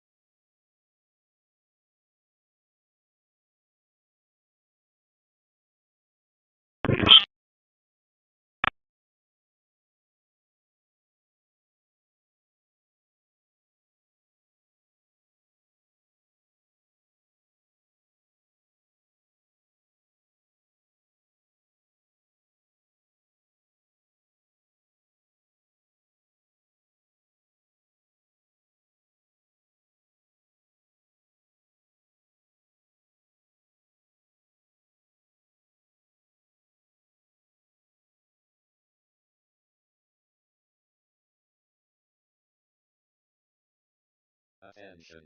Satellite Reset 2 is now overhead at 2247.500 megahertz.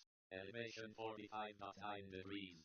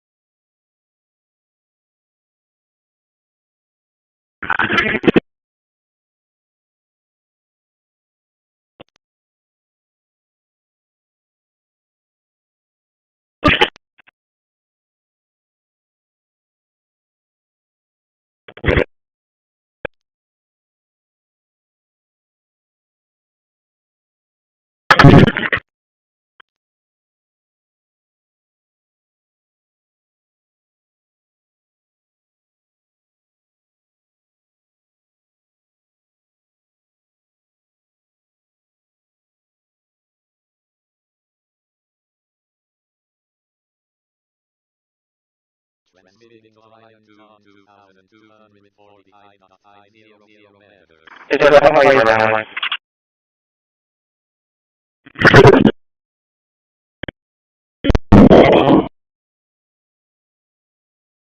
Transmission to on stopped.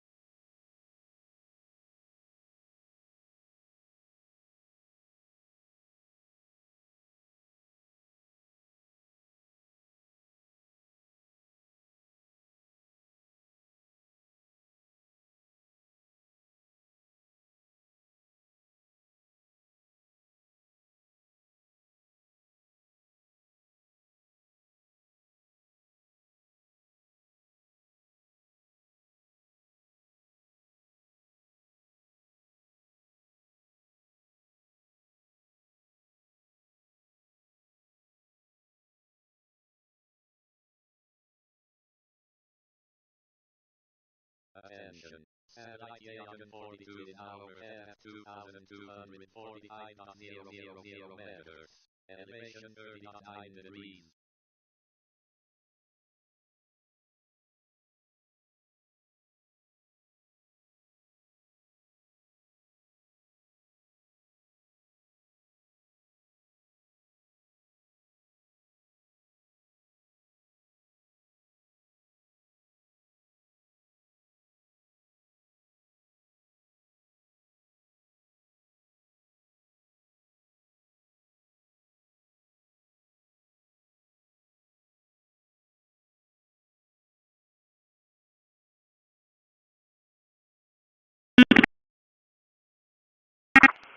Tower 2.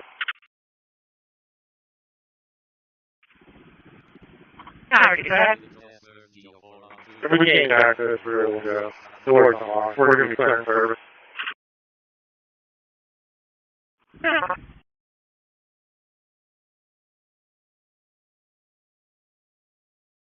Transmission to SRG4 stopped.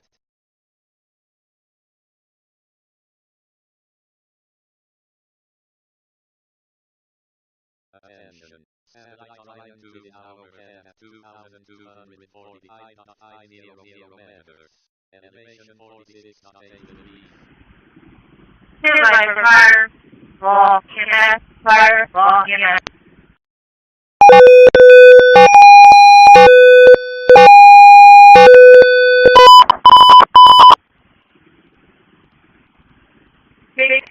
EMS, law enforcement, 2,002 West, 2,002 West, for a 12-year-old male being removed from the pool on the backboard, he's conscious. I don't know what the additional problem is or was.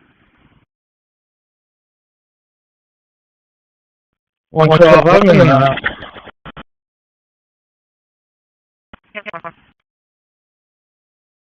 One other thing.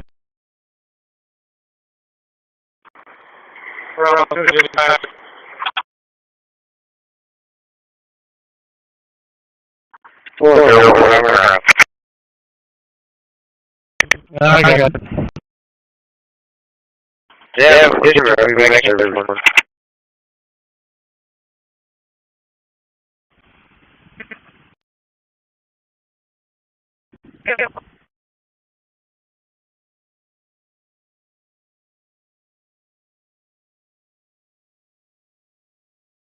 But see, so far.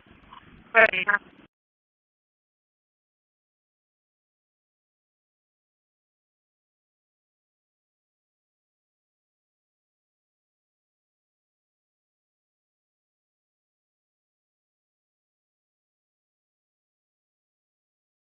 Transmitting to that cross 1,200. And so then while we're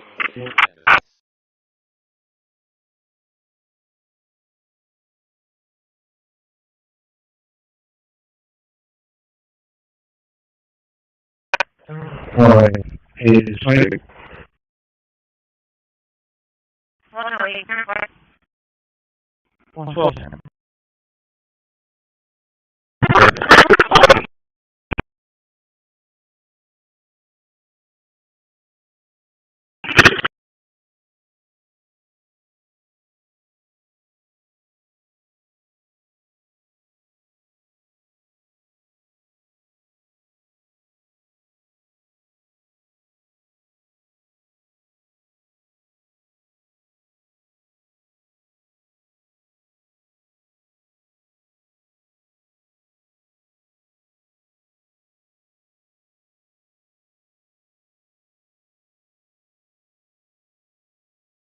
One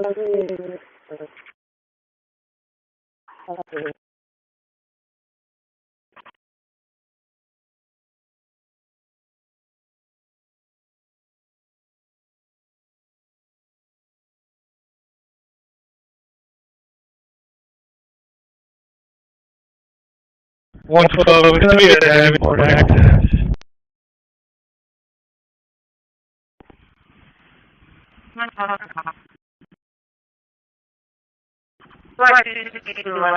Her diving port accident. 6,000 megahertz. Elevation 32.1 degrees. Swati, copy. Good, Charlie.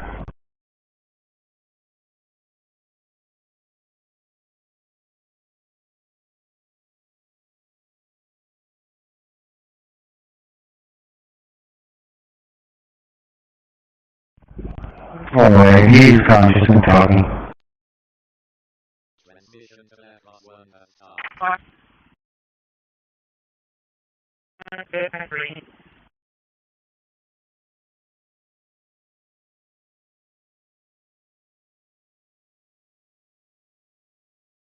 Secured to the backboard with head blocks.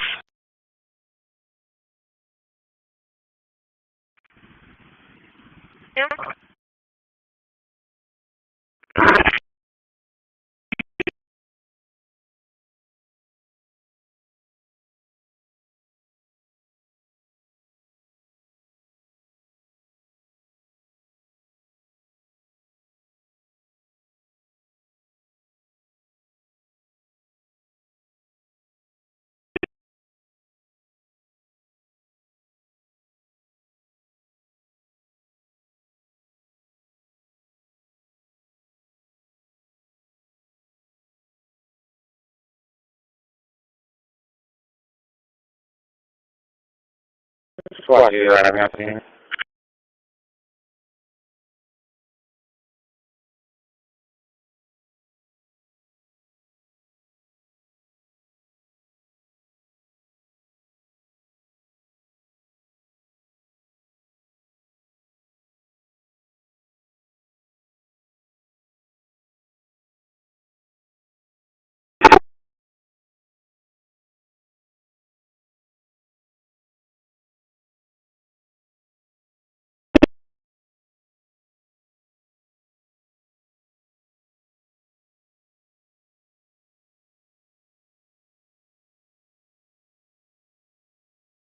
Just one back to the jet.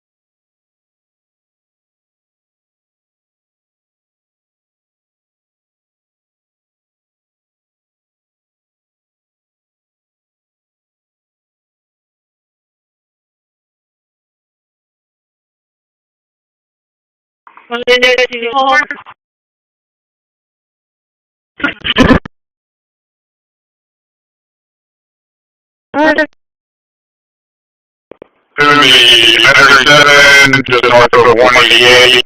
Gonna be out with Mary William X-ray 1019, Mary William X-ray 1019. Alright, 10-4.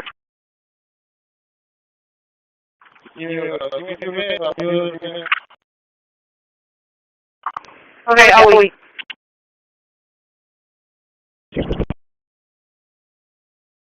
Okay.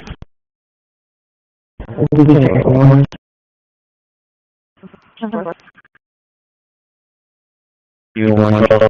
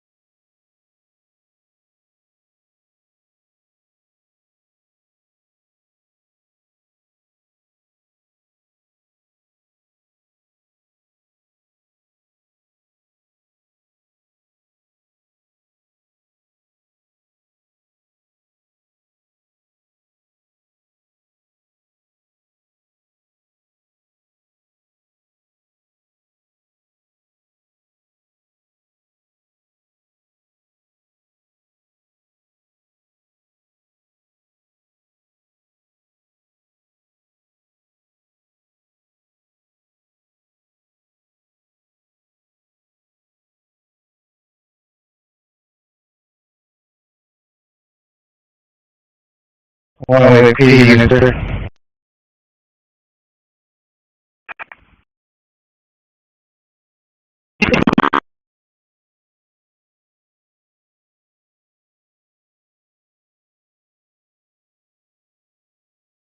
One 32, 112. Go ahead. I'm going to be heading up to the 6 and everything we got out. Yeah, well, I'm going to drop on the way off and head over there. Okay. 27.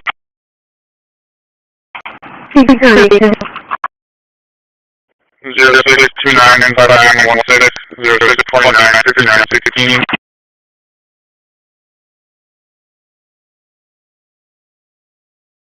28 2027 429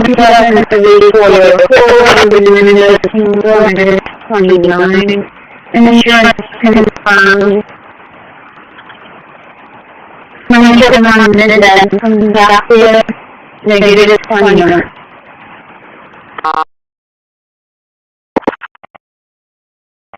What did you say that card?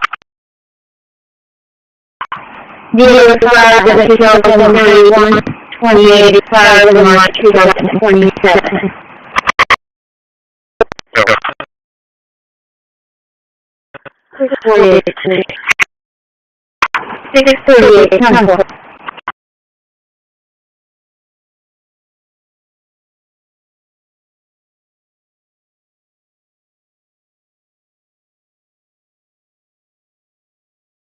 Attention. Satellite gliding 1B is now overhead at 2,252.500 megahertz. Elevation 11. Hey, from the jail. Alright, go. 638, cancel.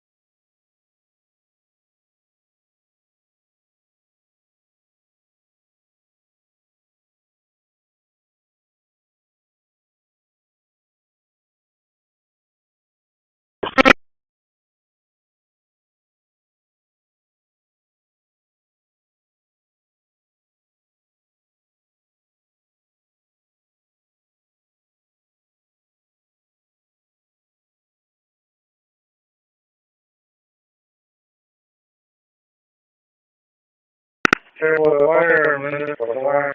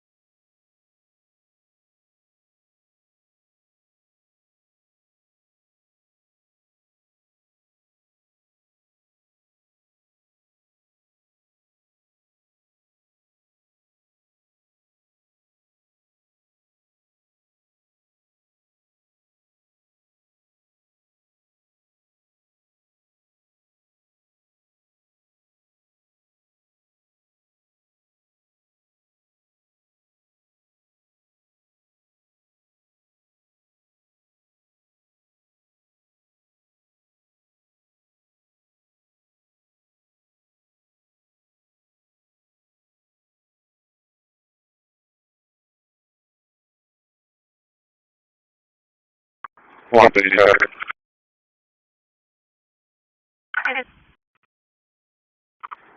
South Titanium Point. Bell 6 Young Boy Henry 4736. Young Boy Henry 4736. South Titanium Point.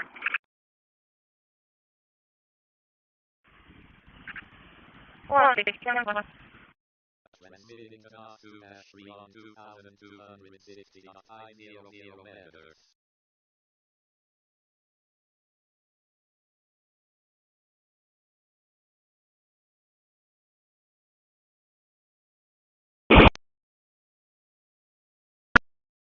Transmission to Class 2 Ashmore has stopped.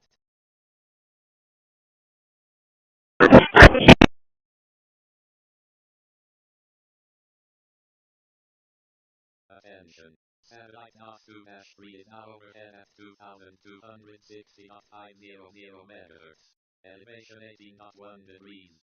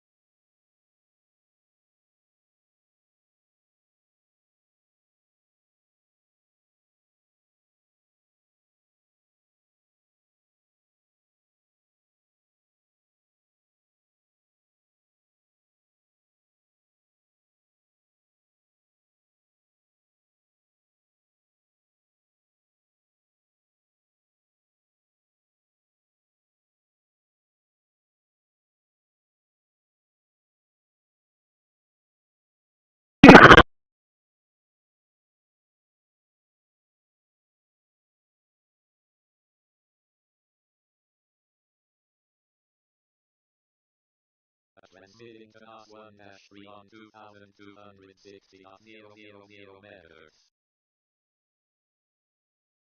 What was the US vehicle?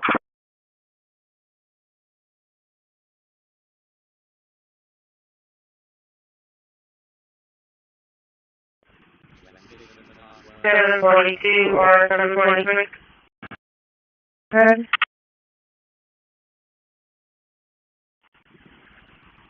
Is there someone at the shelter right now?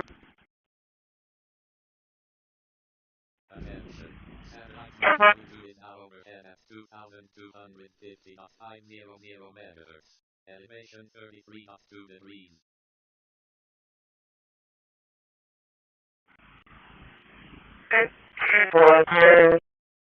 At the shelter, do you want me to have them wait? 10-4, and the address is going to be 212 Allen.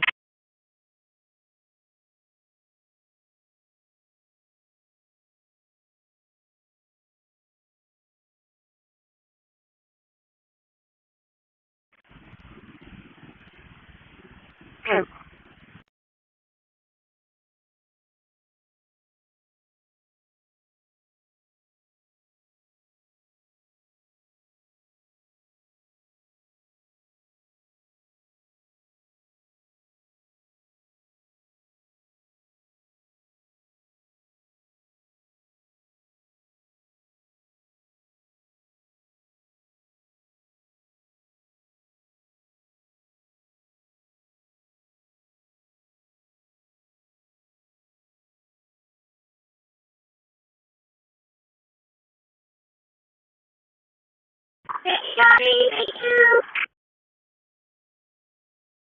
Welcome.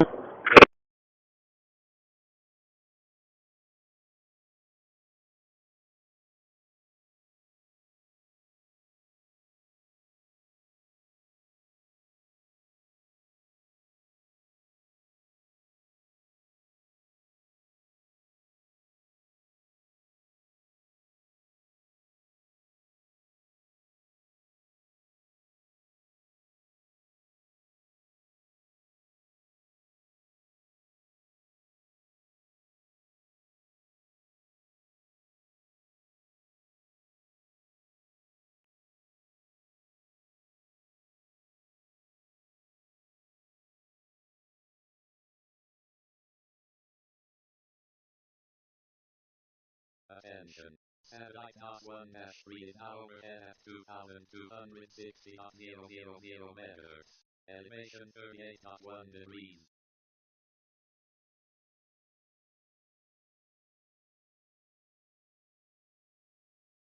Clear copy that.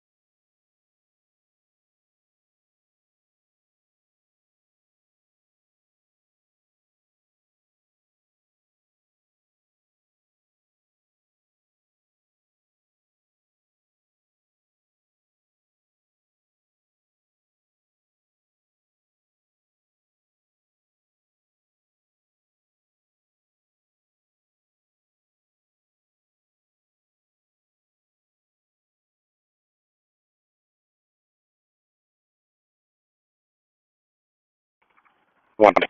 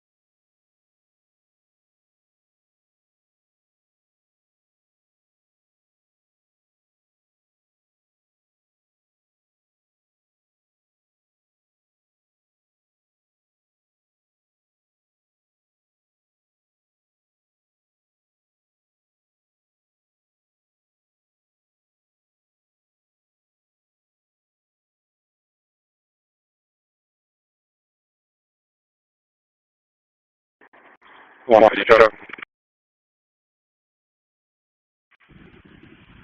152. North Colorado. Fail 15 Mary 3409. 15 Mary 3409. North. Fail.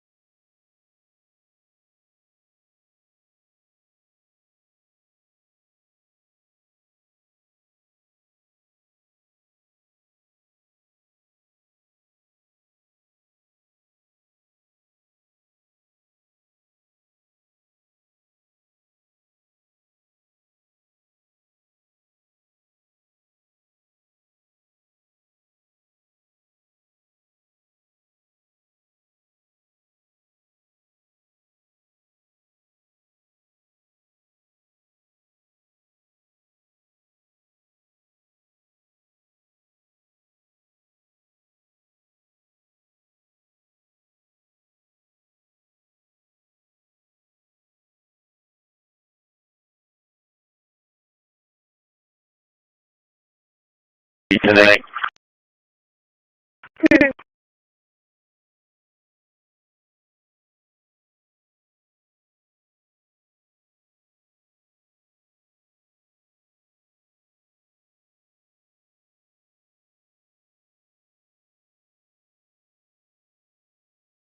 Attention. Satellite 825 in our at 2,249.500 meters. Elevation 10.1 degrees.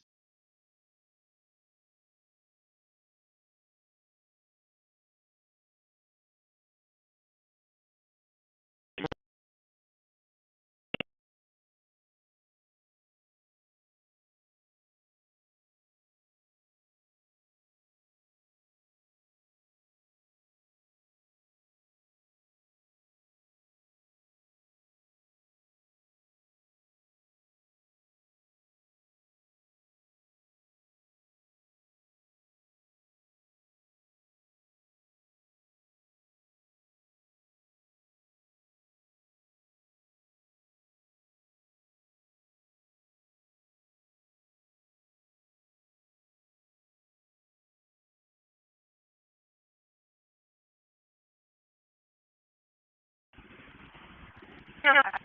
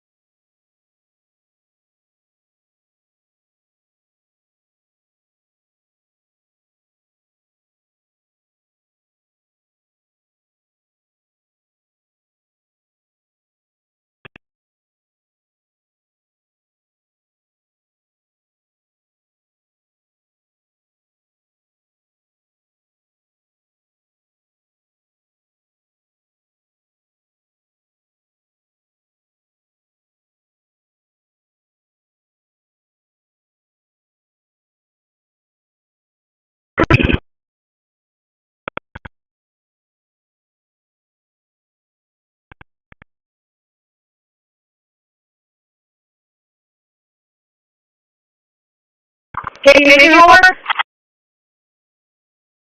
I can't make it with that palm to his arm, sticking out to the right. Right there on the other side, a little palm.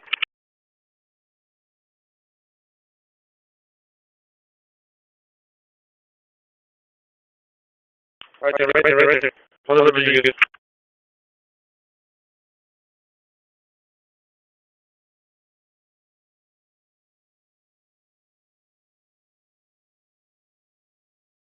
Yeah, just watch out with that wall and that wire. Careful. Okay, well, I think you, hold on, we're doing that. Yeah.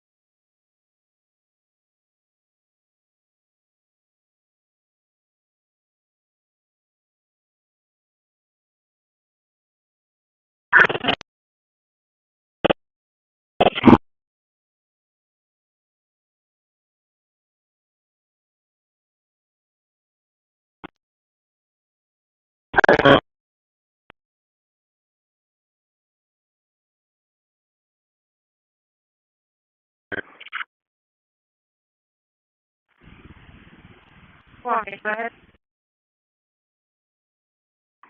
Yeah, McDonald's. Hail Ted and Robert King, Zebra 5212, Robert King, Zebra 5612, McDonald's.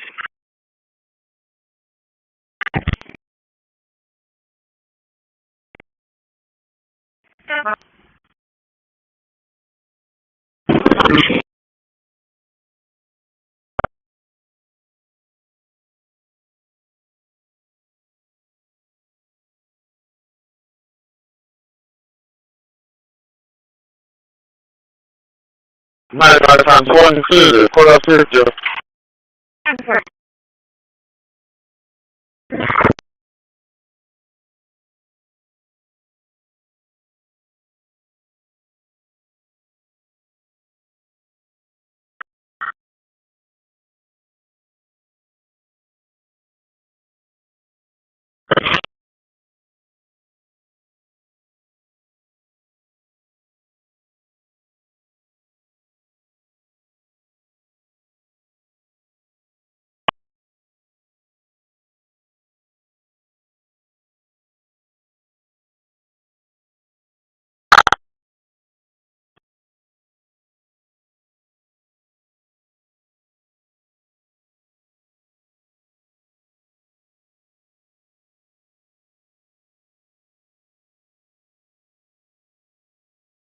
attention.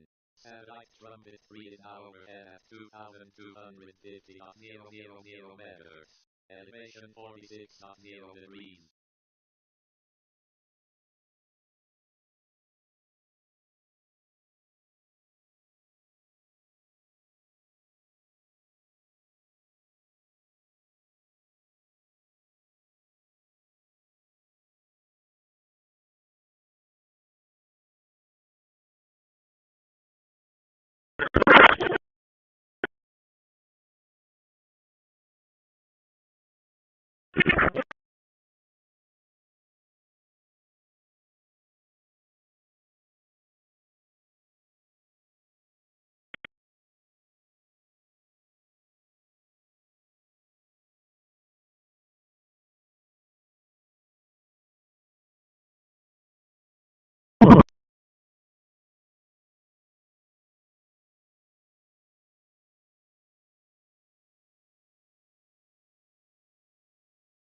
Calling the dispatch.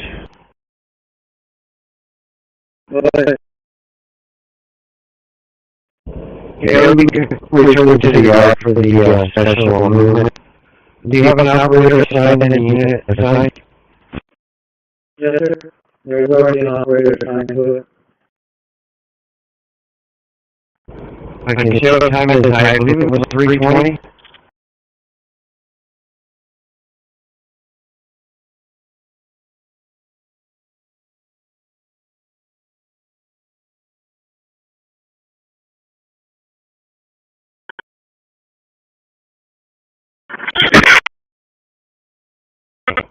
All right then.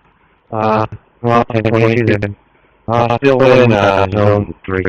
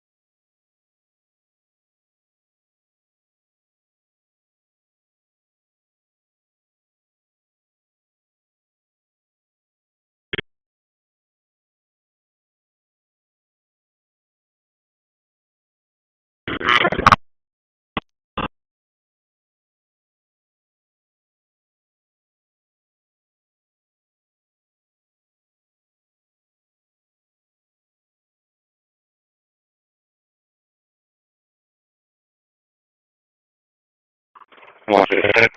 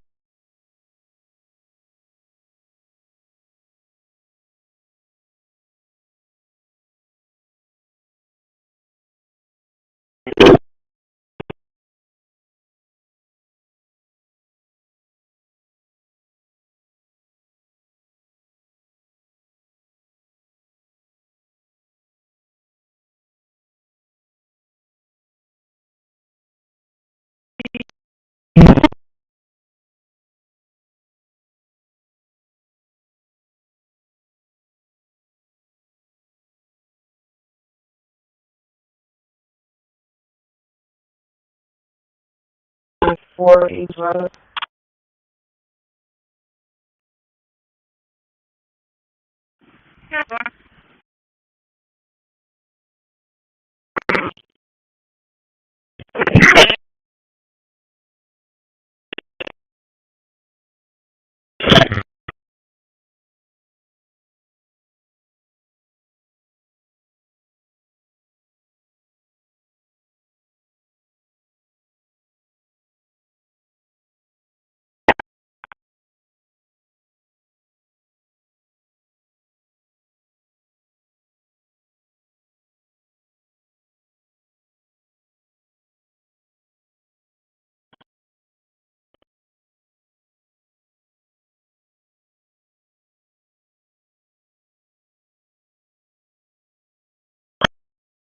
attention. Satellite estimated in our air at 2,245.000 meters. Elevation 30.3 degrees.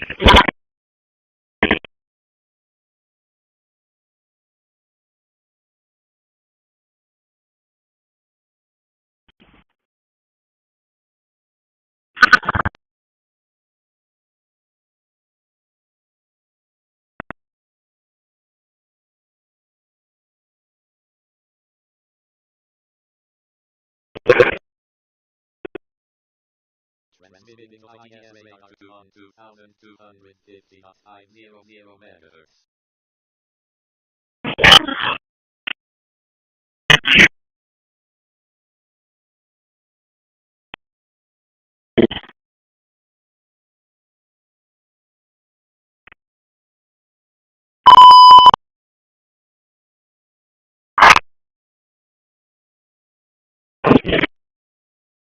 Sir.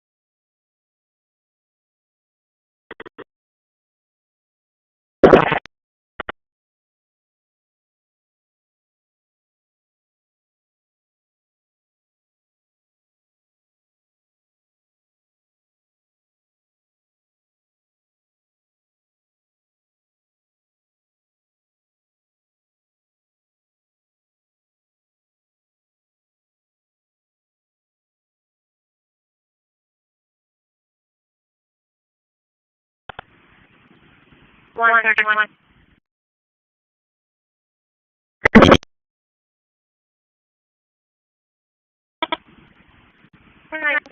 Lobby for subject on a crash report that he got.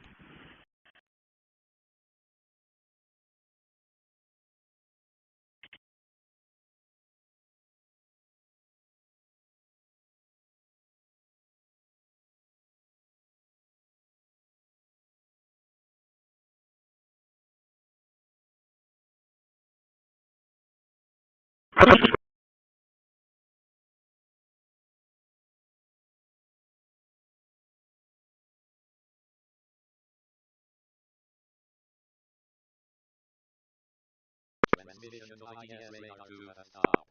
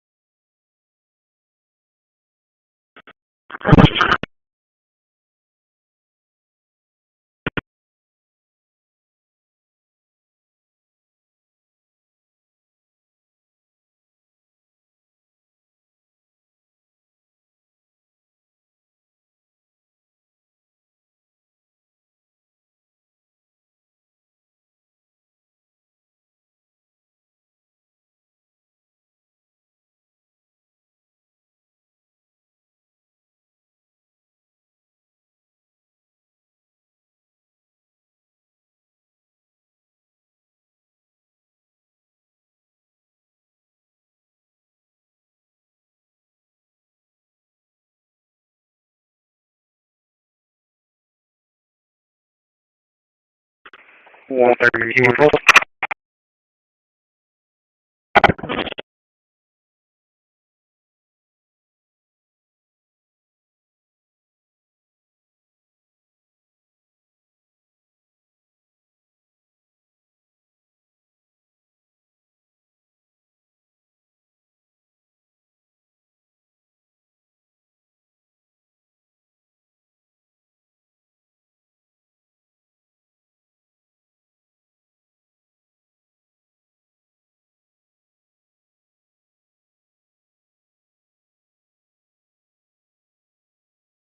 What I do?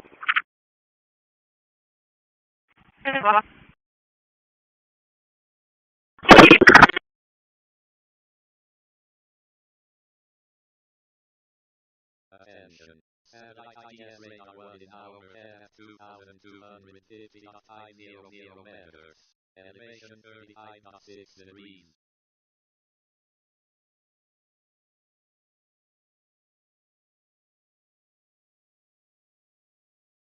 1262 Rosie.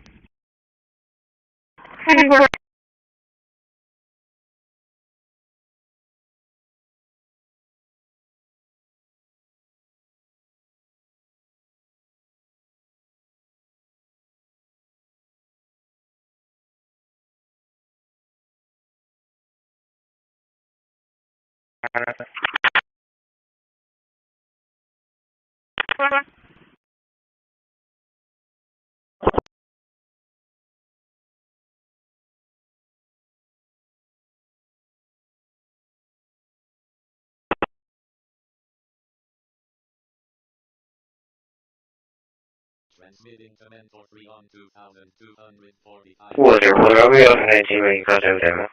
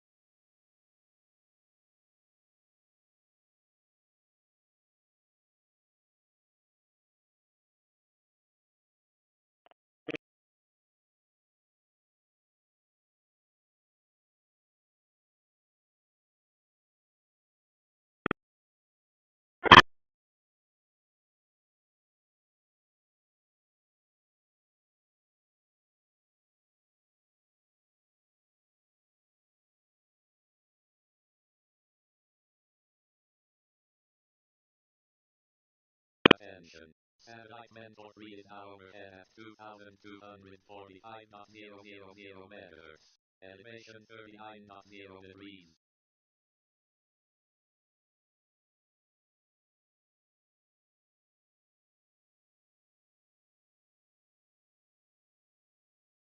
Transmission to mentor 3 has stopped. Transmitting to Congo 2551 on 2240.000 meters.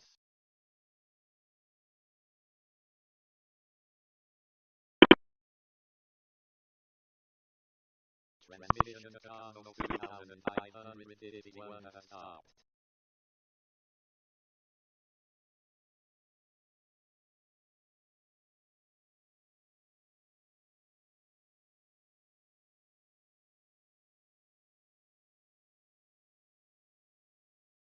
One 12,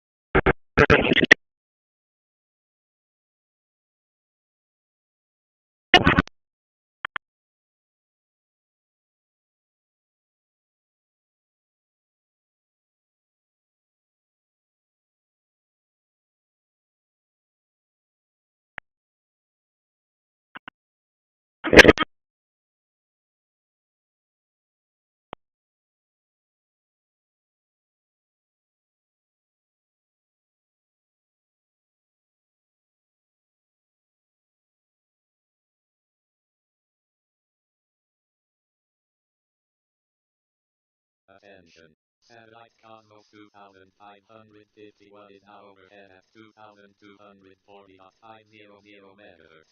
Elevation 54.7 degrees.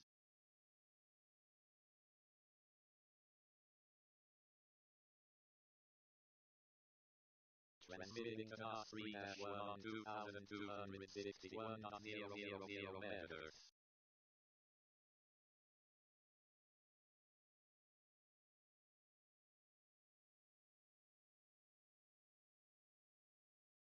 Transmission to NOS 3-1 has stopped.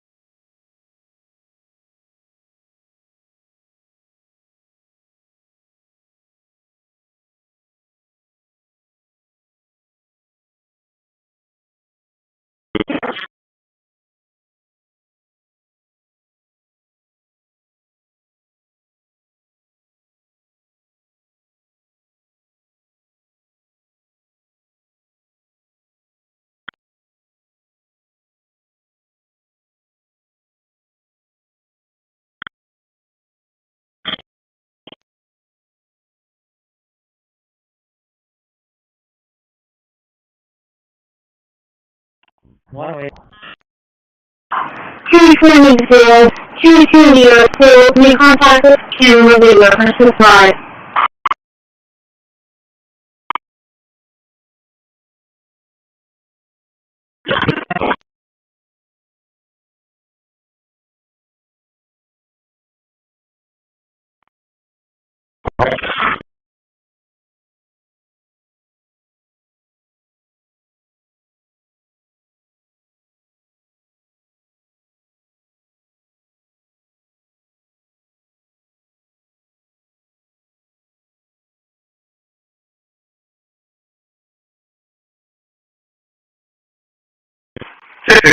Clear Joe warehouse. 616. 665, 1995, on the raise the cat. 665. Attention. Satellite NOS 3-1 is now overhead at 2261.000 meters. Elevation 28.3 degrees.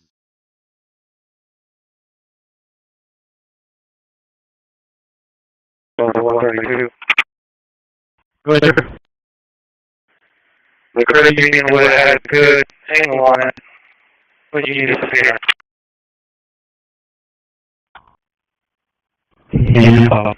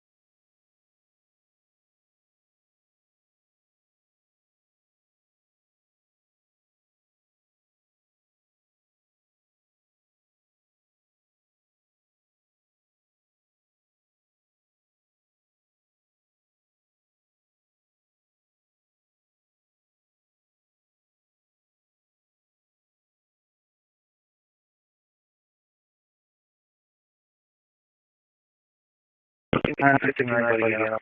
69, 59, buddy out.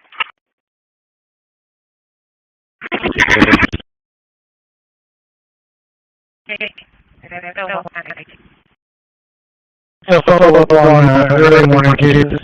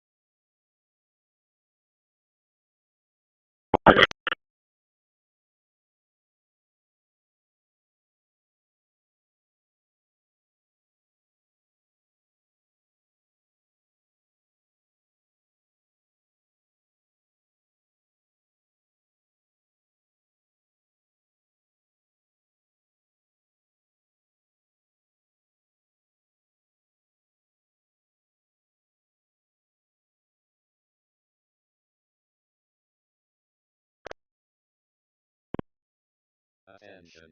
Satellite Corpus at 2 is now overhead at 2,247.000 megahertz. Elevation 26.7 degrees.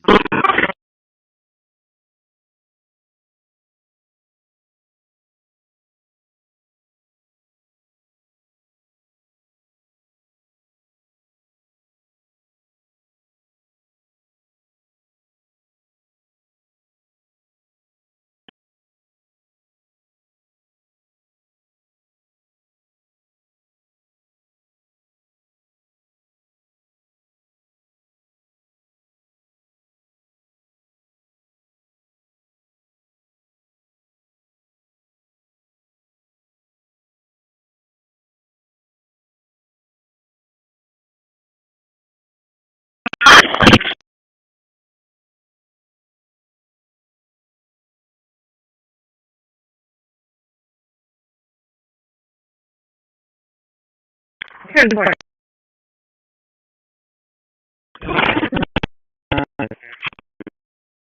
Good morning.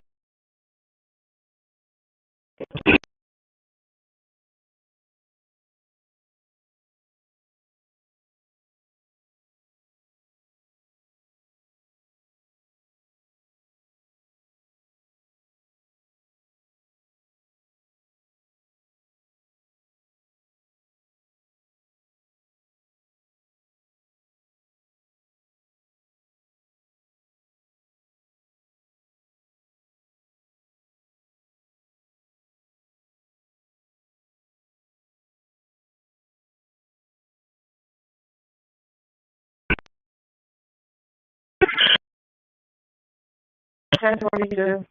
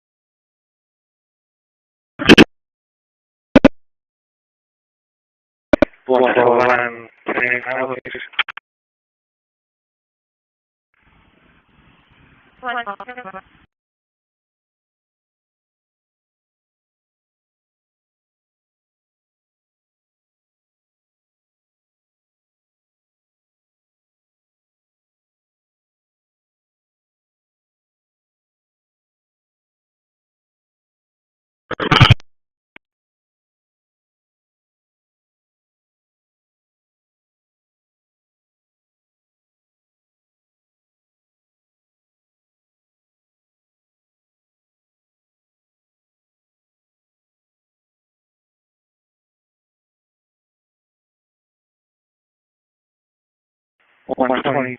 I'm sorry. 112. I'll be at 70, 79, but again, I'll follow up.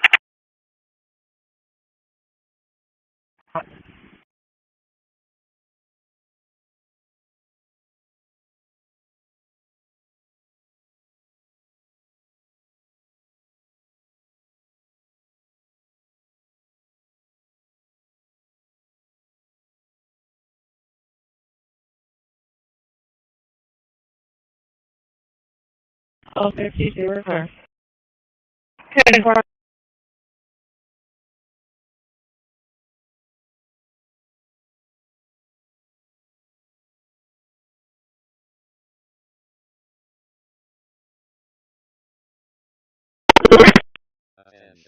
Satellite left us high in our air, 2,276.000 meters. Elevation 40.5 degrees.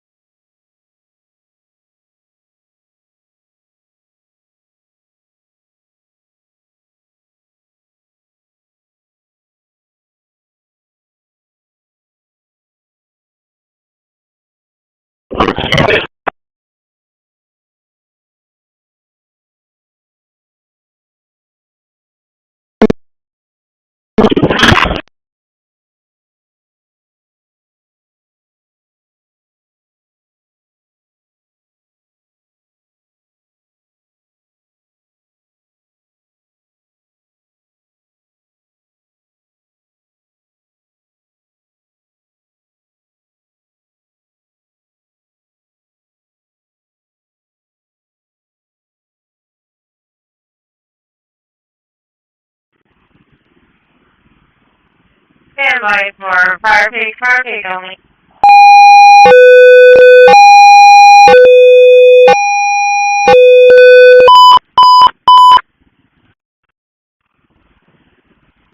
Station 2 only, PBS 206 lane, 206 lane. Have a person biking in the area said there was a large white plastic bag set on top of one of the poles in the electrical generator area at this location. He's concerned it might start a fire.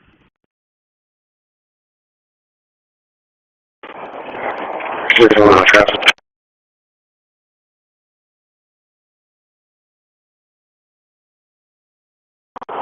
89 southbound comes up to the 180 exit. Stand by for 28.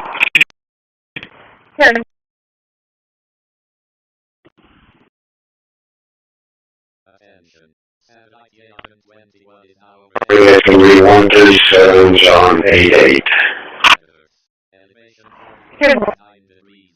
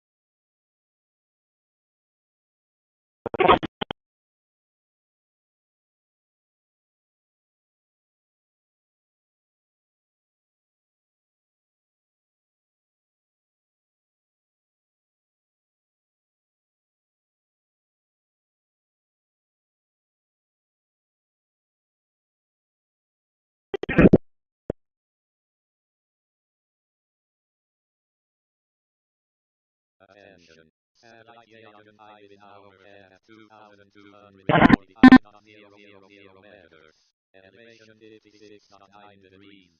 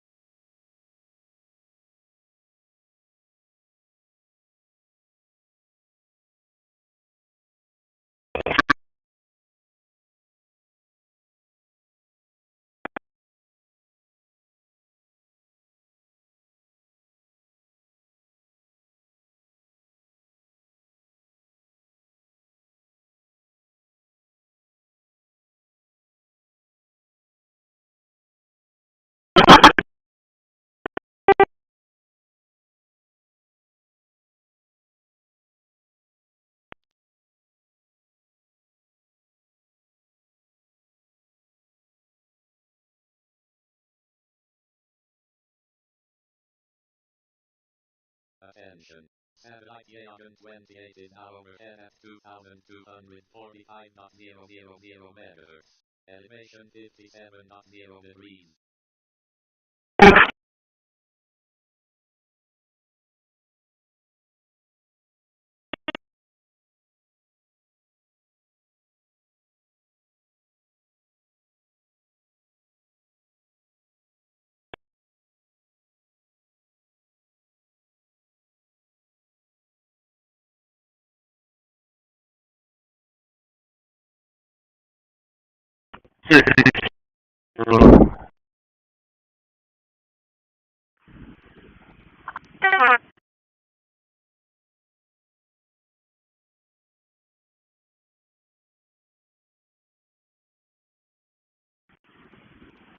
Alright, you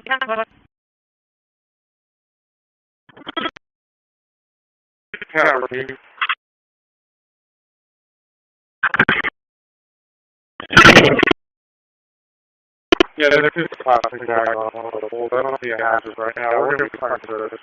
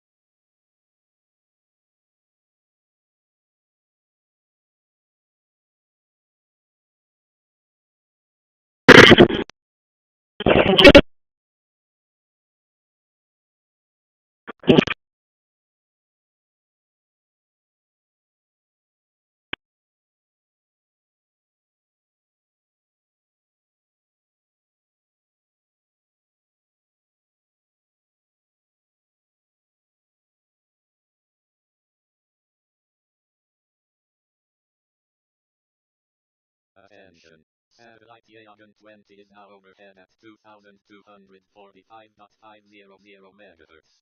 Elevation 16.3 degrees.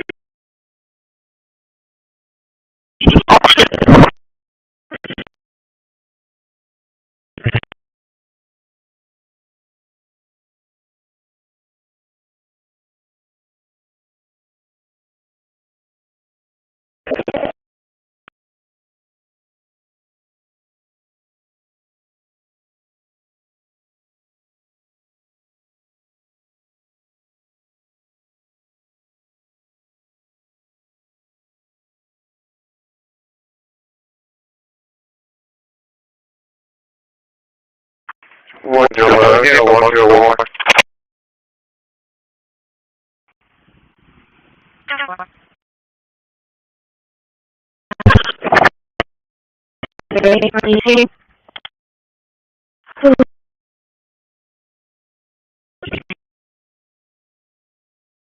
Transmitting Yagan 36 2245.0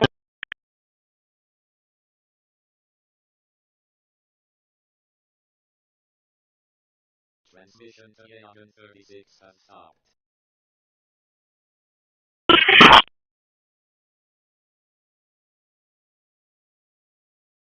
You a picture, it looks like a work table. But anyways, I'll roll away there and not nobody answers, so I don't know if should I pick it up or leave it behind.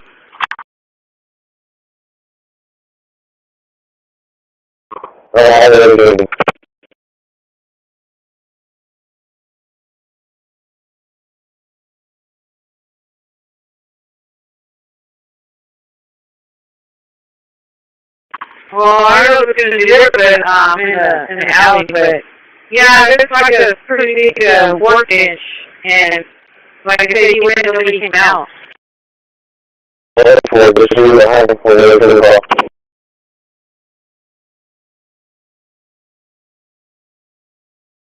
Yeah, you talking about the people? Was that what, you know what I'm talking about in the alley, Lord? Yeah, it's like a ping pong table. I went earlier, but nobody answered either. Okay, just hold it.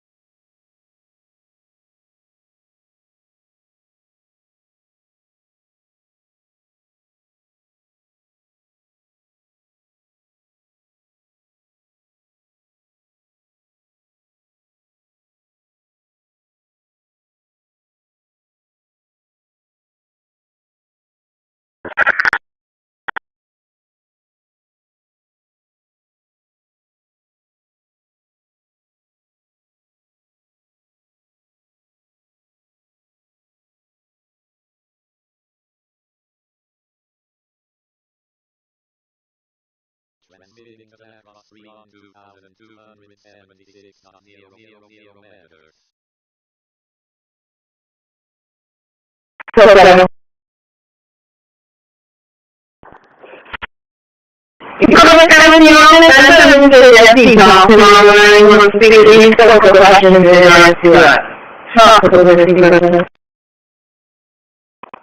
Just more than about 20 or just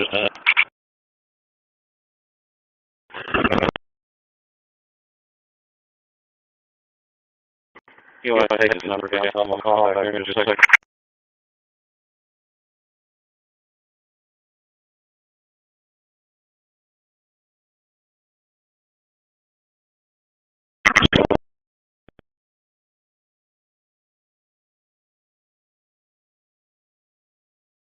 Attention. Satellite atmosphere overhead at 2,276.000 meters. Elevation 21.0 degrees.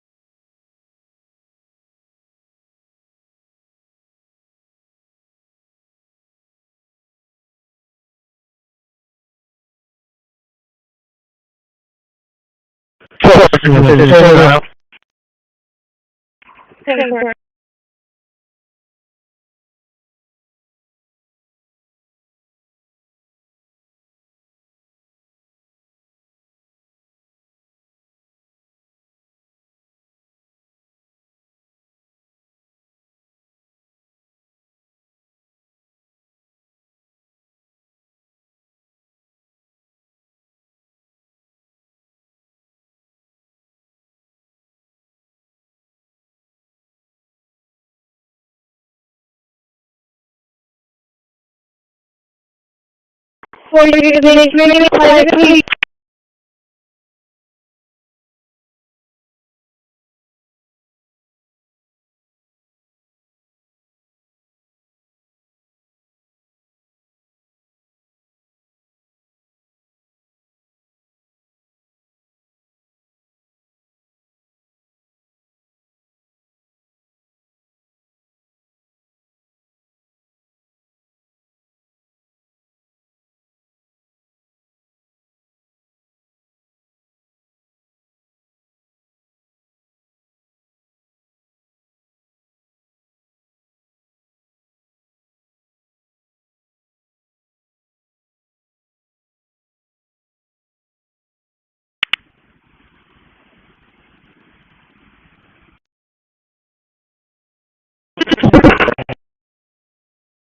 Transmitting over 60 on 2,248.000 megahertz.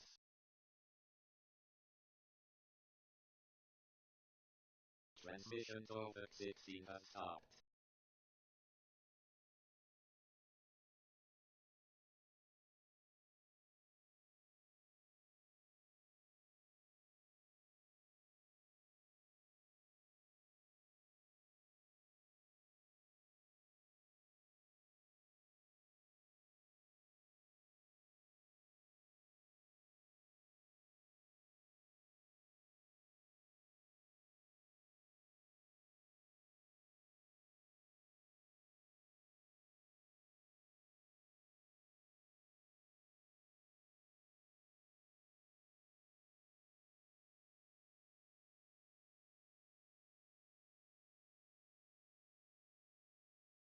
Harbor Freight, 1911 West, Mueller Harbor Freight, 1911 West, Mueller, 64 welfare check.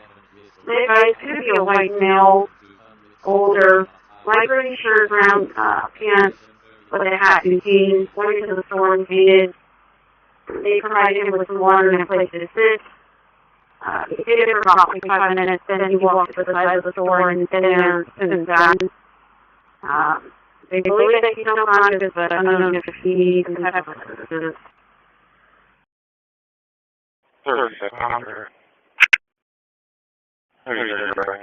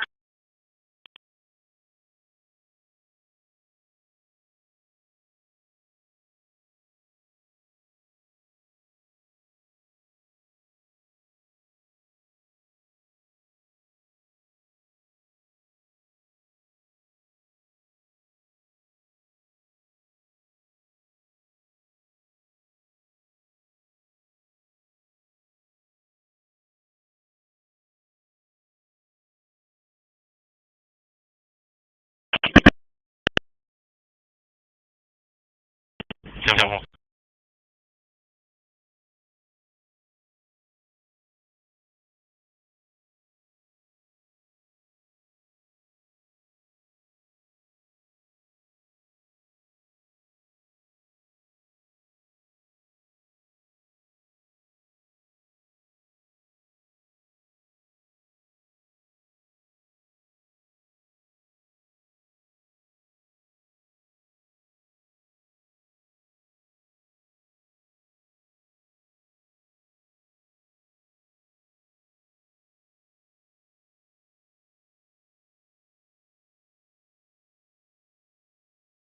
Attention. Satellite over 60 hour at 2,248.000 megahertz. Elevation 36.9 degrees.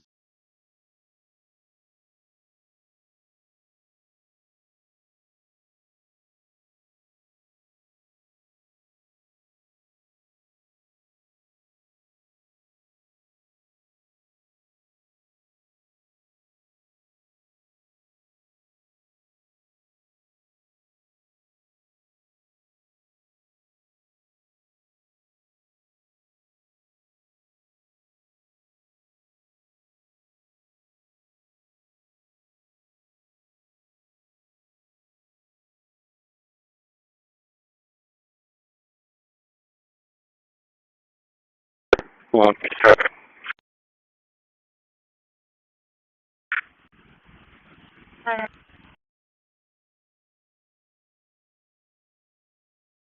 Oh, Texas, Frank Victor Mary 4498, Frank Victor Mary 4498, walk at Oak Ridge.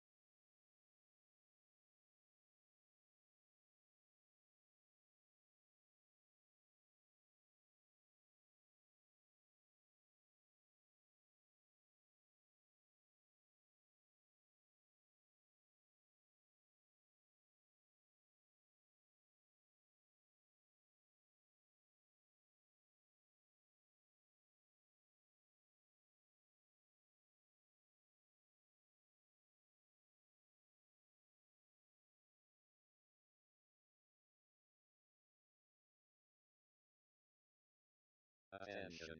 Satellite line to in hour at 2,245.500 meters. Elevation 31.6 degrees.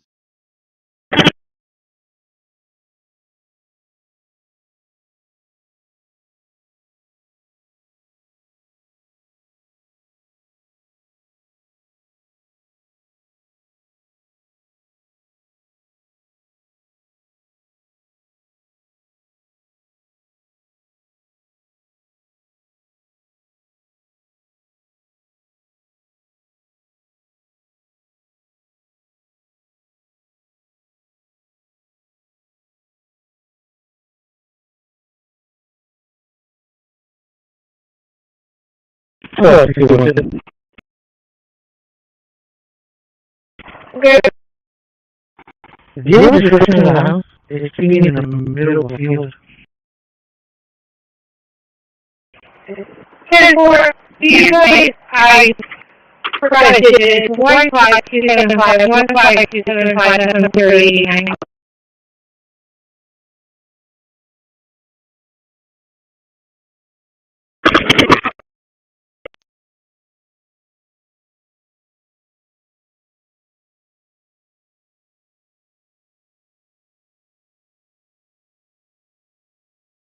Still 61, can you revise that?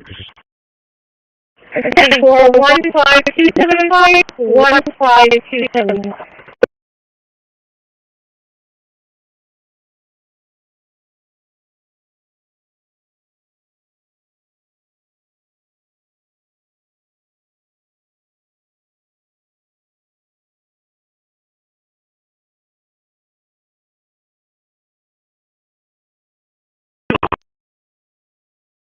Orange County.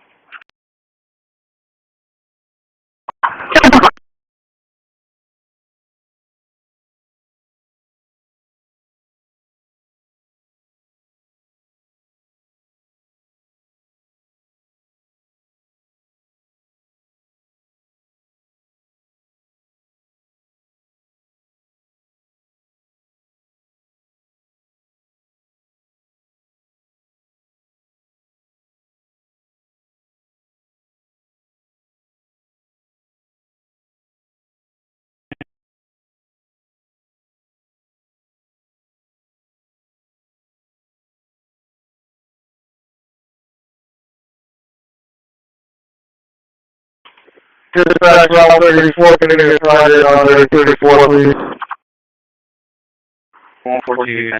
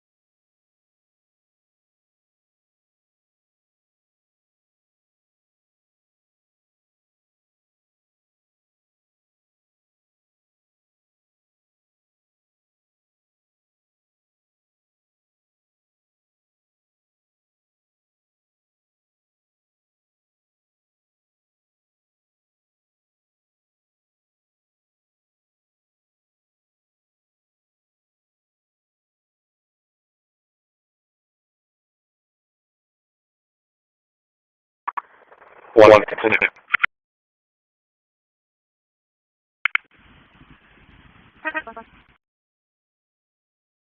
132 back service.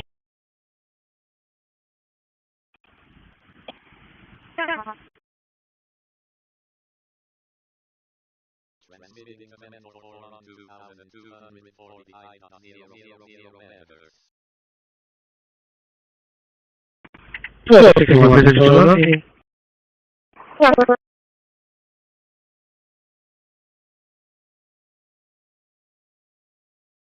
Never wanted to hear me broadcast girl.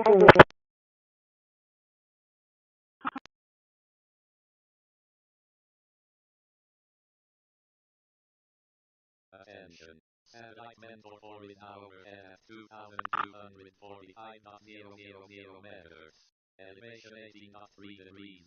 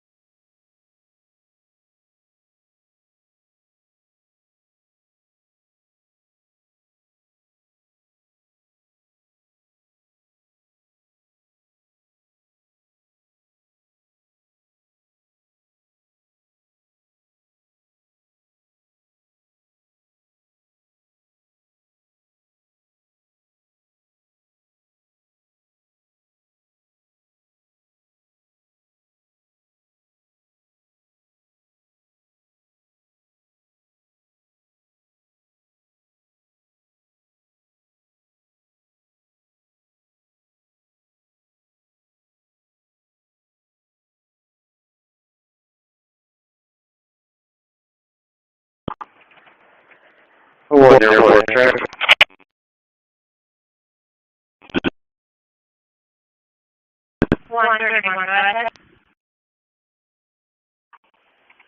Romney South after anyone with Victor King Harry 986, Victor King Harry 986, South after anyone exit.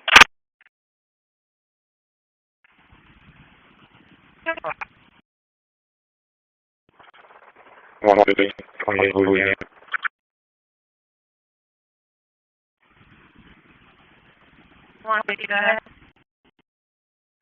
238 George 011, 238 George 011, 50 X-ray, Louisiana.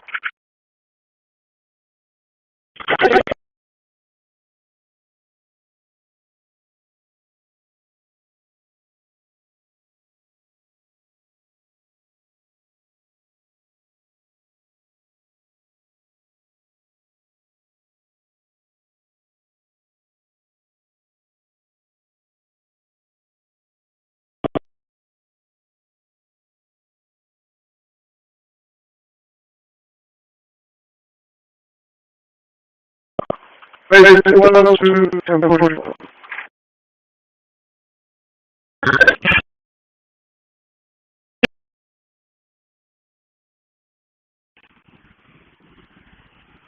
Not pay back anything on that plane. We'll try to work with Robert.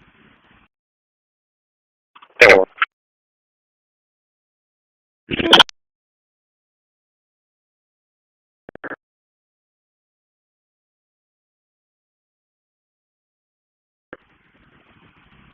I'll get it in return.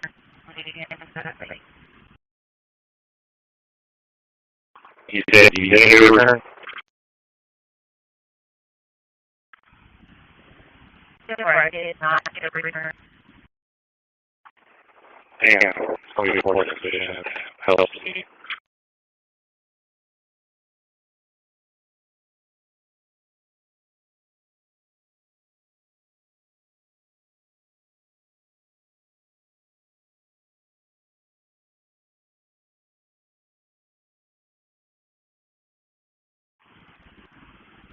Not anything else we did.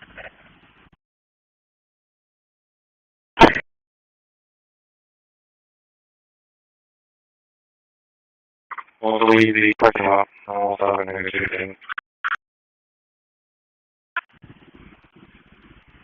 150, you advise the return is on a fourth expedition. 10-4, black and color. Is verifying 338 George Zebra Robert. 0 Robert or code.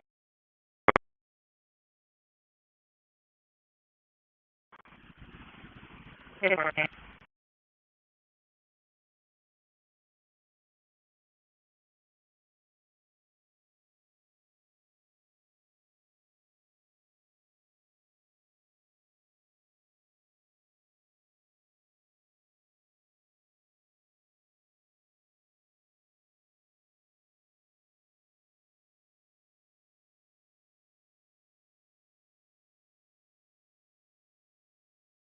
One 33, Canadian Middle.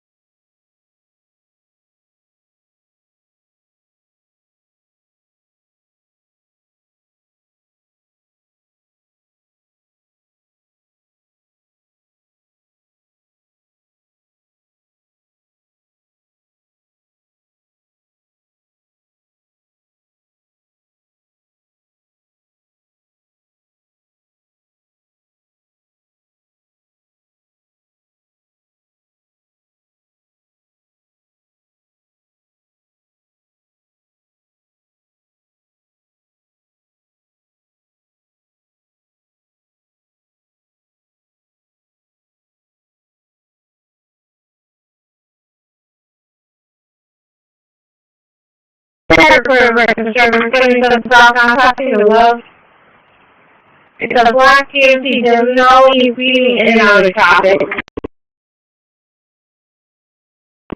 60. 10-4, return safely.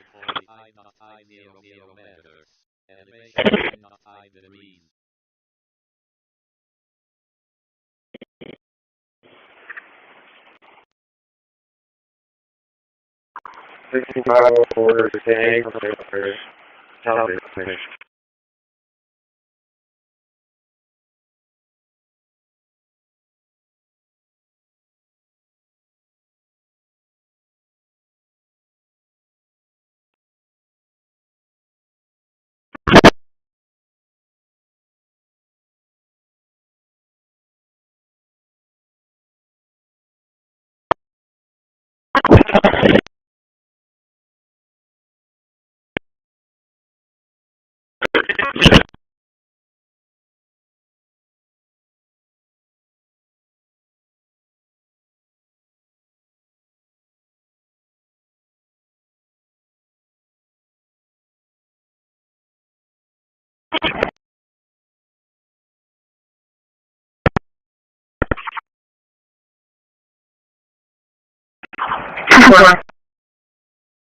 Transmitting J170 on 2240 meters.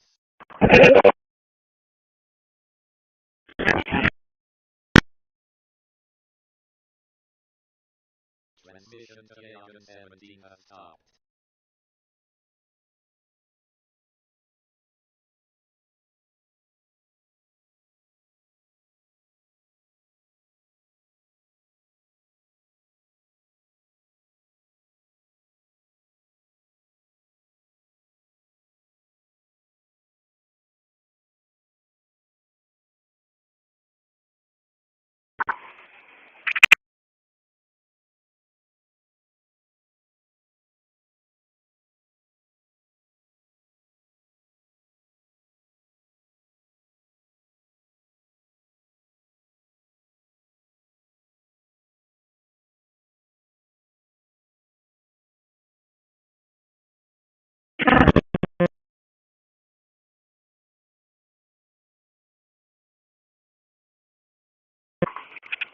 Dispatch left 40, 9502. Can I get an individual?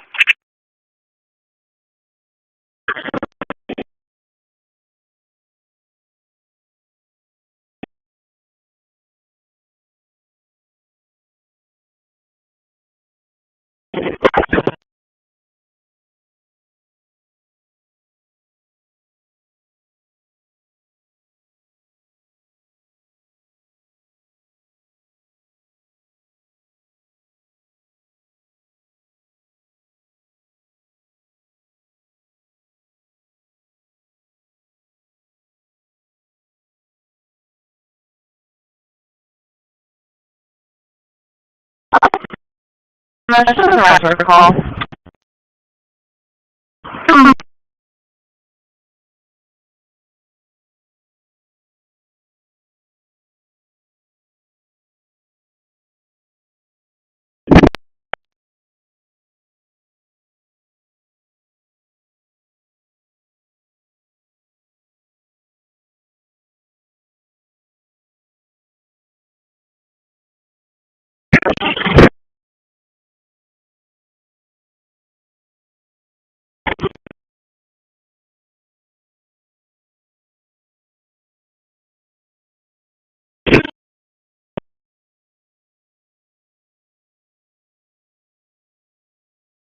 Take one.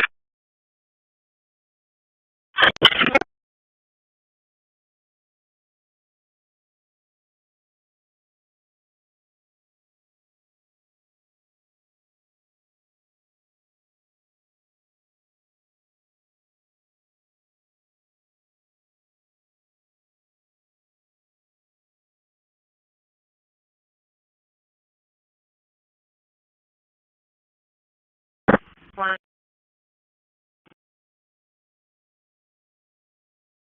Good.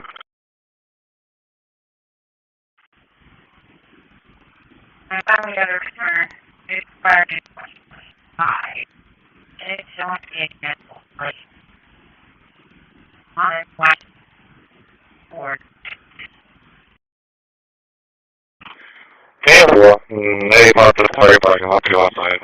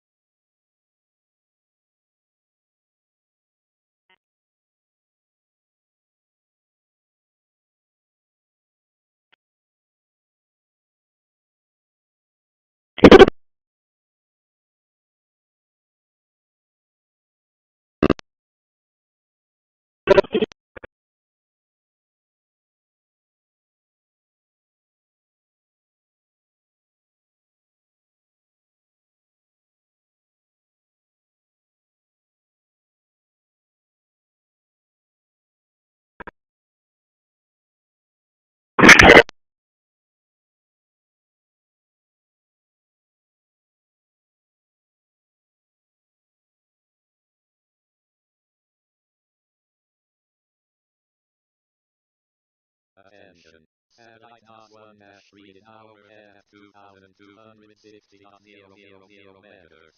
Elevation 16.9 degrees.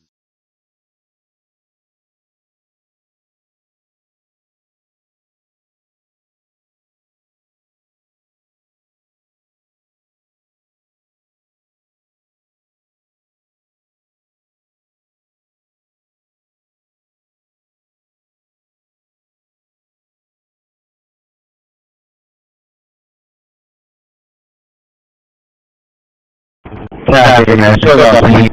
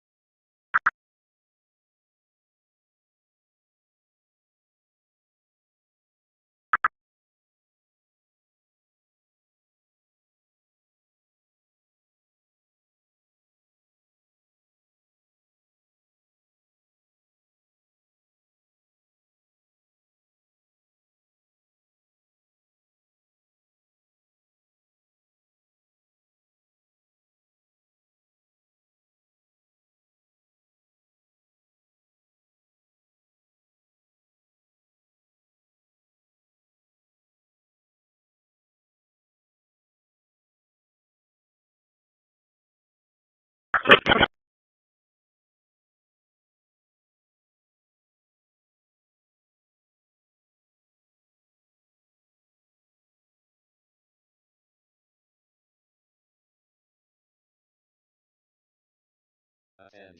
Satellite Mercury 2 is now overhead at 2,250.500 megahertz. Elevation 27.2 degrees.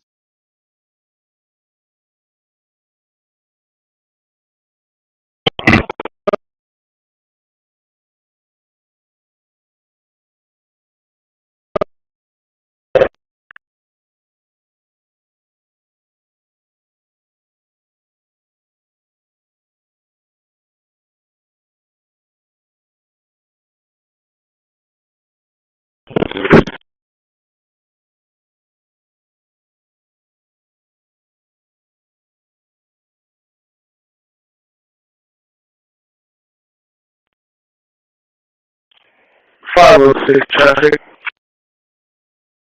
506. We have the parking lot stripes with the Spirit LP, it's a white traverse. Again, the parking lot of stripes and burger. 10-4.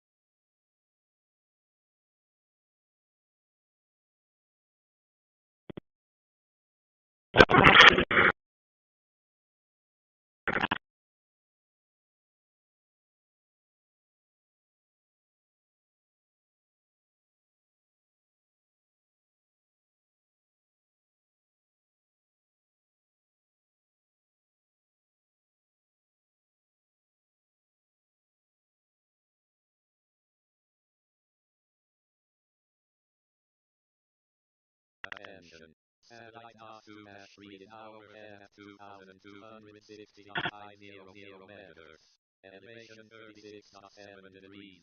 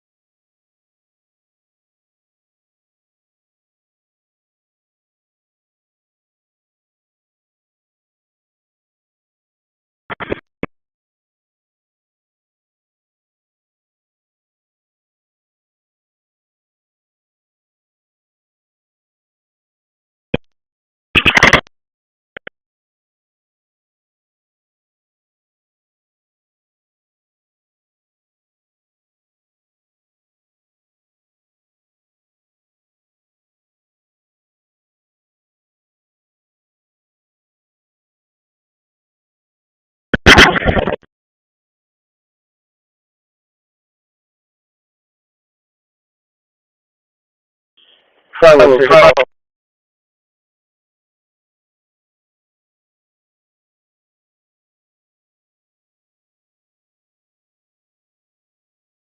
506,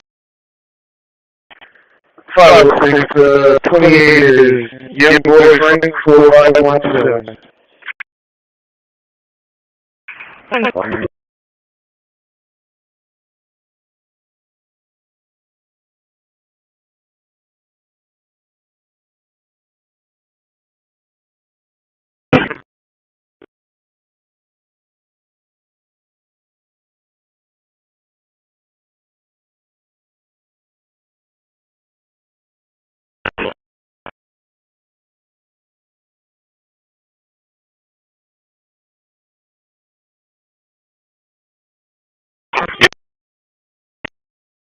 And 43, any mileage 4916.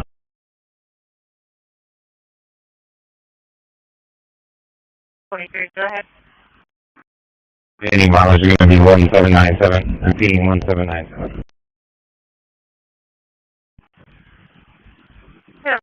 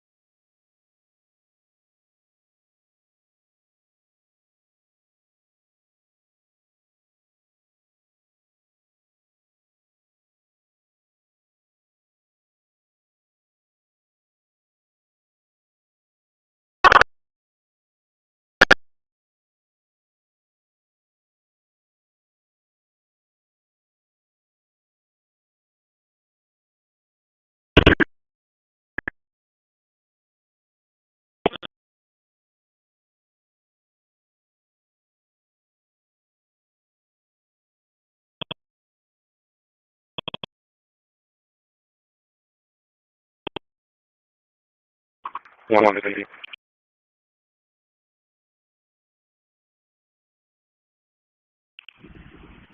Sorry.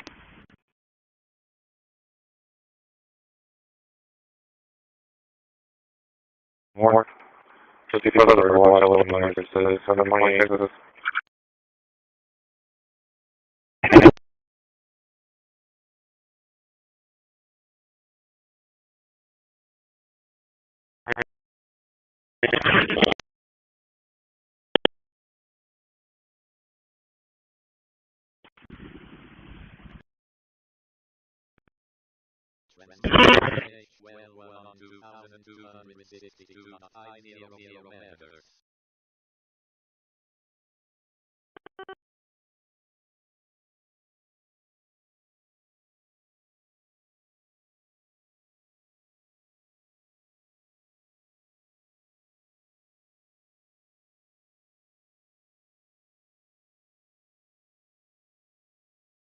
Attention. Satellite KH-12 is now overhead at 2,262.500 megahertz. Elevation 18.6 degrees.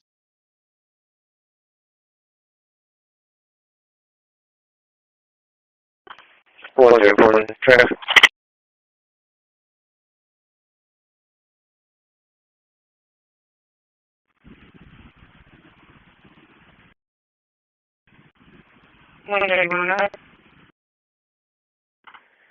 We are on Cedar and Indiana with Victor John 9906 Victor Christian Victor William John 9906 Victor William John 9906 we're on Cedar and Indiana.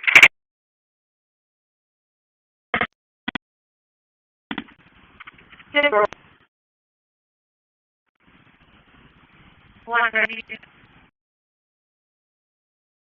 132. Disregard. 143.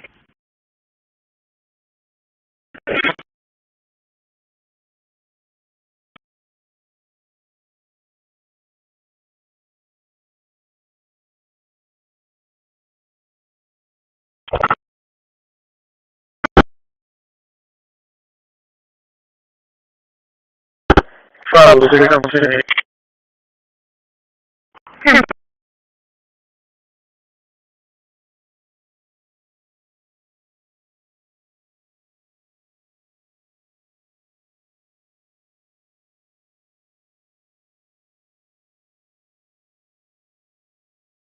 Transmission to KH-12-1 has stopped.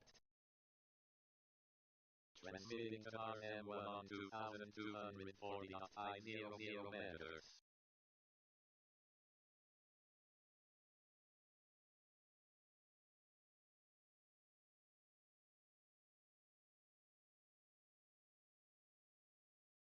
Transmission to RM1 has stopped.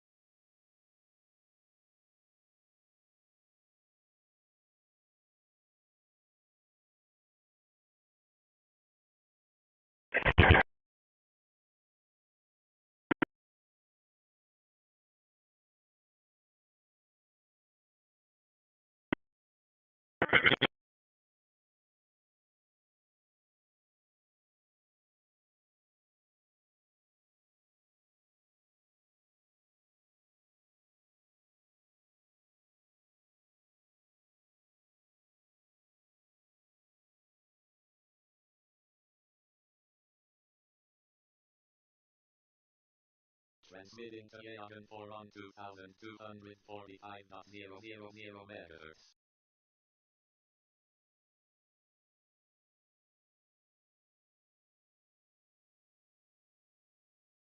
Transmission to Yagan 4 has stopped.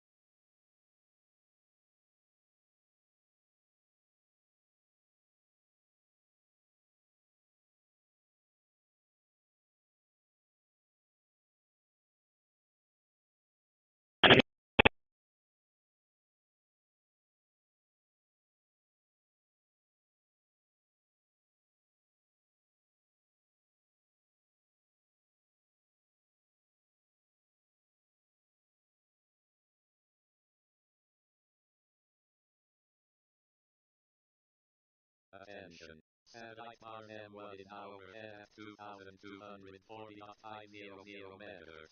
Elevation 46.0 degrees.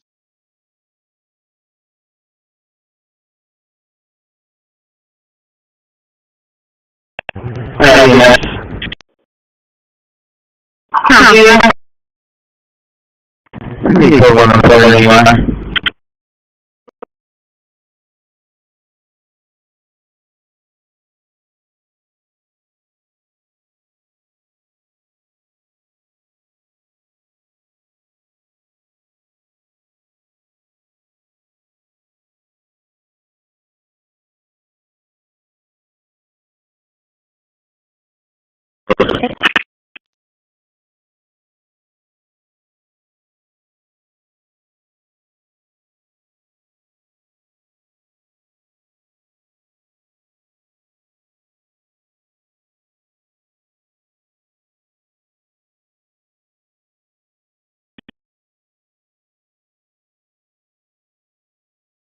638, 40.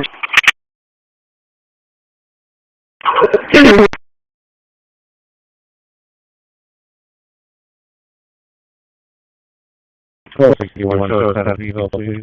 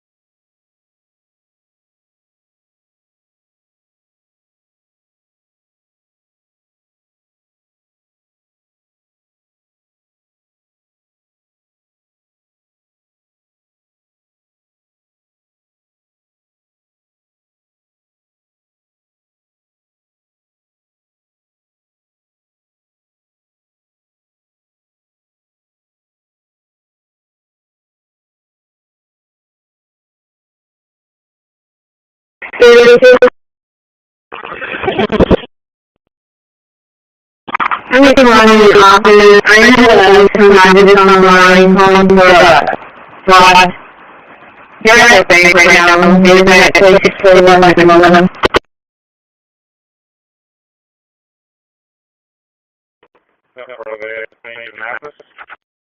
Negative, they're at the fraud bank account.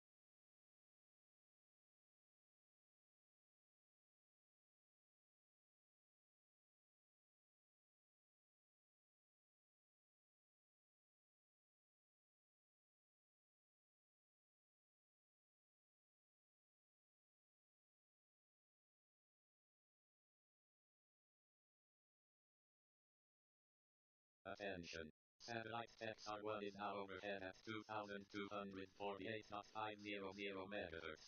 Elevation 13.9 degrees.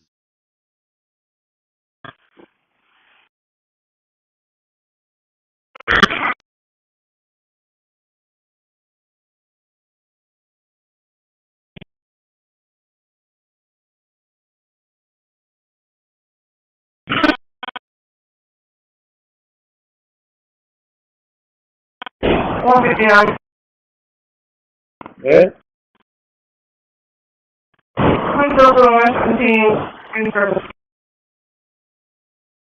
That's a 10-9. I didn't copy that.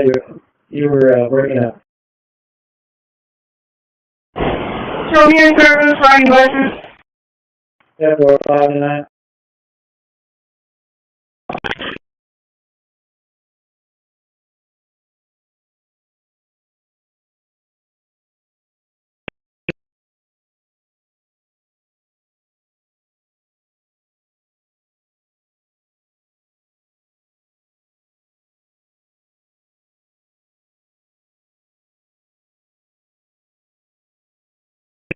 Last language.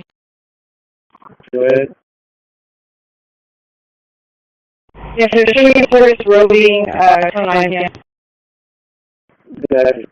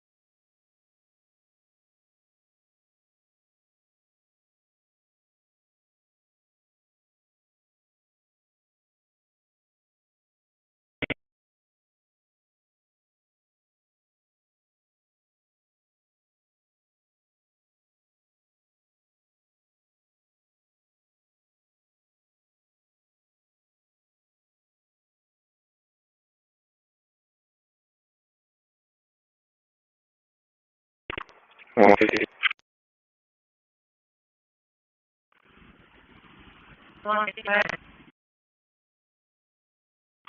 We got a tire change.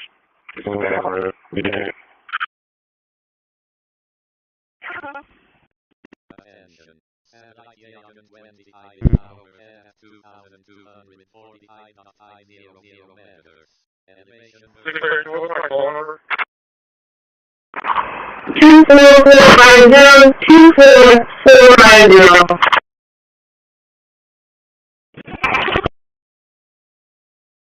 Transmitting a channel 2,542 on 2,200. 133, 595, 595, information. 108, 10-1, 667, Break 132. 121, 150, can you use it?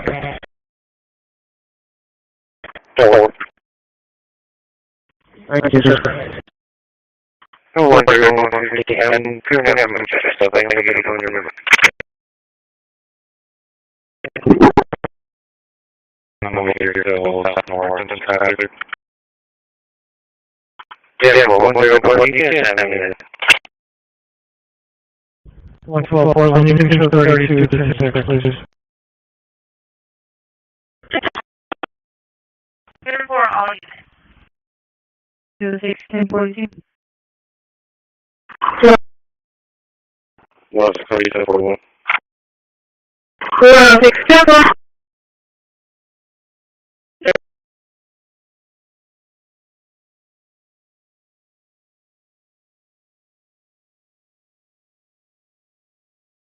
Recording, just 32.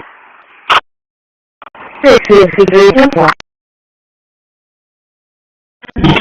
Satellite Cosmos 2542 in hour and 2240.000 meters. Elevation 8.4 degrees.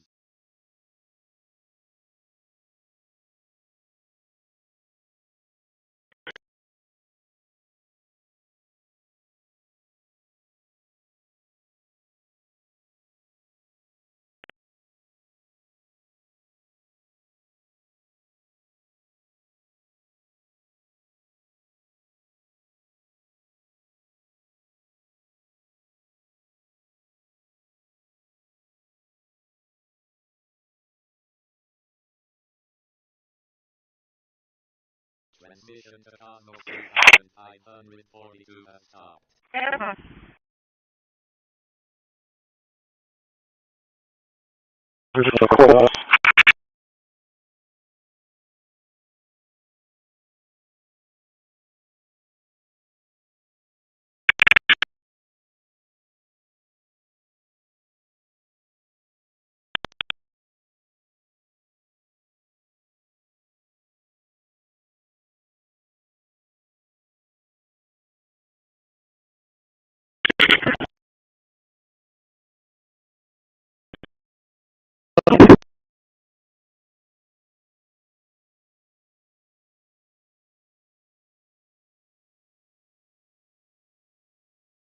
Transmitting line is 2276.000 meters. Okay.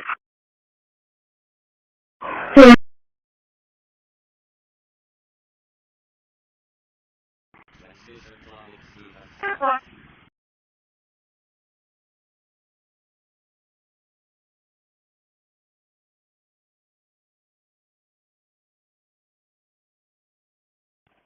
649. 1042.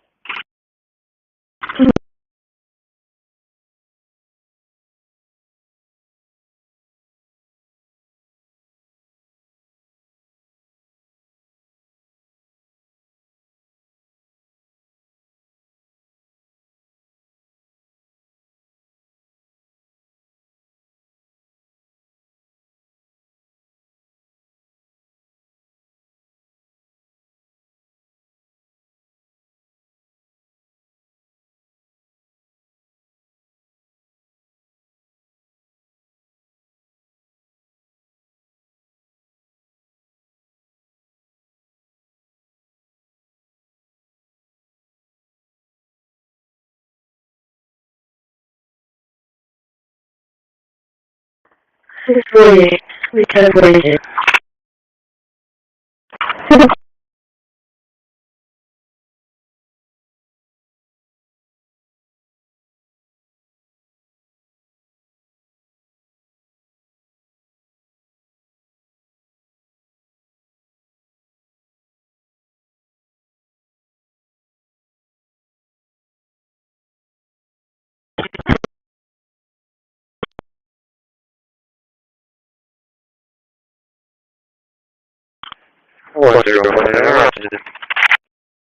Attention. Satellite illuminated in hour and 2245.000 meters.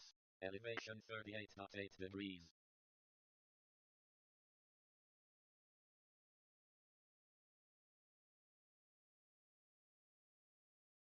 Is clear.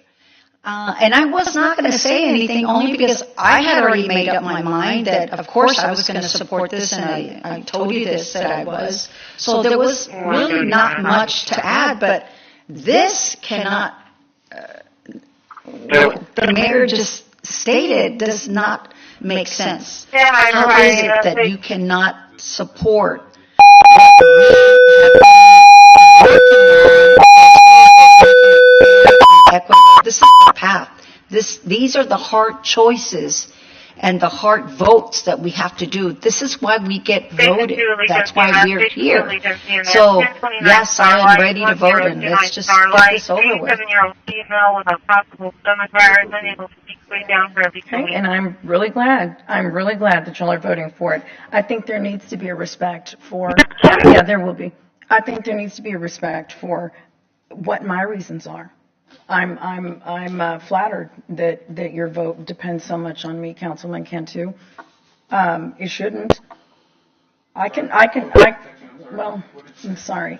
So if my reasons are my reasons, and my reasons, I mean, there shouldn't be pointing fingers. Councilman, I still got a part anymore. And if I feel like the majority of the leadership on this council regarding water is not one I agree with, because of what has been done, we have rejected up to $120 million, whether y'all believe in the project or not, $120 million in grants. You've got an opportunity here in a second, then you vote no. But there's no need for badgering. You vote no, just like you have. But Sylvia, you've always been a no from day one. That's respectable. But when people are campaigning and they're for desal, and then they come on council, and then all of a sudden desal looks, it's the worst thing in the world. And we're not talking, desal's not on this item, so I'm not going to veer from it. But I am going to say every vote here should be respected. And that wasn't respectful, Councilwoman. That wasn't respectful. Not you, her. No, not you. And thank you, Councilman Campos, for even saying I apologize, because you don't have to. We have every right to do that. And I have every right to speak my mind.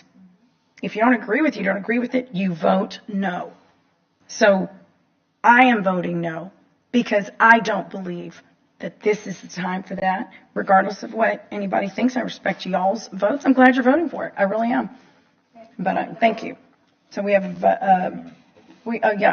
anyone who would like to make public comment on item number 15? Just come on up. Hi, Amanda Short, Texas Infrastructure Stewardship Initiative. Councilman Hernandez, Councilwoman Paxson, and Councilwoman Vaughn, we have a later agenda item where you said that you desire to prevent the cost shifting to taxpayers and residences. So I'm going to break this down real quick. The percentages that you discussed, Councilman Hernandez, that were from his slide, 21% of this is old debt. That's easy. See, I got bills to pay, right? 21% is operating expenses. That's, imagine we were roommates. No. Anyway, and there were 4 roommates, right?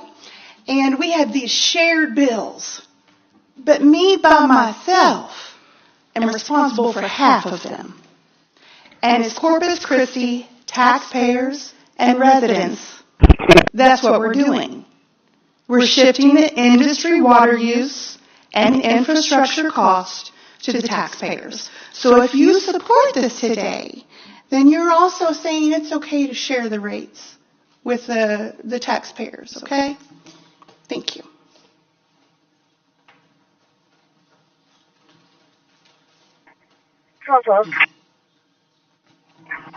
Sometimes I think I come from a different world. As an entrepreneur, corporate person, opinions matter. I look for analysis of options. We did what we had to do. We spent the money. We have to pay our bills. But going forward, I think we need to be a lot more strategic about what debt situation we're putting ourselves in. So, things like, let's just give it back to the taxpayers now. I think you should be preparing a kitty. I think we should be getting into a lesser debt situation, getting ourselves in a lower risk position. So, like I said earlier today, they found that taxing people more to get yourself out of a situation is very difficult. I think we do have an economy with some jobs that are kind of resilient against AI depletion, right? We got some new opportunities I heard about. We're really lucky, but let's not be hasty at getting elected again by giving back money and claiming victory, when what I don't see, and I still frustrated is where are we going to be 5 years out? What do we want our debt situation to be 5 years out? Someone else said, well, I think this is good and I think that's bad. I'd like to hear a whole lot less about that than talking about debt ratios years going out. I'd like to see a capacity plan on water. I'd like to see a lot more about that than I would, are we going to pay our bill that we just did? We just did what we did as a group. We decided we were in a difficult situation. And you went and spent this money and you did what you had to do. Good. I'm okay with that. I would like to see a little bit more appreciation for things that have better return ratios, though. You know, putting the coverage on Lake Corpus Christi doesn't cost you anything and you get water. It's passive. You always do those things first. I don't see any interest in that. I see it has appeared to be quite a focus on one project over here, and that looks to be a big problem. So I would encourage us to look at, as I've asked before, what is the cost-benefit ratio of the things that we're about to do, and what does it look like 5 years from now, so that we're not just trying to run for office every couple of years and have short victories. We need to get ourselves in a lower debt situation. And XH Joe, if somebody came to the table and said, I'll take that on. I'll take the risk off your plate. And if we don't deliver, we don't deliver. I don't see, this is another one like the evaporation. Where's the loss? Where's the loss? It's only if you want control, right? But I think we got to be looking at numbers, less opinions. Thank you. Thank you. 123. Rachel Caballero. 123, go ahead. Well, we've now opened the Yes, ma'am. season Over on for Spawn Drive, we have a campaigning, 1025 and for sitting the there. watching Earlier, public, that's we what couldn't this looks board it, like, but it was political theater. 1055. I will never understand. And This is sitting why there the now, but he's community passed out. does Could not you do a wellness check on trust him? some of the leadership. Because you Yes, shove sir, I'll be projects around. down our throats, you got to pay for them. It'll be right on the curve, And then during right across election from the season, emergency room at that I'm place just kidding. out there. On Spawn Drive. This is an Okay, extreme for concern I'll for head our out. community and why people are Yes, sir, so thank you. disappointed in leadership. And I refer to the 4, not the 5.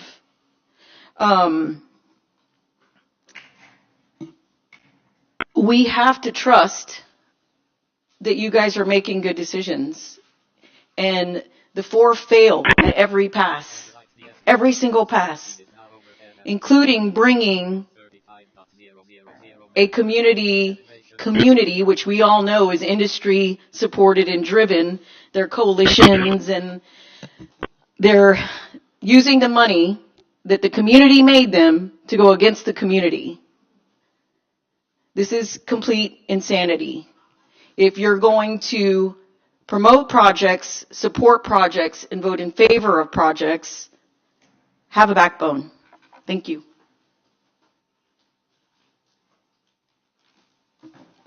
Mark Minster, Corpus Christi. I think it would be helpful to have the numbers of the city's revenue from the different customer classes, which I've been bringing to the last couple of meetings in my presentations, the residential, and have this for the next year's budget, and have how much you're collecting from residents revenue-wise, how much you're collecting from commercial inside city limits, and large volume outside city limits. Because last year, residential inside city limits paid $41 million, and the large volume paid $37 million. And then you look at the IDAs are around $30 million. So when we're talking about how you've done all these projects, these CIP projects, to find water for who? And then it just seems unfair. Residential rates have increased 17% the last 2 years, and then the chart of how much they're going to increase over 10 years.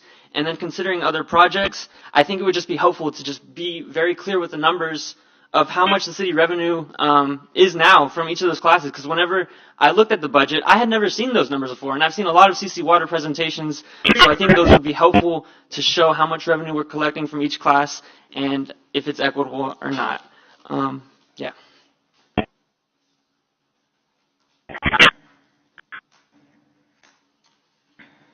Susie Saldana, Corpus Christi.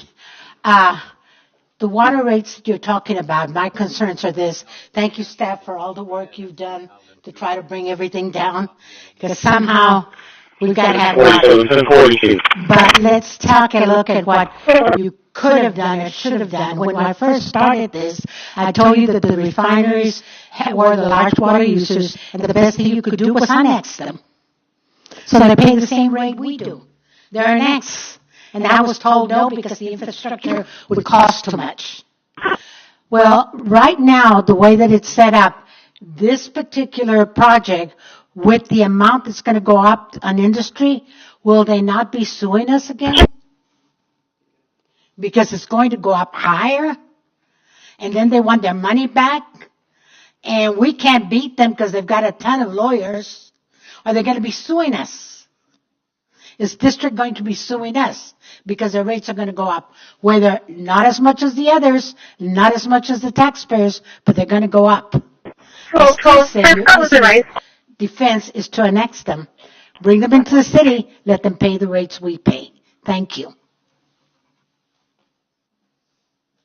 If someone told you could get access to all the free water you wanted, you might think that they were lying. But in this video, I'm going to show you how to make that a reality by installing your own well. I put this well in a single day using only a sledgehammer and some basic tools. I'm going to take you through the project so that you can understand what I did and see if it might be something you want to consider for yourself. This is a well point. The blue piece you see there is made of cast iron, and it's attached to a galvanized pipe that also has a stainless steel mesh. Now those holes in that fine screen are going to go into the ground and allow water to get inside the pipe, and then you'll attach other pipes to the end of it, and you can draw water from deep in the ground up to the surface so you can use it. This is called a sand point well. Now think of it kind of like a straw that goes way into the ground and allows you to pull water up. This is the easiest type of well that you could install yourself. Each of those pipes has a threaded end, and the pipe diameter is 1.25 inches. You can get larger diameters, but this is going to be the best bet if you're going to try to drive the pipe into the ground yourself. And to connect these pipes together, you're going to need a coupling, but don't just buy a regular one. This is a special well coupling. It has threads on both ends, but it's unique because the threads don't go all the way to the end. Now you're going to see that I'm going to hammer this pipe in the ground, and normally if you hammer a coupling, you damage the end. But that gap is going to allow you to hammer the end of the pipe as hard as you want, and you're not going to damage anything. But before we start driving that pipe, you want to clean the inside of the pipe because there could be some oil residue. Now you might be thinking you're just going to use it for gardening and it's no big deal, but you never know if somebody could be drinking the water or even if it's used for animals. Tie a rope to the end of a brush like this, mix up some soapy water, and then just pull the rope through the pipe a few times, and that's going to clean anything off. You want to clean out the end of the point as well, but you can't pull that rope through because it's got the point on the end. So just push the brush through using a stick or something else, and then just give it a good rinse until it's clean. I decided to install my well just a few feet from my shed, and this is going to give me a couple of advantages. If I ever want to try to hook up an electric pump, I can put that inside the shed, so this is going to work out great. And this is also a lower portion of my yard, and that means I should be even closer to reaching my water table. I'm starting off the hole with a post hole digger. This is going to get me down about 4 feet, and it's going to make sure that I can get rid of any roots or rocks that might be in the upper soil. And the post hole digger is going to make getting through this rough soil a lot easier. How do you know if you've even got water underneath the ground that you can tap into? Well, the real answer is you don't. Putting in any well has a certain level of chance, but in most of New England there's a surprisingly high water table. But that's also the case in many other parts of the U.S., and I've put some links in the description to help you, but also check with local well suppliers or even your town to see if others have put a sandpoint well in successfully. The first step is easy. I put the point right into the hole, and you can see that I've got about 1 foot of pipe out of the ground. Start by applying some pipe dope to the threaded pipe, and you're going to want to use one that's rated safe for drinking water. The great thing about sandpoint wells is they're often exempt from any kind of rules that a town or state may have, but before you put any well in, you want to check with your city to make sure that it's okay to install your own sandpoint well. With your pipe dope on, now you can screw in that coupler and screw it on as tight as you can by hand, then grab another section of pipe, put some dope on the end of the threads, and thread it into the coupler. Now grab the 2 biggest pipe wrenches you can get your hands on, and you're going to tighten that coupler to the lower section of the pipe, and then also tighten the upper pipe into the coupler. You cannot make these too tight. This stuff is meant to be beat on. And here's the secret ingredient that's going to allow you to drive that pipe into the ground without damage. This cap is called a smash cap or a hammer cap, and it threads directly onto the top of the pipe. And this is designed to take the hit of a sledgehammer to drive it into the ground. You can hit that cap directly, but I decided for some extra insurance I added this 10-inch section of pipe below the cap, so there was no way I would cause any damage to the threads below. With the cap on, you just start to hammer the pipe. You can hit this thing as hard as you want. Now the way I'm doing it standing on a chair was not very smart, but this was what I happened to have around. I kept at it, smashing that cap and driving the pipe into the ground. Once you're a foot or two from the ground, you want to add some more pipe dope, put it under the coupling, and tighten everything up. As you're hammering that cap, you're going to loosen the sections of pipe up. So it's important to stop every so often, put your pipe wrenches on the pipes and the coupling, and make sure that they remain tight. And make sure you also check the cap too, because if those threads loosen up, every time you're whacking it with that sledgehammer, you're going to lose some of that force, and overall that's going to slow you down.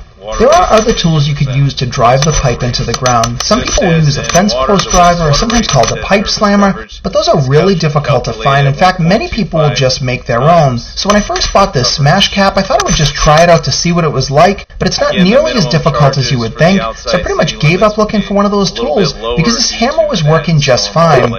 Each one of those pipes, including the point, is 4 feet long, and I ended up using 5 of them in total. And you can see that cheater pipe ended up working out really well because it took the beating and bent a little bit, but the rest of the pipes held up just fine. It's a good idea to start checking for water once you're about 12 feet in the ground. And once you hit it, you want to add at least one more section of pipe, and then put that well point far enough under the water to make sure that your new well isn't going to run out of water. The daily sound is like music to your ears, especially after all that work. What do you do if you hit something big like a rock and the pipe won't go underground any further? Well, unfortunately, that is a bit of the chance you take with a well, because nothing is guaranteed. It's kind of like mining for gold, except the chances of hitting water are a lot better. And if you do hit a rock, you can try to wiggle that pipe back and forth and pull out any sections that you can and try the well somewhere else. But now we're into the best part of the project, and what you're looking at here is called a pitcher pump. These things have been around for ages because they work. They're simple and they're able to pump up water from as deep as 20 feet. These are a great way to get started. You can also use an electric pump on a sand point well, and you can even combine multiple sand point wells together for greater output. If you're using one of these pumps for the first time, it's a good idea to soak it in a 5-gallon bucket of water for about an hour. The gaskets inside the pump are made of leather, and they can get pretty dried out while they're sitting in the box. Now we're ready to attach the pump to the pipe, and to do that, I'm just going to use Teflon tape to make this a little bit easier.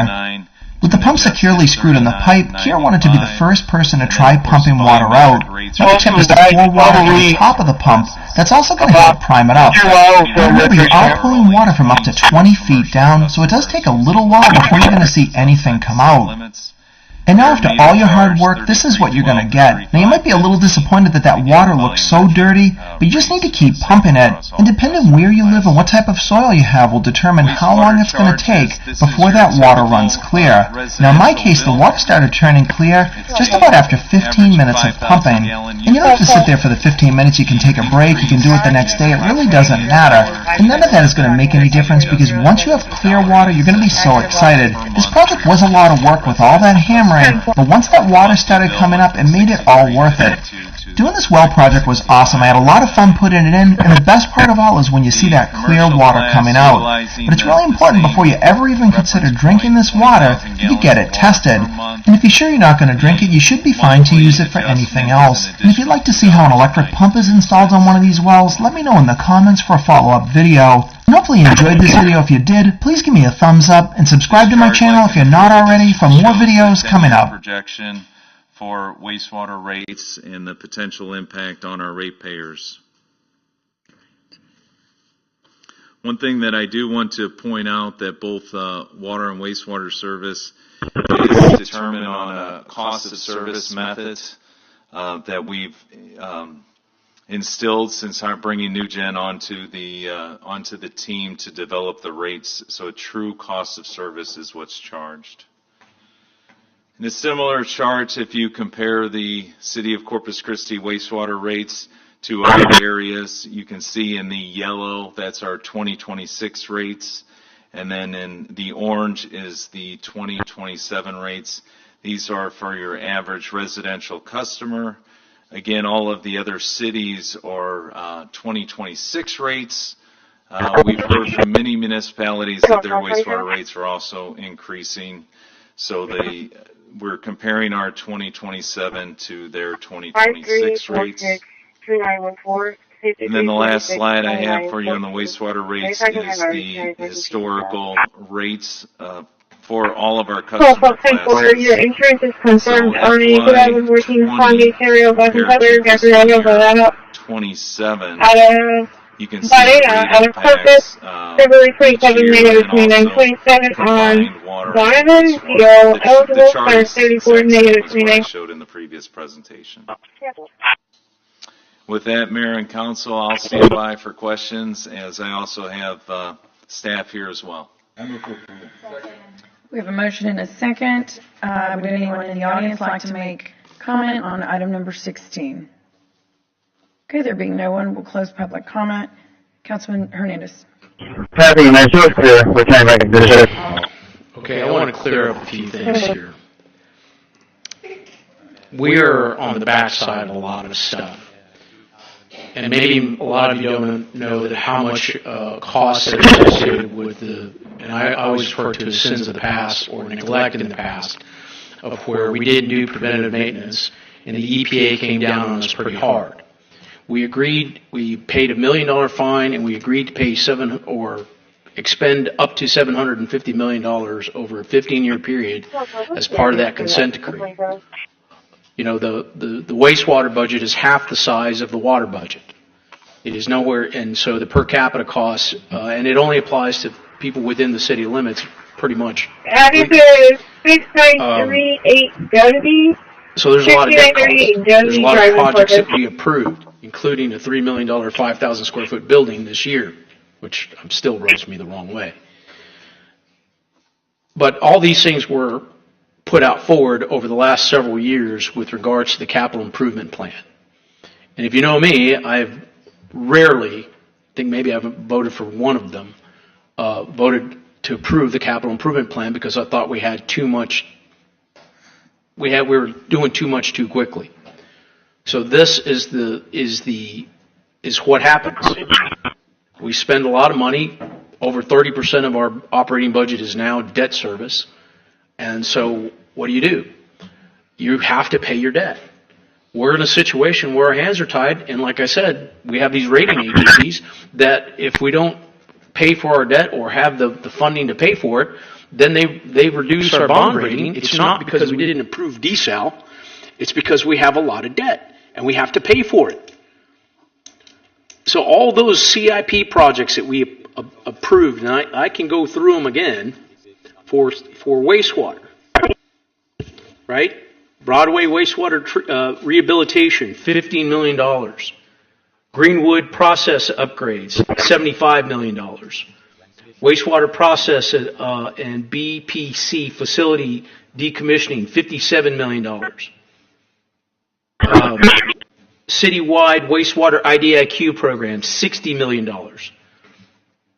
Lift station, force main repairs, $13 million. I mean, these are monies that we've already spent. And unfortunately, we have, anytime, just like when you borrow money for your mortgage for your house, you got to pay it back, or you get kicked out. Or in this case, our bonds would go to junk status if we didn't pay for our debt, or we would go back in the same place where we weren't doing preventive maintenance because we got to cut somewhere. It's not, the money just doesn't appear out of. I don't want to raise these rates, and I was waving the red flag for a long time with these projects. And I know we needed to do a lot of these projects, but we have to live within our means. But now we're in this situation where we have a lot of debt because we had a lot of repairs because of all the neglect from 20, 30 years ago.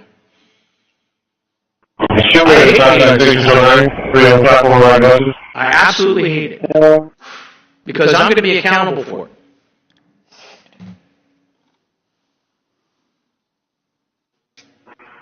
I don't want to raise rates. I don't. But I know we got to pay our bills. So I will be supporting this. begrudgingly, because we have to pay. We can't have our bonds go down because we still have a lot of improvements to make. But I can tell you this, Nick, you need to reduce that CIP significantly, because I'm not going to vote for it. Thank you. I agree with Gil on this right here too. We've got to quit spending. This is current debt for the current council. The estimate. Right. So I'll defer to Camille, but I do want to say that in a lot of the projects, some of them that Councilman Hernandez has named, they're long-term improvement projects associated with our 6 wastewater treatment plants. So a couple of them were approved a couple of years ago. Some were approved this year. Some were approved this year. Those are typically those large wastewater treatment plant improvements for 2 to 3 years at a minimum. And so we incur debt and spend cash every single year. Okay, and I think the citizens need to understand we were so far behind on infrastructure, the roads, all of these things that we've had to catch up since you've been here, Mr. Sinoni, because of decades of neglect. And you can't do that. We have to continue to improve them. I will always put this city first. I will always put it first. That's what I got elected to do. And everybody in here, you can say it's for industry all you want to. Every project that we have done, every citizen benefits from it. Every citizen does. And we do need industry. And, I get tired of hearing industry bashed all the time. We still need them. We have got to work together. But these projects for everybody. Thank you. I'm going to go ahead and open public comment. Would anyone like to make comment on item number 16? Okay, we'll close public comment. And let's please submit our votes. Squad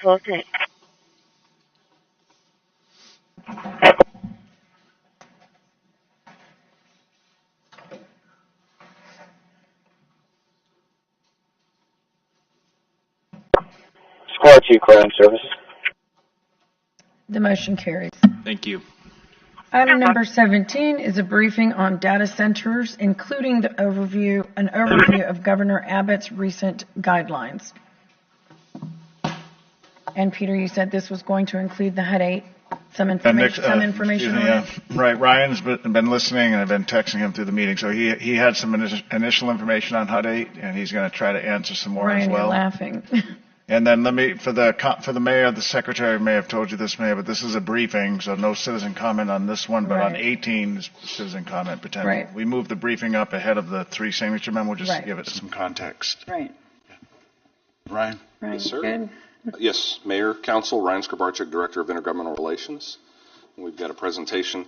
So this is going to be a very broad overview of data centers just because they are essentially the third rail of American politics at the moment. So we're going to give counsel and start from kind of a conceptual basis before we talk specifics with DSD and the 3 signature memo. So first and foremost, what is a data center and how do you define it? Because I think that's the nuance that council and not just city councils, but state and federal government are dealing with when it comes to potential policy recommendations on data centers. And essentially, they are large facilities that hold the equipment inside of them that are used for the compute power that needs to be generated. So think things like server racks, power generators. You've seen these conceptually probably in images, but really what we're seeing a lot more of are what are called hyperscale facilities.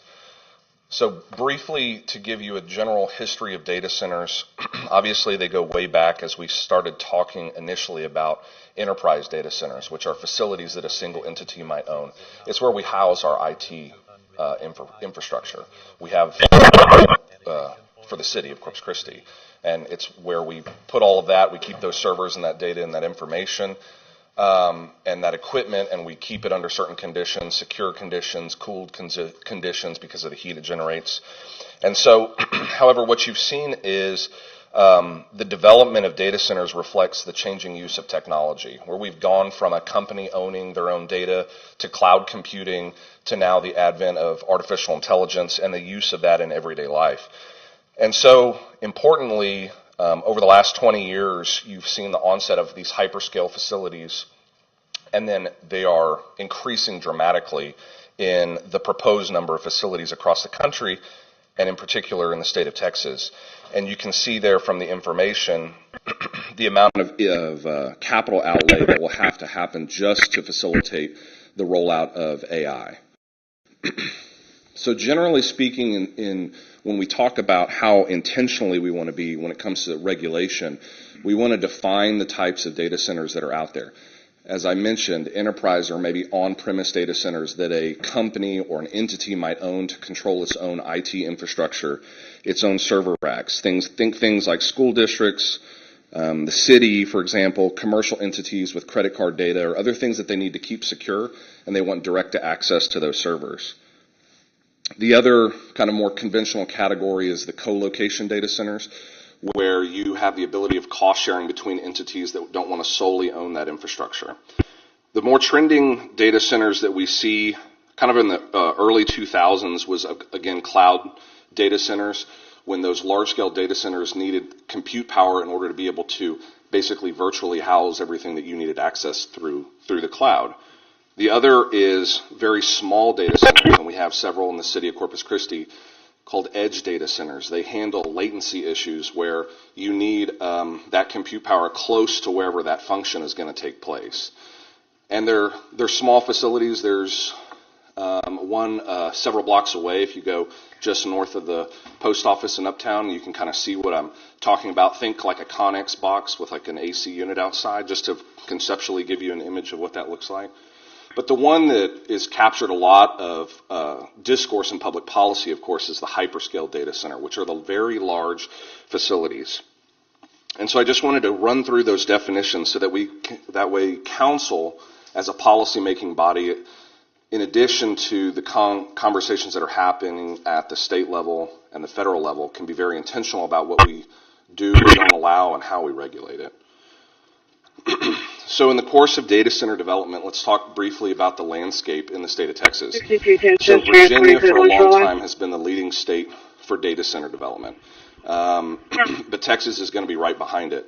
It is difficult to get exact figures, and I'm not sure that they're exactly knowable, because so many of the data centers with the rapid progression of technology and the use of artificial intelligence are happening maybe through the use of certain investor groups that are coming in and proposing data center and so no one is that number, where they are, and how many of them are actually going to be constructed. It's not something easily done. However, you can look at certain sources. From an investor standpoint, we have an immense amount of growth in the announced category of data centers looking at the state of Texas.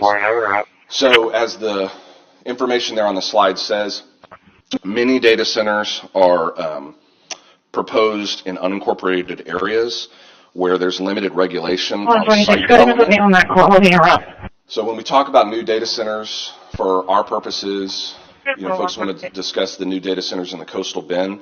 The one that's been announced and has seen a lot of, it's actually commercialized and is underway, is HUD 8's Beacon Point project, which is a hyperscale, could be classified as a hyperscale data center. There are several others that are proposed in that kind of large scale or hyperscale category. Of course, there has been rumored to be one in Sinton or in the St. Tricio area. There were two different groups that had approached Corpus Christi International Airport in seeking a letter of intent so that they could put together a proposal for a data center out there on open land that's available at CCIA. Those conversations are in the early format, and of course anything that happened with property at CCIA, the lease agreement would have to come to City Council for approval. But as I stressed, many new data centers are constructed outside of municipalities, so there is a limited ability for us to know exactly how many there are, even within our region, as they're not required to file with any permitting or zoning authority. So some of the resource demands of data centers, first and foremost, we want to focus on is power. So the state of Texas has recognized how tremendous this growth is in the demand for what is called large load to the ERCOT network. These large-scale requests have gone up from 24 in the year before to 519. to give you some perspective on how rapidly within a 12-month period or within a 2-year period, we're seeing the request for that. And so the majority of those are projected or are claiming they want to start in the near term. Because of the public policy issues there, whether it is the vulnerability of the Texas grid and the ERCOT market, the capacity to be able to actually provide that power, the state of Texas is looking at changing certain regulations, and I will get into that here shortly. But as a result, conversations are happening on a statewide and national policy level about data centers bringing their own power. Many of them are contemplating that and what it would look like. And so, it is a growing trend. It is not an absolute that they would generate their own power, and they may have power purchase agreements.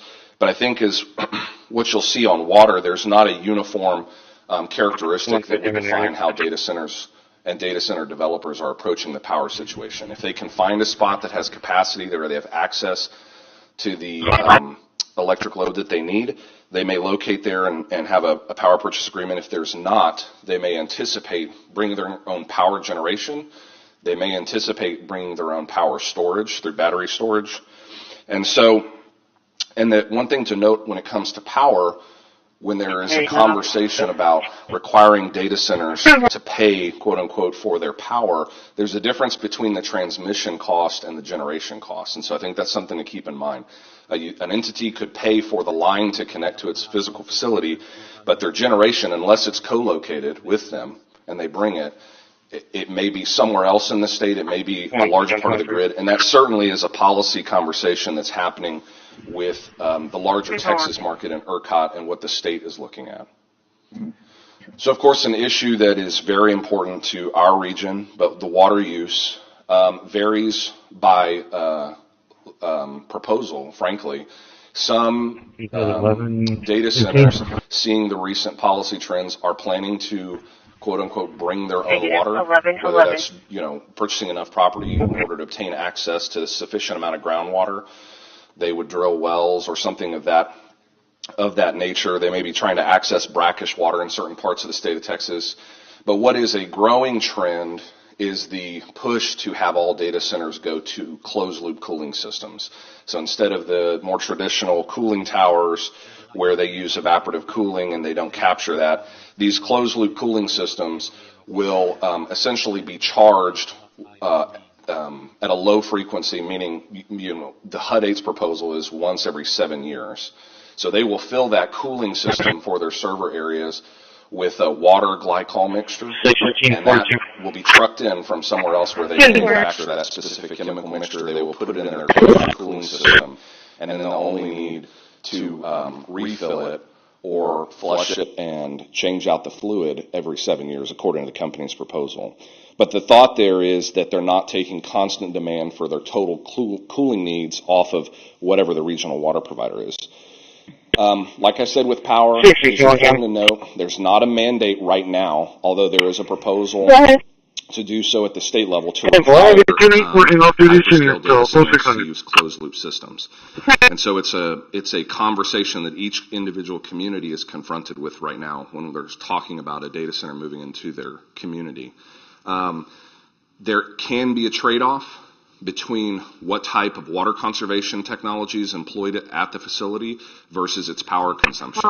And this was made clear on the June 23rd at the House Natural Resources Committee, where the industry testified to the fact that if you require us to go to more energy-intensive air-cooled systems with cooling systems or other things, there will be a trade-off between the amount of energy then we have to consume. And so whether they have access to sufficient power or access to sufficient water does enter into the decision matrix of the developer when they're putting together that data center proposal. And so the last resource demand I want to touch on is obviously land. When we're talking specifically about hyperscale facilities, they're very large, require an amount of land. It means they're going to put them where that land is largely available.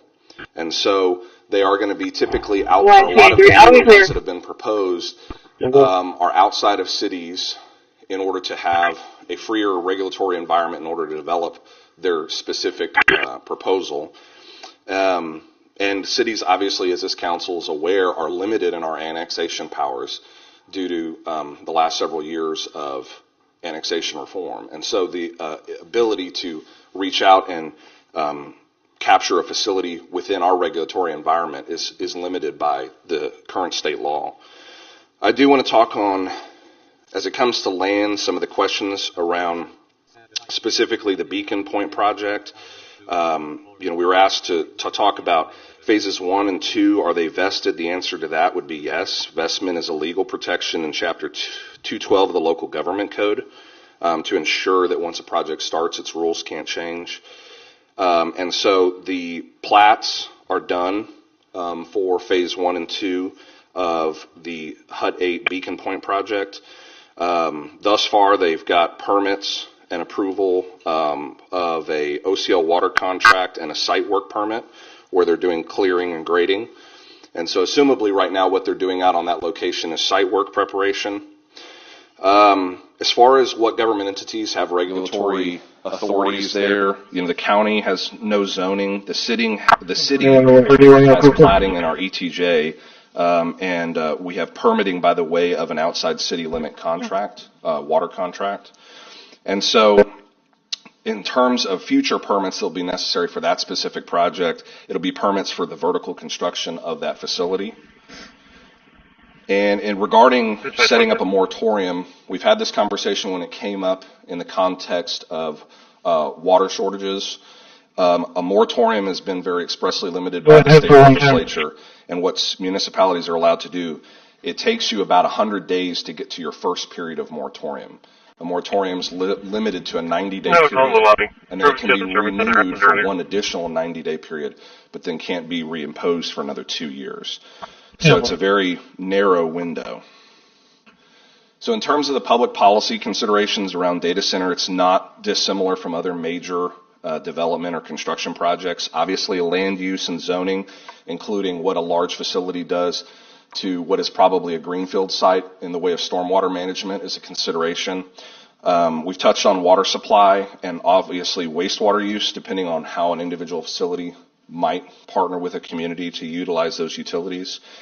Electric power generation, storage, and delivery are all separate areas that you would want to consider, in the fact that they may have co-location of power generation, lots of different proposals. Obviously, renewables are available, gas turbines are available in terms of commercially available right now. There is a lot of investment going on in this area towards like small modular nuclear reactors, but they're not commercially available at present, and we're probably several years away from that.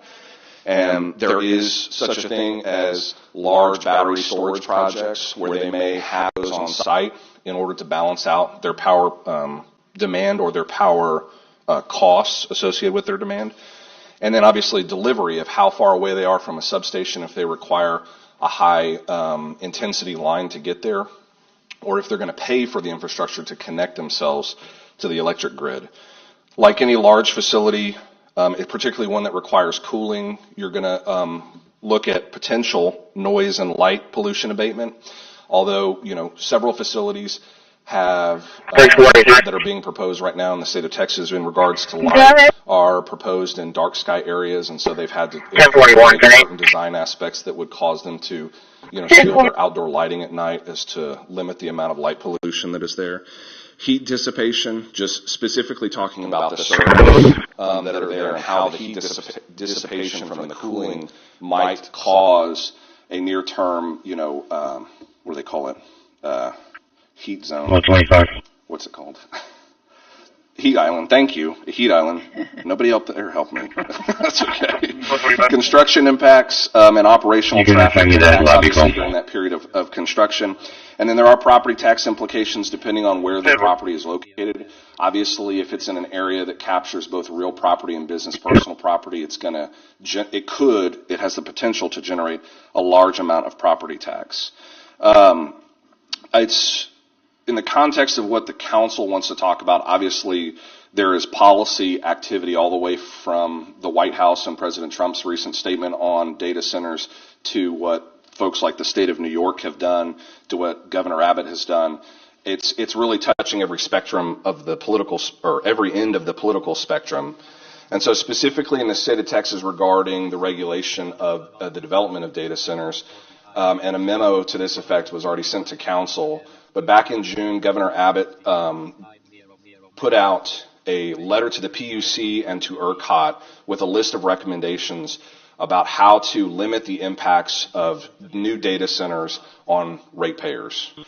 And so specifically the instructions that were included in that were to include were to require those two agencies to ensure that data centers pay for their own infrastructure, to connect to the grid and limit that immediate ratepayer impact on the rest of us.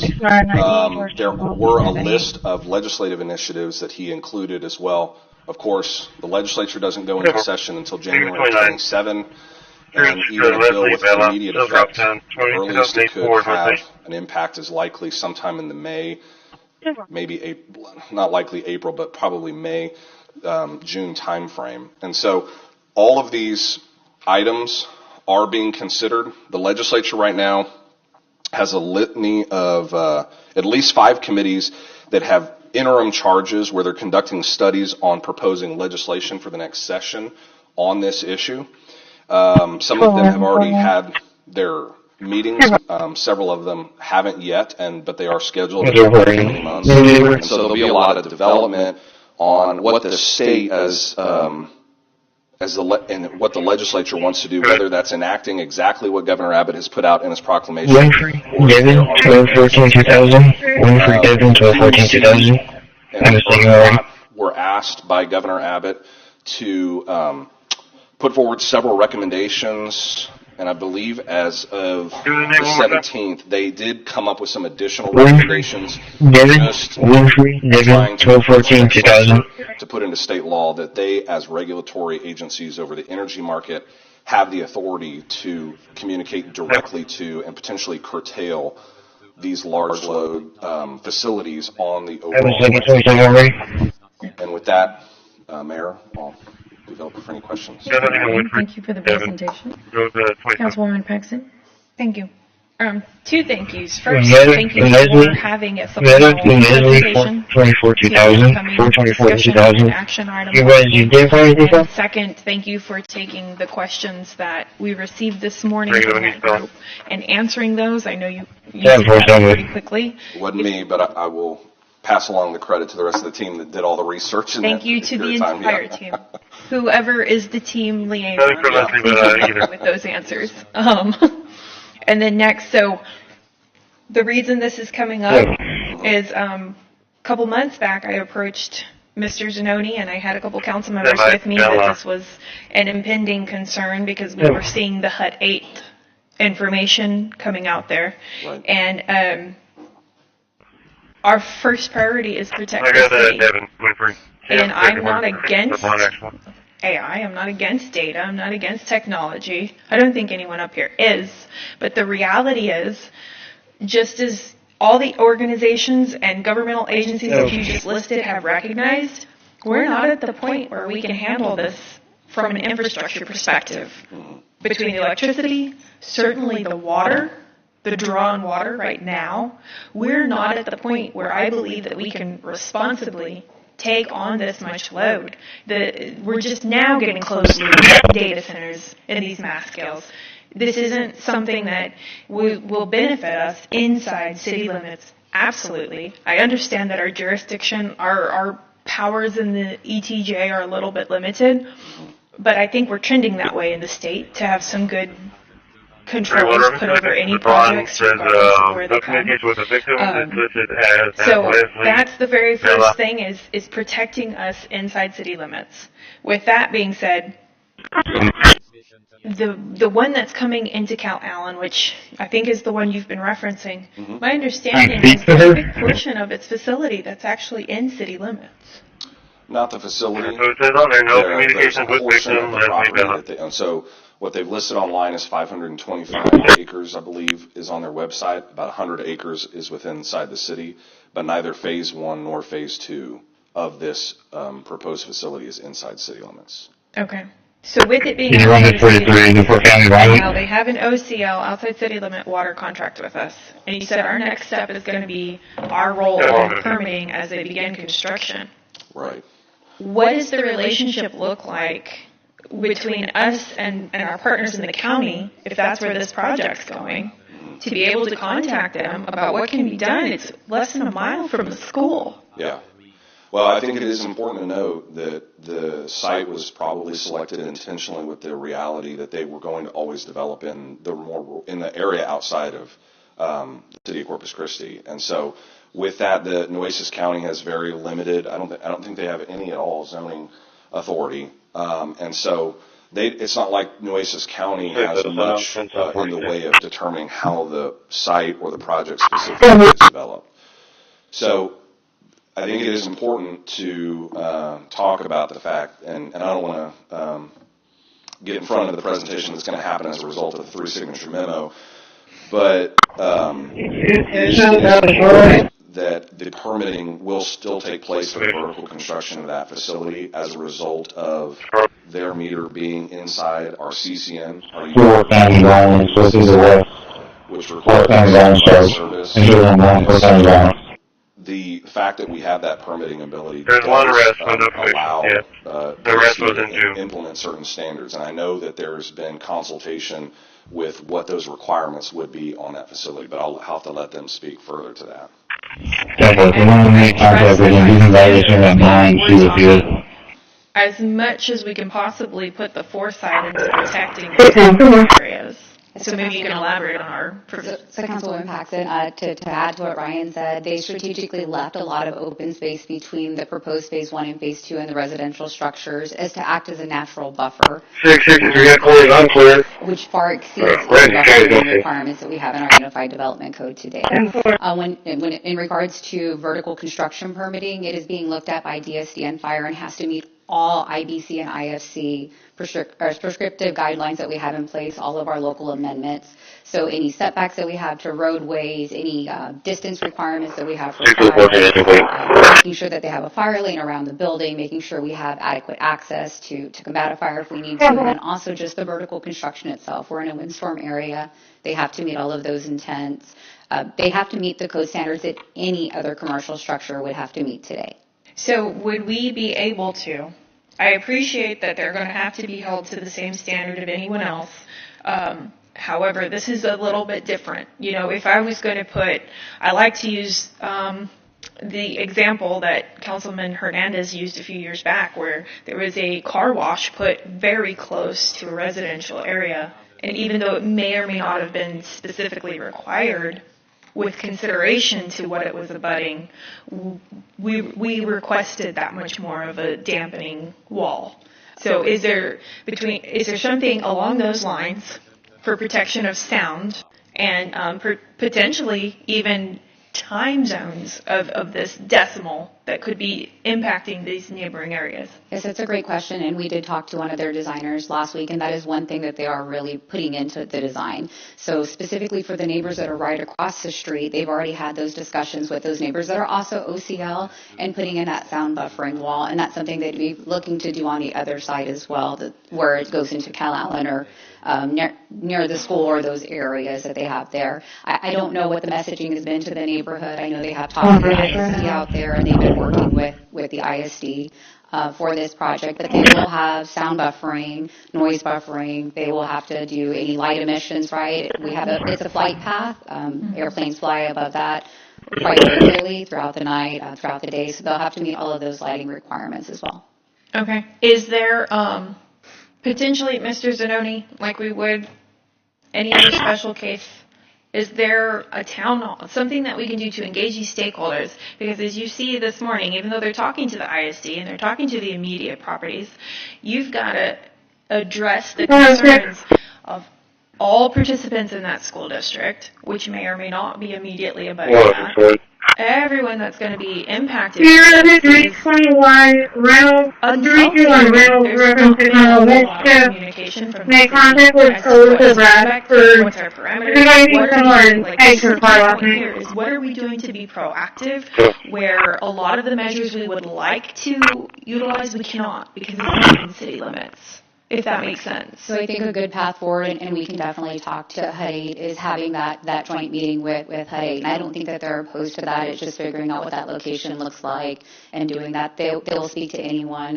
if they're wanting to talk to them. And maybe they just haven't made themselves as readily available, but they have told us that they would definitely do that. They will. Okay. I have other things to say that would explain and go into detail on the three signature, but being that this is a separate item, I'll hold on those. But thank you for the presentation. And if I can, Councilwoman Paxton, really quick to the water question that you had, outside of the closed loop system that Ryan alluded to, is the amount that they've modeled for. So the amount that they've modeled for is about 3,800 gallon per day, max 5,800 gallon per day for phase 1, and that would be mirrored in phase 2. So it'd be about 11,000 gallon per day, which is very small. It's like a restaurant. It's not like a heavy industrial usage.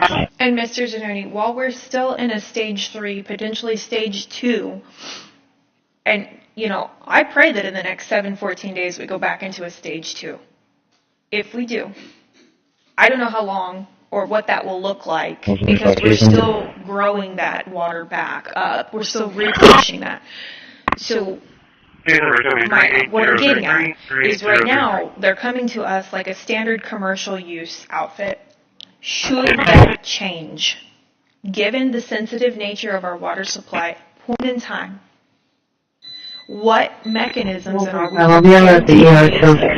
so that we're not signing up another large volume user right now? Yeah, so Nick's not here, but they will not be using water for any of the cooling processes that we've heard a lot about AI data centers.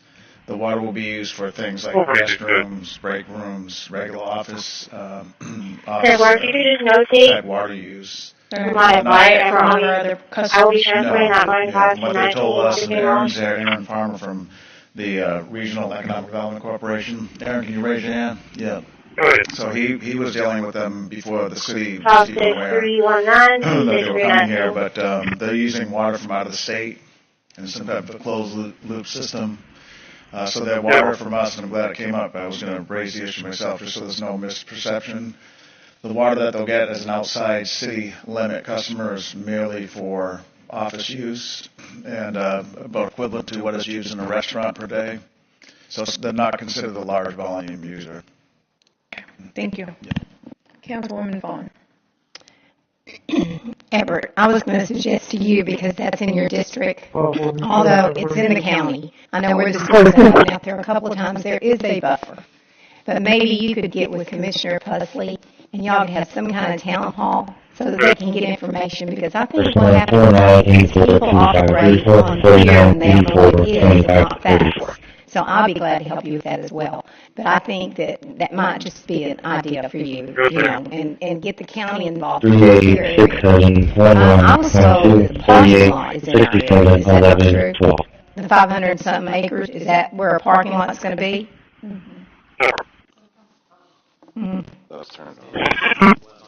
So, Councilwoman, we'll just go back and forth. Councilwoman Vaughn, at all of the proposed layouts that we've seen, we have not seen any parking in that area. We've seen it around the HUD building.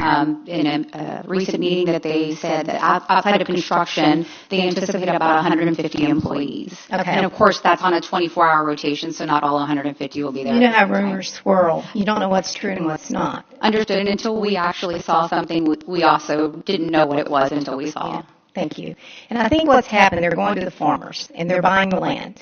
And, you cannot fault the farmers because they will not make that kind of money in their lifetime farming. So they're probably going to other areas as we speak because there's talk of others that they're talking to now. My question is this, because they're right down the road from AEP, because they need electricity. They're very smart to do that. And I will give them this, they were smart to go to the other side of the road where Epic is.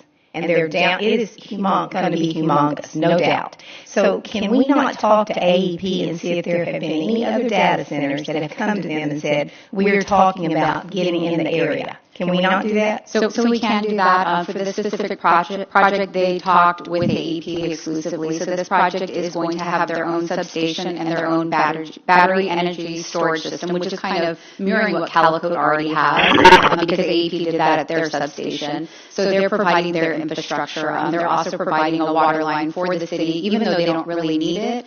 They've offered to put that in to help with the water pressures in that area and just the overall circulation. So that is a benefit, because right now there's some pressure issues for like Epic and down Calico. Okay. I have a couple for you. So I've been reading up on this. So I saw a documentary the other day, and what they said was, and I'm not for or against the data centers. I don't know enough about them, but I do know it's new technology, and we don't need to keep being behind. We need to move forward like everybody else does. Is it a matter of national security, some of these data centers? Well, the president has said it's a matter of national security. So I would say that, yes, there are experts that have testified at the federal and state level that have said that there is a global race towards being able to have enough compute power to develop artificial intelligence faster than particularly China. And it says, and I don't know if this is true, laugh if you want, but it says that, and by the way, I don't just watch Fox News, I watch CNN, I just kind of flip the channel, so I didn't just get this from them. They said that China is spreading propaganda about the data centers so that America will not want them, and they rise up and they protest against them, and that's really what's going on right now. There was an institute that testified in Austin specifically to that effect, Councilman. It talked about, there are legitimate policy considerations that any board, any local body might make when it comes to developing property, but that according to their information, China is involved in trying to influence on data centers on both the left and they know that and 77 with North Carolina, KSAM 2862, KSAM 2862. We go and do something. Let's just don't jump on the bandwagon and say we don't want them. Let's don't do that. Let's look and try and find the facts. And thank you for what you did today. And I'll just say from at least what appears to be the legitimate kind of industry standard is they are all encouraging their members to have more town halls, to be conducting more community engagement, because they recognize that public sentiment is not with them, and whether it's a company that is developing a hyperscale facility, or it's a group of investors that are trying to make one to then sell the lease to one of those companies. Probably the best approach could be over communicating the details of their project to the public. So. Yeah, because whenever you don't know what's going on, your mind tends to go somewhere else, and you imagine things and you think all kinds of things because you're hearing all the worst case scenario, and we really don't know what it is. Data centers, like you said, they've been around for a long time, just not to this scale. Yeah. Okay, thank you. And I think that's what's concerning people is how rapid the development is. Right? There's such large-scale facilities, and how rapidly we've gone to not really hearing or knowing about them. They're a major topic. Well, and you named a number the other day, and I heard the number was 464, and that's the ones that have been done and the ones that are proposed for Texas, and that we were behind. Was it West Virginia? Virginia. Yeah, Virginia. Yeah. Yeah. Thank you. Councilman Banana. Thank you, Mayor. Thank you for the presentation. I guess at some point we're going to discuss what's on the agenda. Yeah, that'll be a separate.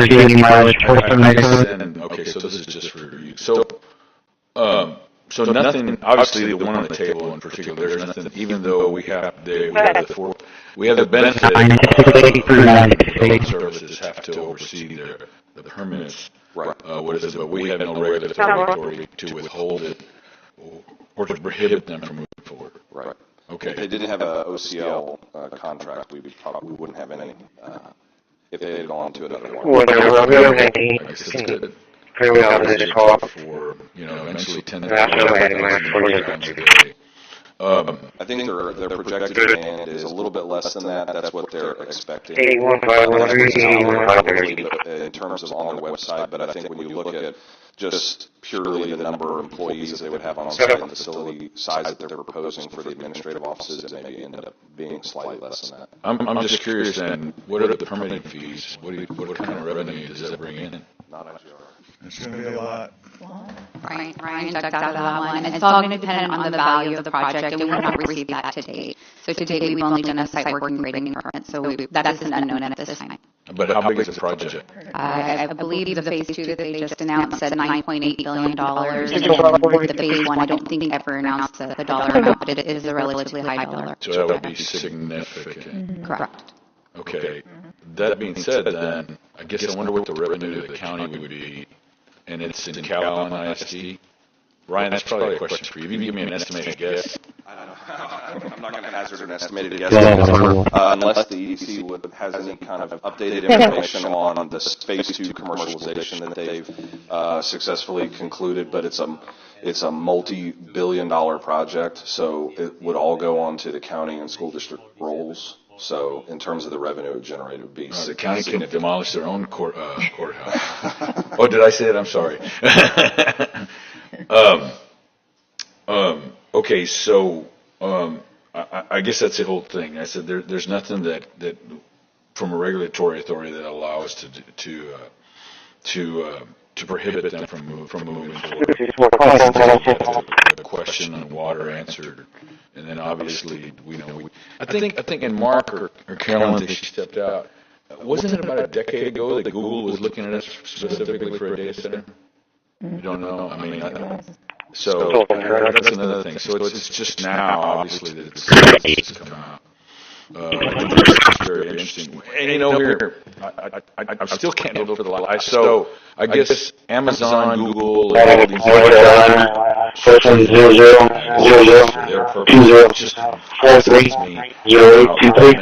they can invest so much money to have that kind of speed. Well, I mean, I think it's really about the artificial intelligence technologies that they're still in the process of either refining or developing. It's not the names that we're probably Amazon Web Services or Google.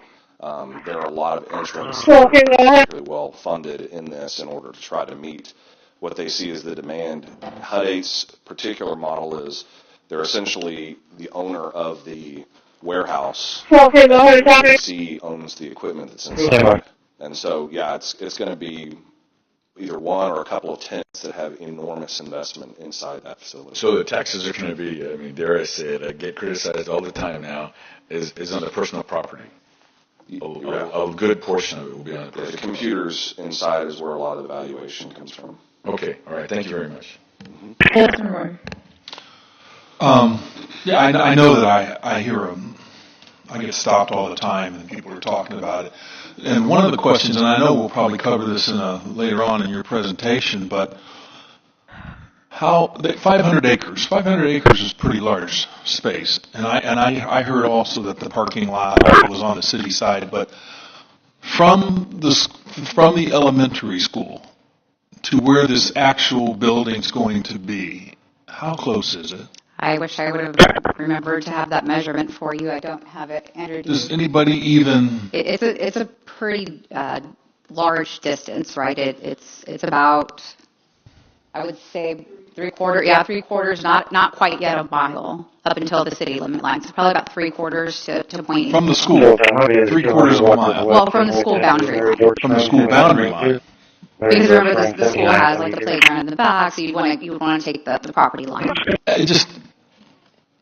I don't know. So maybe somebody out here knows if 500 acres, to cross 500 acres, what is that in equivalence to like miles? I guess my point is, it just fascinates me. And there's been several projects like this, and I had this experience myself. I lived on a place that had 10 acres. The people next door bought 10 acres. And they put their house right basically in my backyard. I'm like, what are you going to do with the other 9 acres? But I do have a concern about that, and I would like to have more information because, if anything, have they broke ground yet? So they started site work and grading, so clearing it and grading. So they have, but they haven't because, I mean, if anything, if we have any influence, maybe we can get them to move it further away from the school. They're putting it right along the boundary with Epic. The phase 1 is right along the boundary with Epic. It leaves just enough room for the buffering between them and Epic, and then for the required parking fire lane that's required around it. but it is very close to Epic. So they're putting it as close to industry as possible. As they can. Okay. Yeah, it would be great in the future to have some type of aerial view or whatever, if you can, to see what the proposal is. We can provide that. We'll provide a distance measurement and also the acreage that's the buffer. The other thing I had a question on is somebody said that just by design and the way that these centers work is that they're not meant for long term. So in other words, is there like a particular life shelf on these centers that, again, everybody's just talking about, well, they really aren't any good after 6 years, 7 years. So it's not the center itself, it's the equipment, right? It's the servers, it's the chillers, it's the generators. So those have a longevity, right? And then they have to be replaced. They'll just replace them there. They're not going to sit there. What I don't want to see is a bunch of abandoned buildings and them hopping across the street and doing the same thing. So, okay. All right. Thank you. That's all I had. Councilman Scott. Yep. I'd like to see a map, too. I mean, I'm looking at what's been provided. It's interesting to me. It does look like it's right up next to Epic, but it's also, I guess, across the street from some residents, and that's just an artistic rendering. It's just an artistic rendering. Just a couple thoughts. One, our CCN, right? CCN requires that we can't say we don't like you, so we're not going to sell you water. Right. Do we have the ability to tell one particular industry that we just don't like you, so we're not going to sell you water? My sense is we can. I fought this years ago, and I didn't like the project, but we were told that if we don't give them an agreement, they'll sue us and get the agreement anyhow. Yeah, I'd like to talk through that. Right, you can't do that as a short answer. Okay. All right. Well, I think it's important to know because there's going to be a lot of, well, you don't like them, just don't sell them water. Now, I guess you could do a moratorium if you're doing a moratorium on everybody. No, you challenge like what Ryan said, the moratorium on prohibiting new taps, that type of thing. Right. I mean, it falls under the same process that's been mandated by the state in terms of. And if you did a moratorium, it would be for all projects, any new taps for No, not necessarily. You would target it, but like I said, you could target it towards new construction. You could target it towards type of facility. But again, what's limited is how long it takes you to get there to begin the moratorium, and then it's 90 days. They're already under total of 180 days. Yeah. You can't take that back. Right. We're to take our meter back. Right.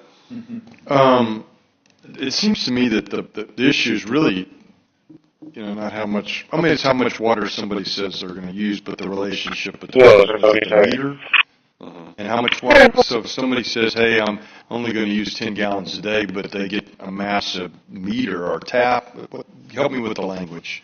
How do we determine how much water someone can really use? Is it by the meter or the tap? It's both, actually. So the different size meters allow for the amount of water, the volume of water to be transmitted to that customer.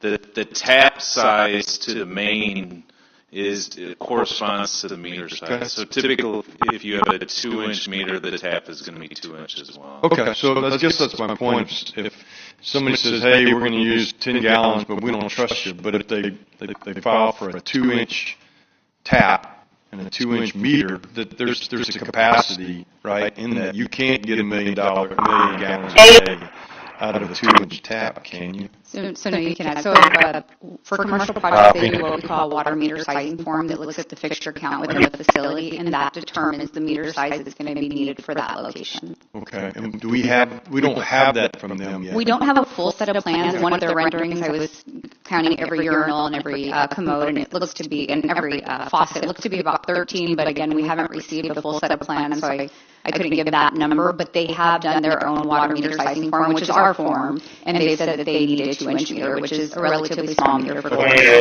If you're going to get a water meter in a commercial business, yes. Well, I guess my point was, if they're asking for a 2-inch meter, then that should tell us that they're not going to use, 1 million gallons a day, because we don't trust anybody, and that's okay. But I think we all want to focus on that meter size, because if it ends up being 2 inches, I think we're good to go. That's all I have now. Thanks. Would like to see a map at some point. Councilman Hernandez. Yes, thank you. We don't have zoning for what would be considered a data center, right? No. Good question, Councilman. That's going to be in the next presentation, but no, we currently do not. And as it's rapidly growing in Texas, that is something that we were already working with our development services technical advisory group as we're looking at the UDC right now to incorporate. Yeah, I kind of have the UDC up right now. It's not in there. Right. There's nothing that states what it is.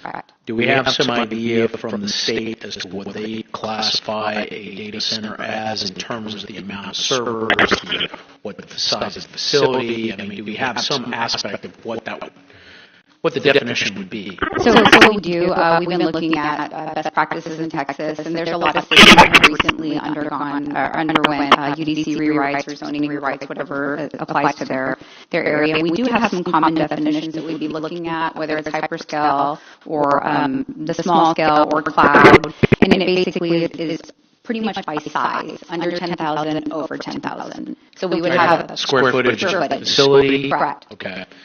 So, and thus is a lot of, reason why that 3-signature memo came out was because we need to have some form of regulation within the city so we can have some aspect of it. We can't do it once they're here. HUD is already in the process. It's not like it goes back and say we're going to go back and regulate it now that you're already here, right? So HUD is still OCL, so the zoning restrictions that we have inside the city limits wouldn't apply. But we have seen an increase in people looking to our area, asking our staff questions for data centers. So we had already seen the need to put in some definitions and some parameters. Let me step back. I didn't mean it in terms of just zoning, right? I mean, we have new regulations, obviously. The HUD is going to be in our ETJ. And so there are aspects of that. We have something to do with our ETJ. We want to get in front of it, not be behind it, right? So how many data centers do we have in the city now? So at our count earlier today, it was 2 small ones. Beacon Hill, of course, would be under construction, but there's 2 small. There's one uptown and downtown, very small. They support, the one uptown we know for certainty supports the education services or the ISD, so it's a very small one. And I believe the downtown is similar. Okay, so, I mean, I know we have certain stuff that's in this building. Would that be considered a data center? We would have to come up with a definition in the Unified Development Code that allows these small-scale server rooms within your building, right? Which is not, it's not literally, it's not the data centers that are all over the news right now. It's just your server room, if you will. Okay, so I want to make sure that we're looking at regulation, not necessarily prevention or, organization or anything like that. We just want to make sure that we have some tools so we can have the aspect of, at least not putting them next to people's houses or next to a school or whatever that means. Whatever we consider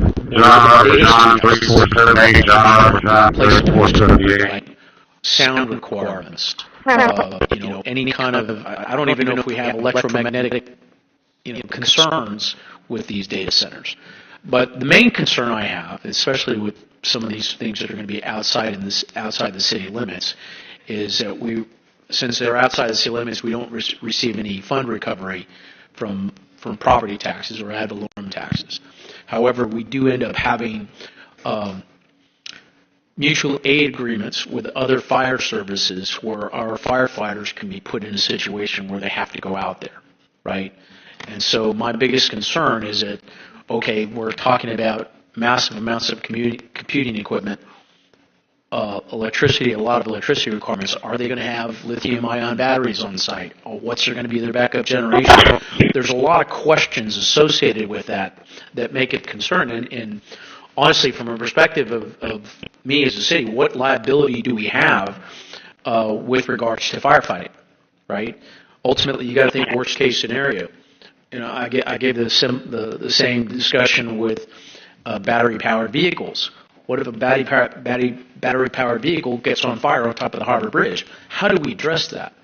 So, it's something that we also have to consider, and policy-wise, make sure that we're covered not only for the sake of our firefighters, but also for the cost associated with that. So I want to make sure that we have a full coverage of what we're trying to accomplish here. It's not, we're not trying to demonize these facilities, but we want to make sure we have good regulation.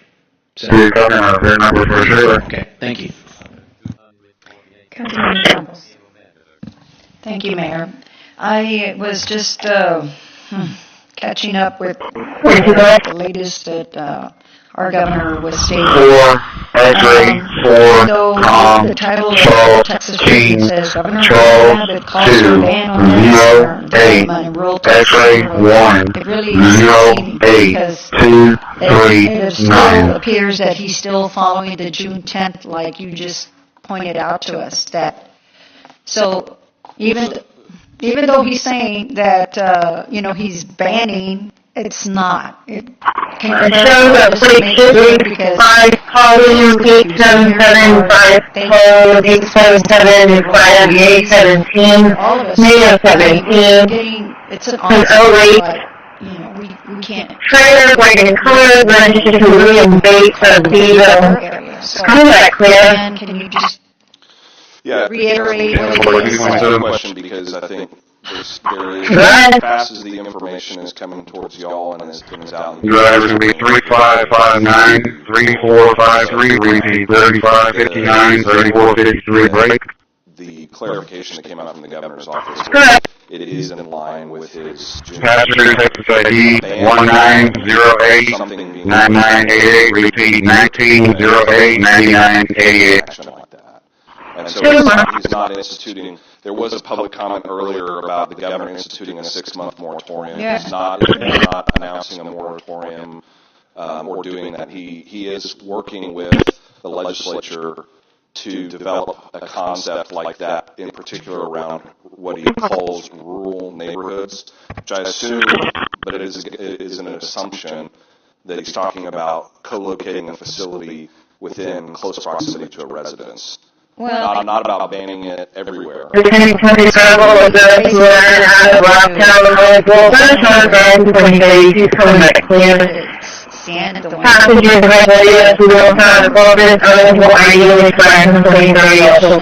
them where they stand so that we know, and the audience and the constituents know where, they're coming from, because right now it's not a left or right issue. It's, what is it that is best for our communities, and it doesn't look like that's anywhere, not in their front yard, not in their backyard, not in their side, nowhere.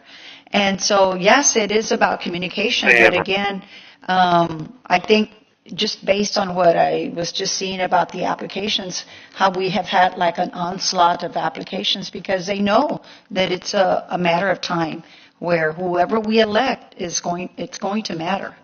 And hopefully we'll elect the right person, the right people that will defend, that will hear what the constituents are saying, which is we do not want any more data centers. I think you can hear from all over the United States how it has affected their lives. And like you said, there's different types. Yes, I understand that, but I think people realize when you buy like 500 acres, or when you get 500 acres, you get 1,000 acres.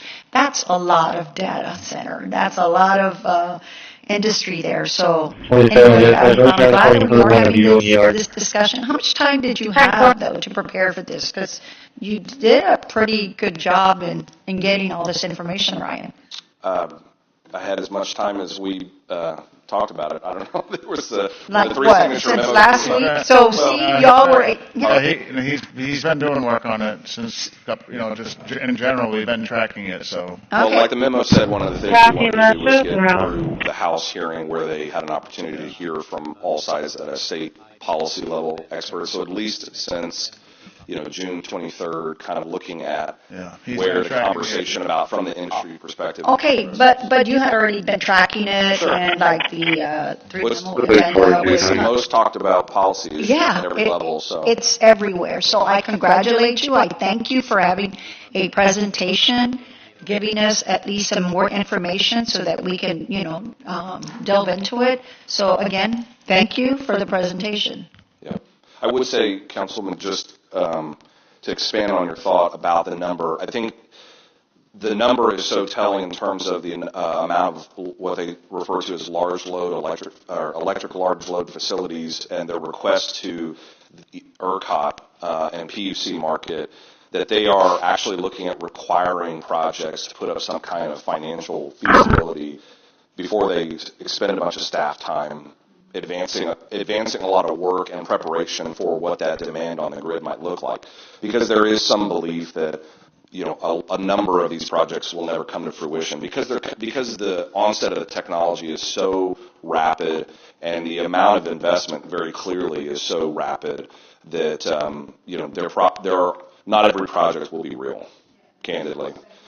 It is, and so it makes it challenging from a policy standpoint on every level about a city council trying to be very intentional about how they want to regulate it and every level beyond that. Councilwoman Paxton. I wanted to just reiterate again, because I heard questions and concerns. As the one, very involved in kind of leading this 3 signature, none of that was against data centers or technology or being at the forefront or a good position as a leader.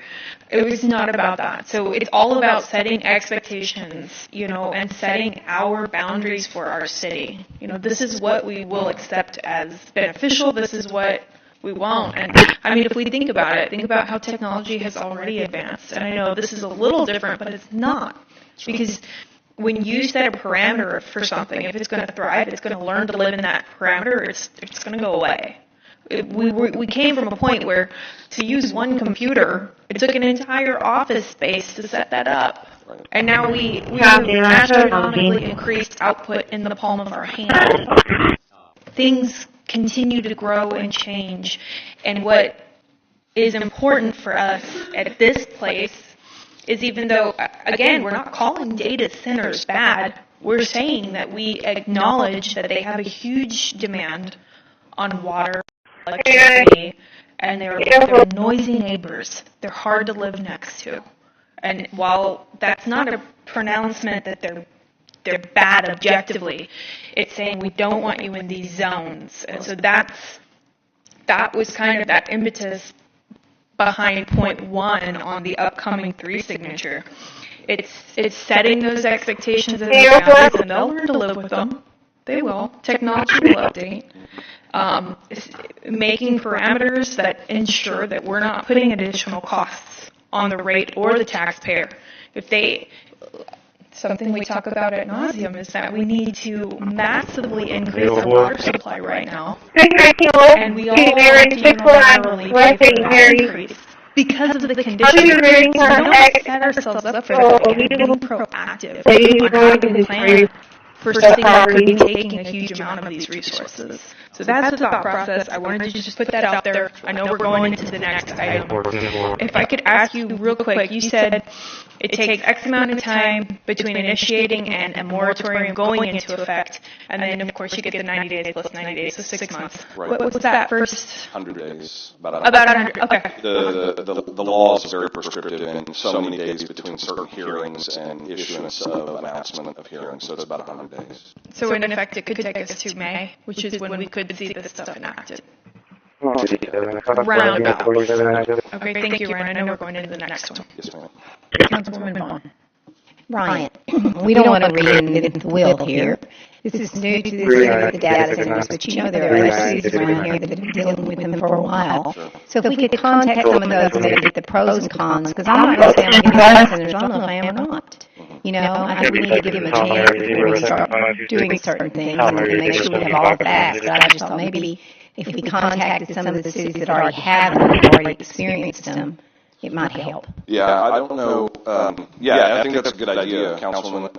We know from an approach at looking at moratorium.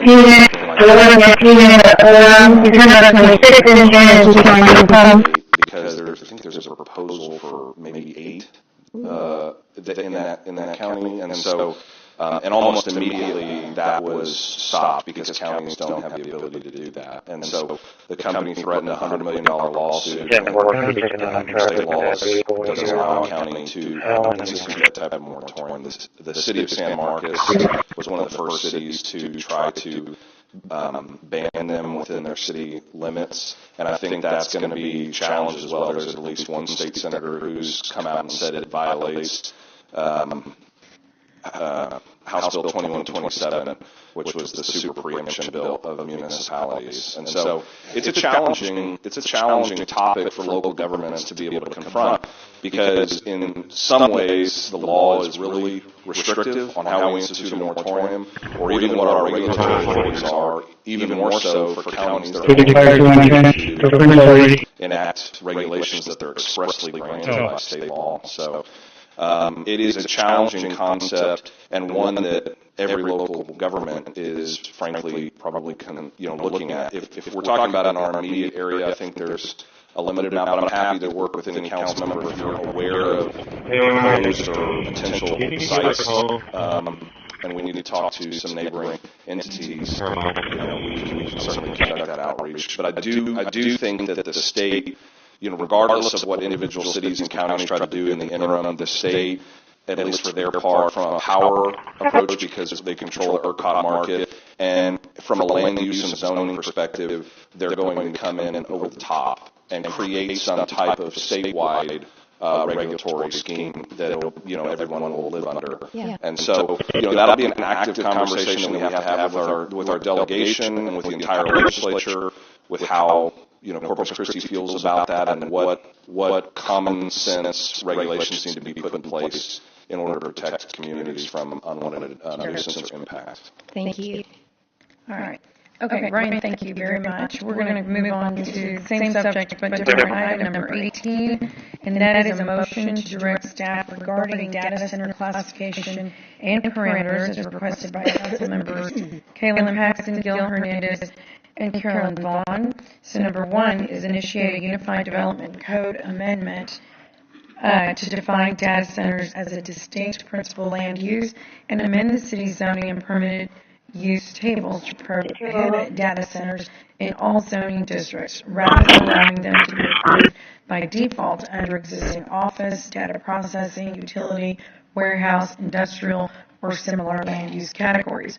Number 2, an ETJ, Utility Infrastructure and Public Facilities Protection Policy, requiring data centers and similar high-intensity digital infrastructure projects to enter into an IDA and to fully fund their own infrastructure needs, prevent cost shifting to residents and ratepayers, provide verified water and wastewater planning, address electric and backup power impacts, mitigate community impacts, and receive separate City Council approval before receiving city utility service, infrastructure participation, development agreement approval, or economic development incentives.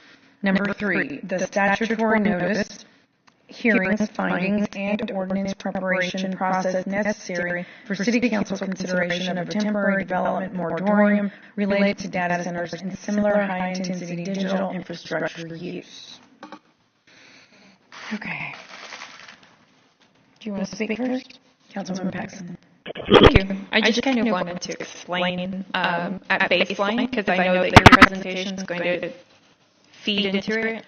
With the first item, what I did was, of course, looked at how San Marcos handled theirs, and they kind of crafted in their development code a definition for that data center. And so that way we could carve that out of each zone that we have, each zoning area. I understand fully item 1 and item 2 has long processes associated, and it sounds like you're already ahead of the game on that. I'm glad y'all are already looking at it, and I look forward to hearing your presentation. But those were understood that they were going to take some time to implement, between working through the channels of that definition, going through the planning committee, coming back to City Council to adopt those. That's could be 6 months, realistically. And so with the second item, kind of like what we discussed previously on the last topic, where we were talking about as they seek their permits to go vertical, like we say there's certain setbacks they have to have and things like that, being able while we're updating definitions in the development codes, setting parameters there. And these two items give that kind of guiding post. They weren't meant to be taken as like this is ballot language, but basically like this is the thought process we would like to arrive at potentially is to set those types of parameters. And then again, knowing that those are going to take a while to work on those definitions, go through the different organizations of civil matter. While those are in taking shape, I know that the state, and we're thankful to our state delegation, we're very thankful to them, but that's going to start to come into play as well.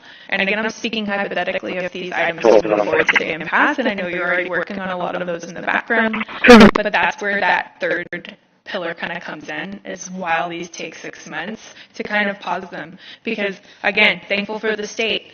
I hope that policy goes into effect as quickly as possible. Not that these are bad centers, but just to protect residents.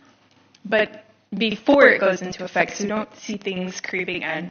And I did, of course, try to write this in a way that distinguished large hyperscale facilities. None of this was meant to apply to on-site information technology needs and small-scale operations that regular commercial and even shared commercial outfits would use. Understood. Thank you, Yvette. And I will go through the presentation. As we kind of mentioned earlier, we have what we call, and I'll get to the presentation in a minute, but we have what we call the Development Services Technical Advisory Group, and that group is tasked with looking at UDC rewrites, Unified Development Code. We started that process up again. We had our first meeting, I believe, last week. It was a very lengthy meeting. A couple of longstanding residents in the city of Corpus Christi are winded. But it was a great meeting, a productive meeting, and it takes us time to go through that. Some of these definitions and some of these use classifications were already on our schedule to look at because we were already revisiting the entire zoning matrix. So it wasn't just specifically for this, but we were looking at the zoning matrix overall, specifically for residential, and some of the state law changes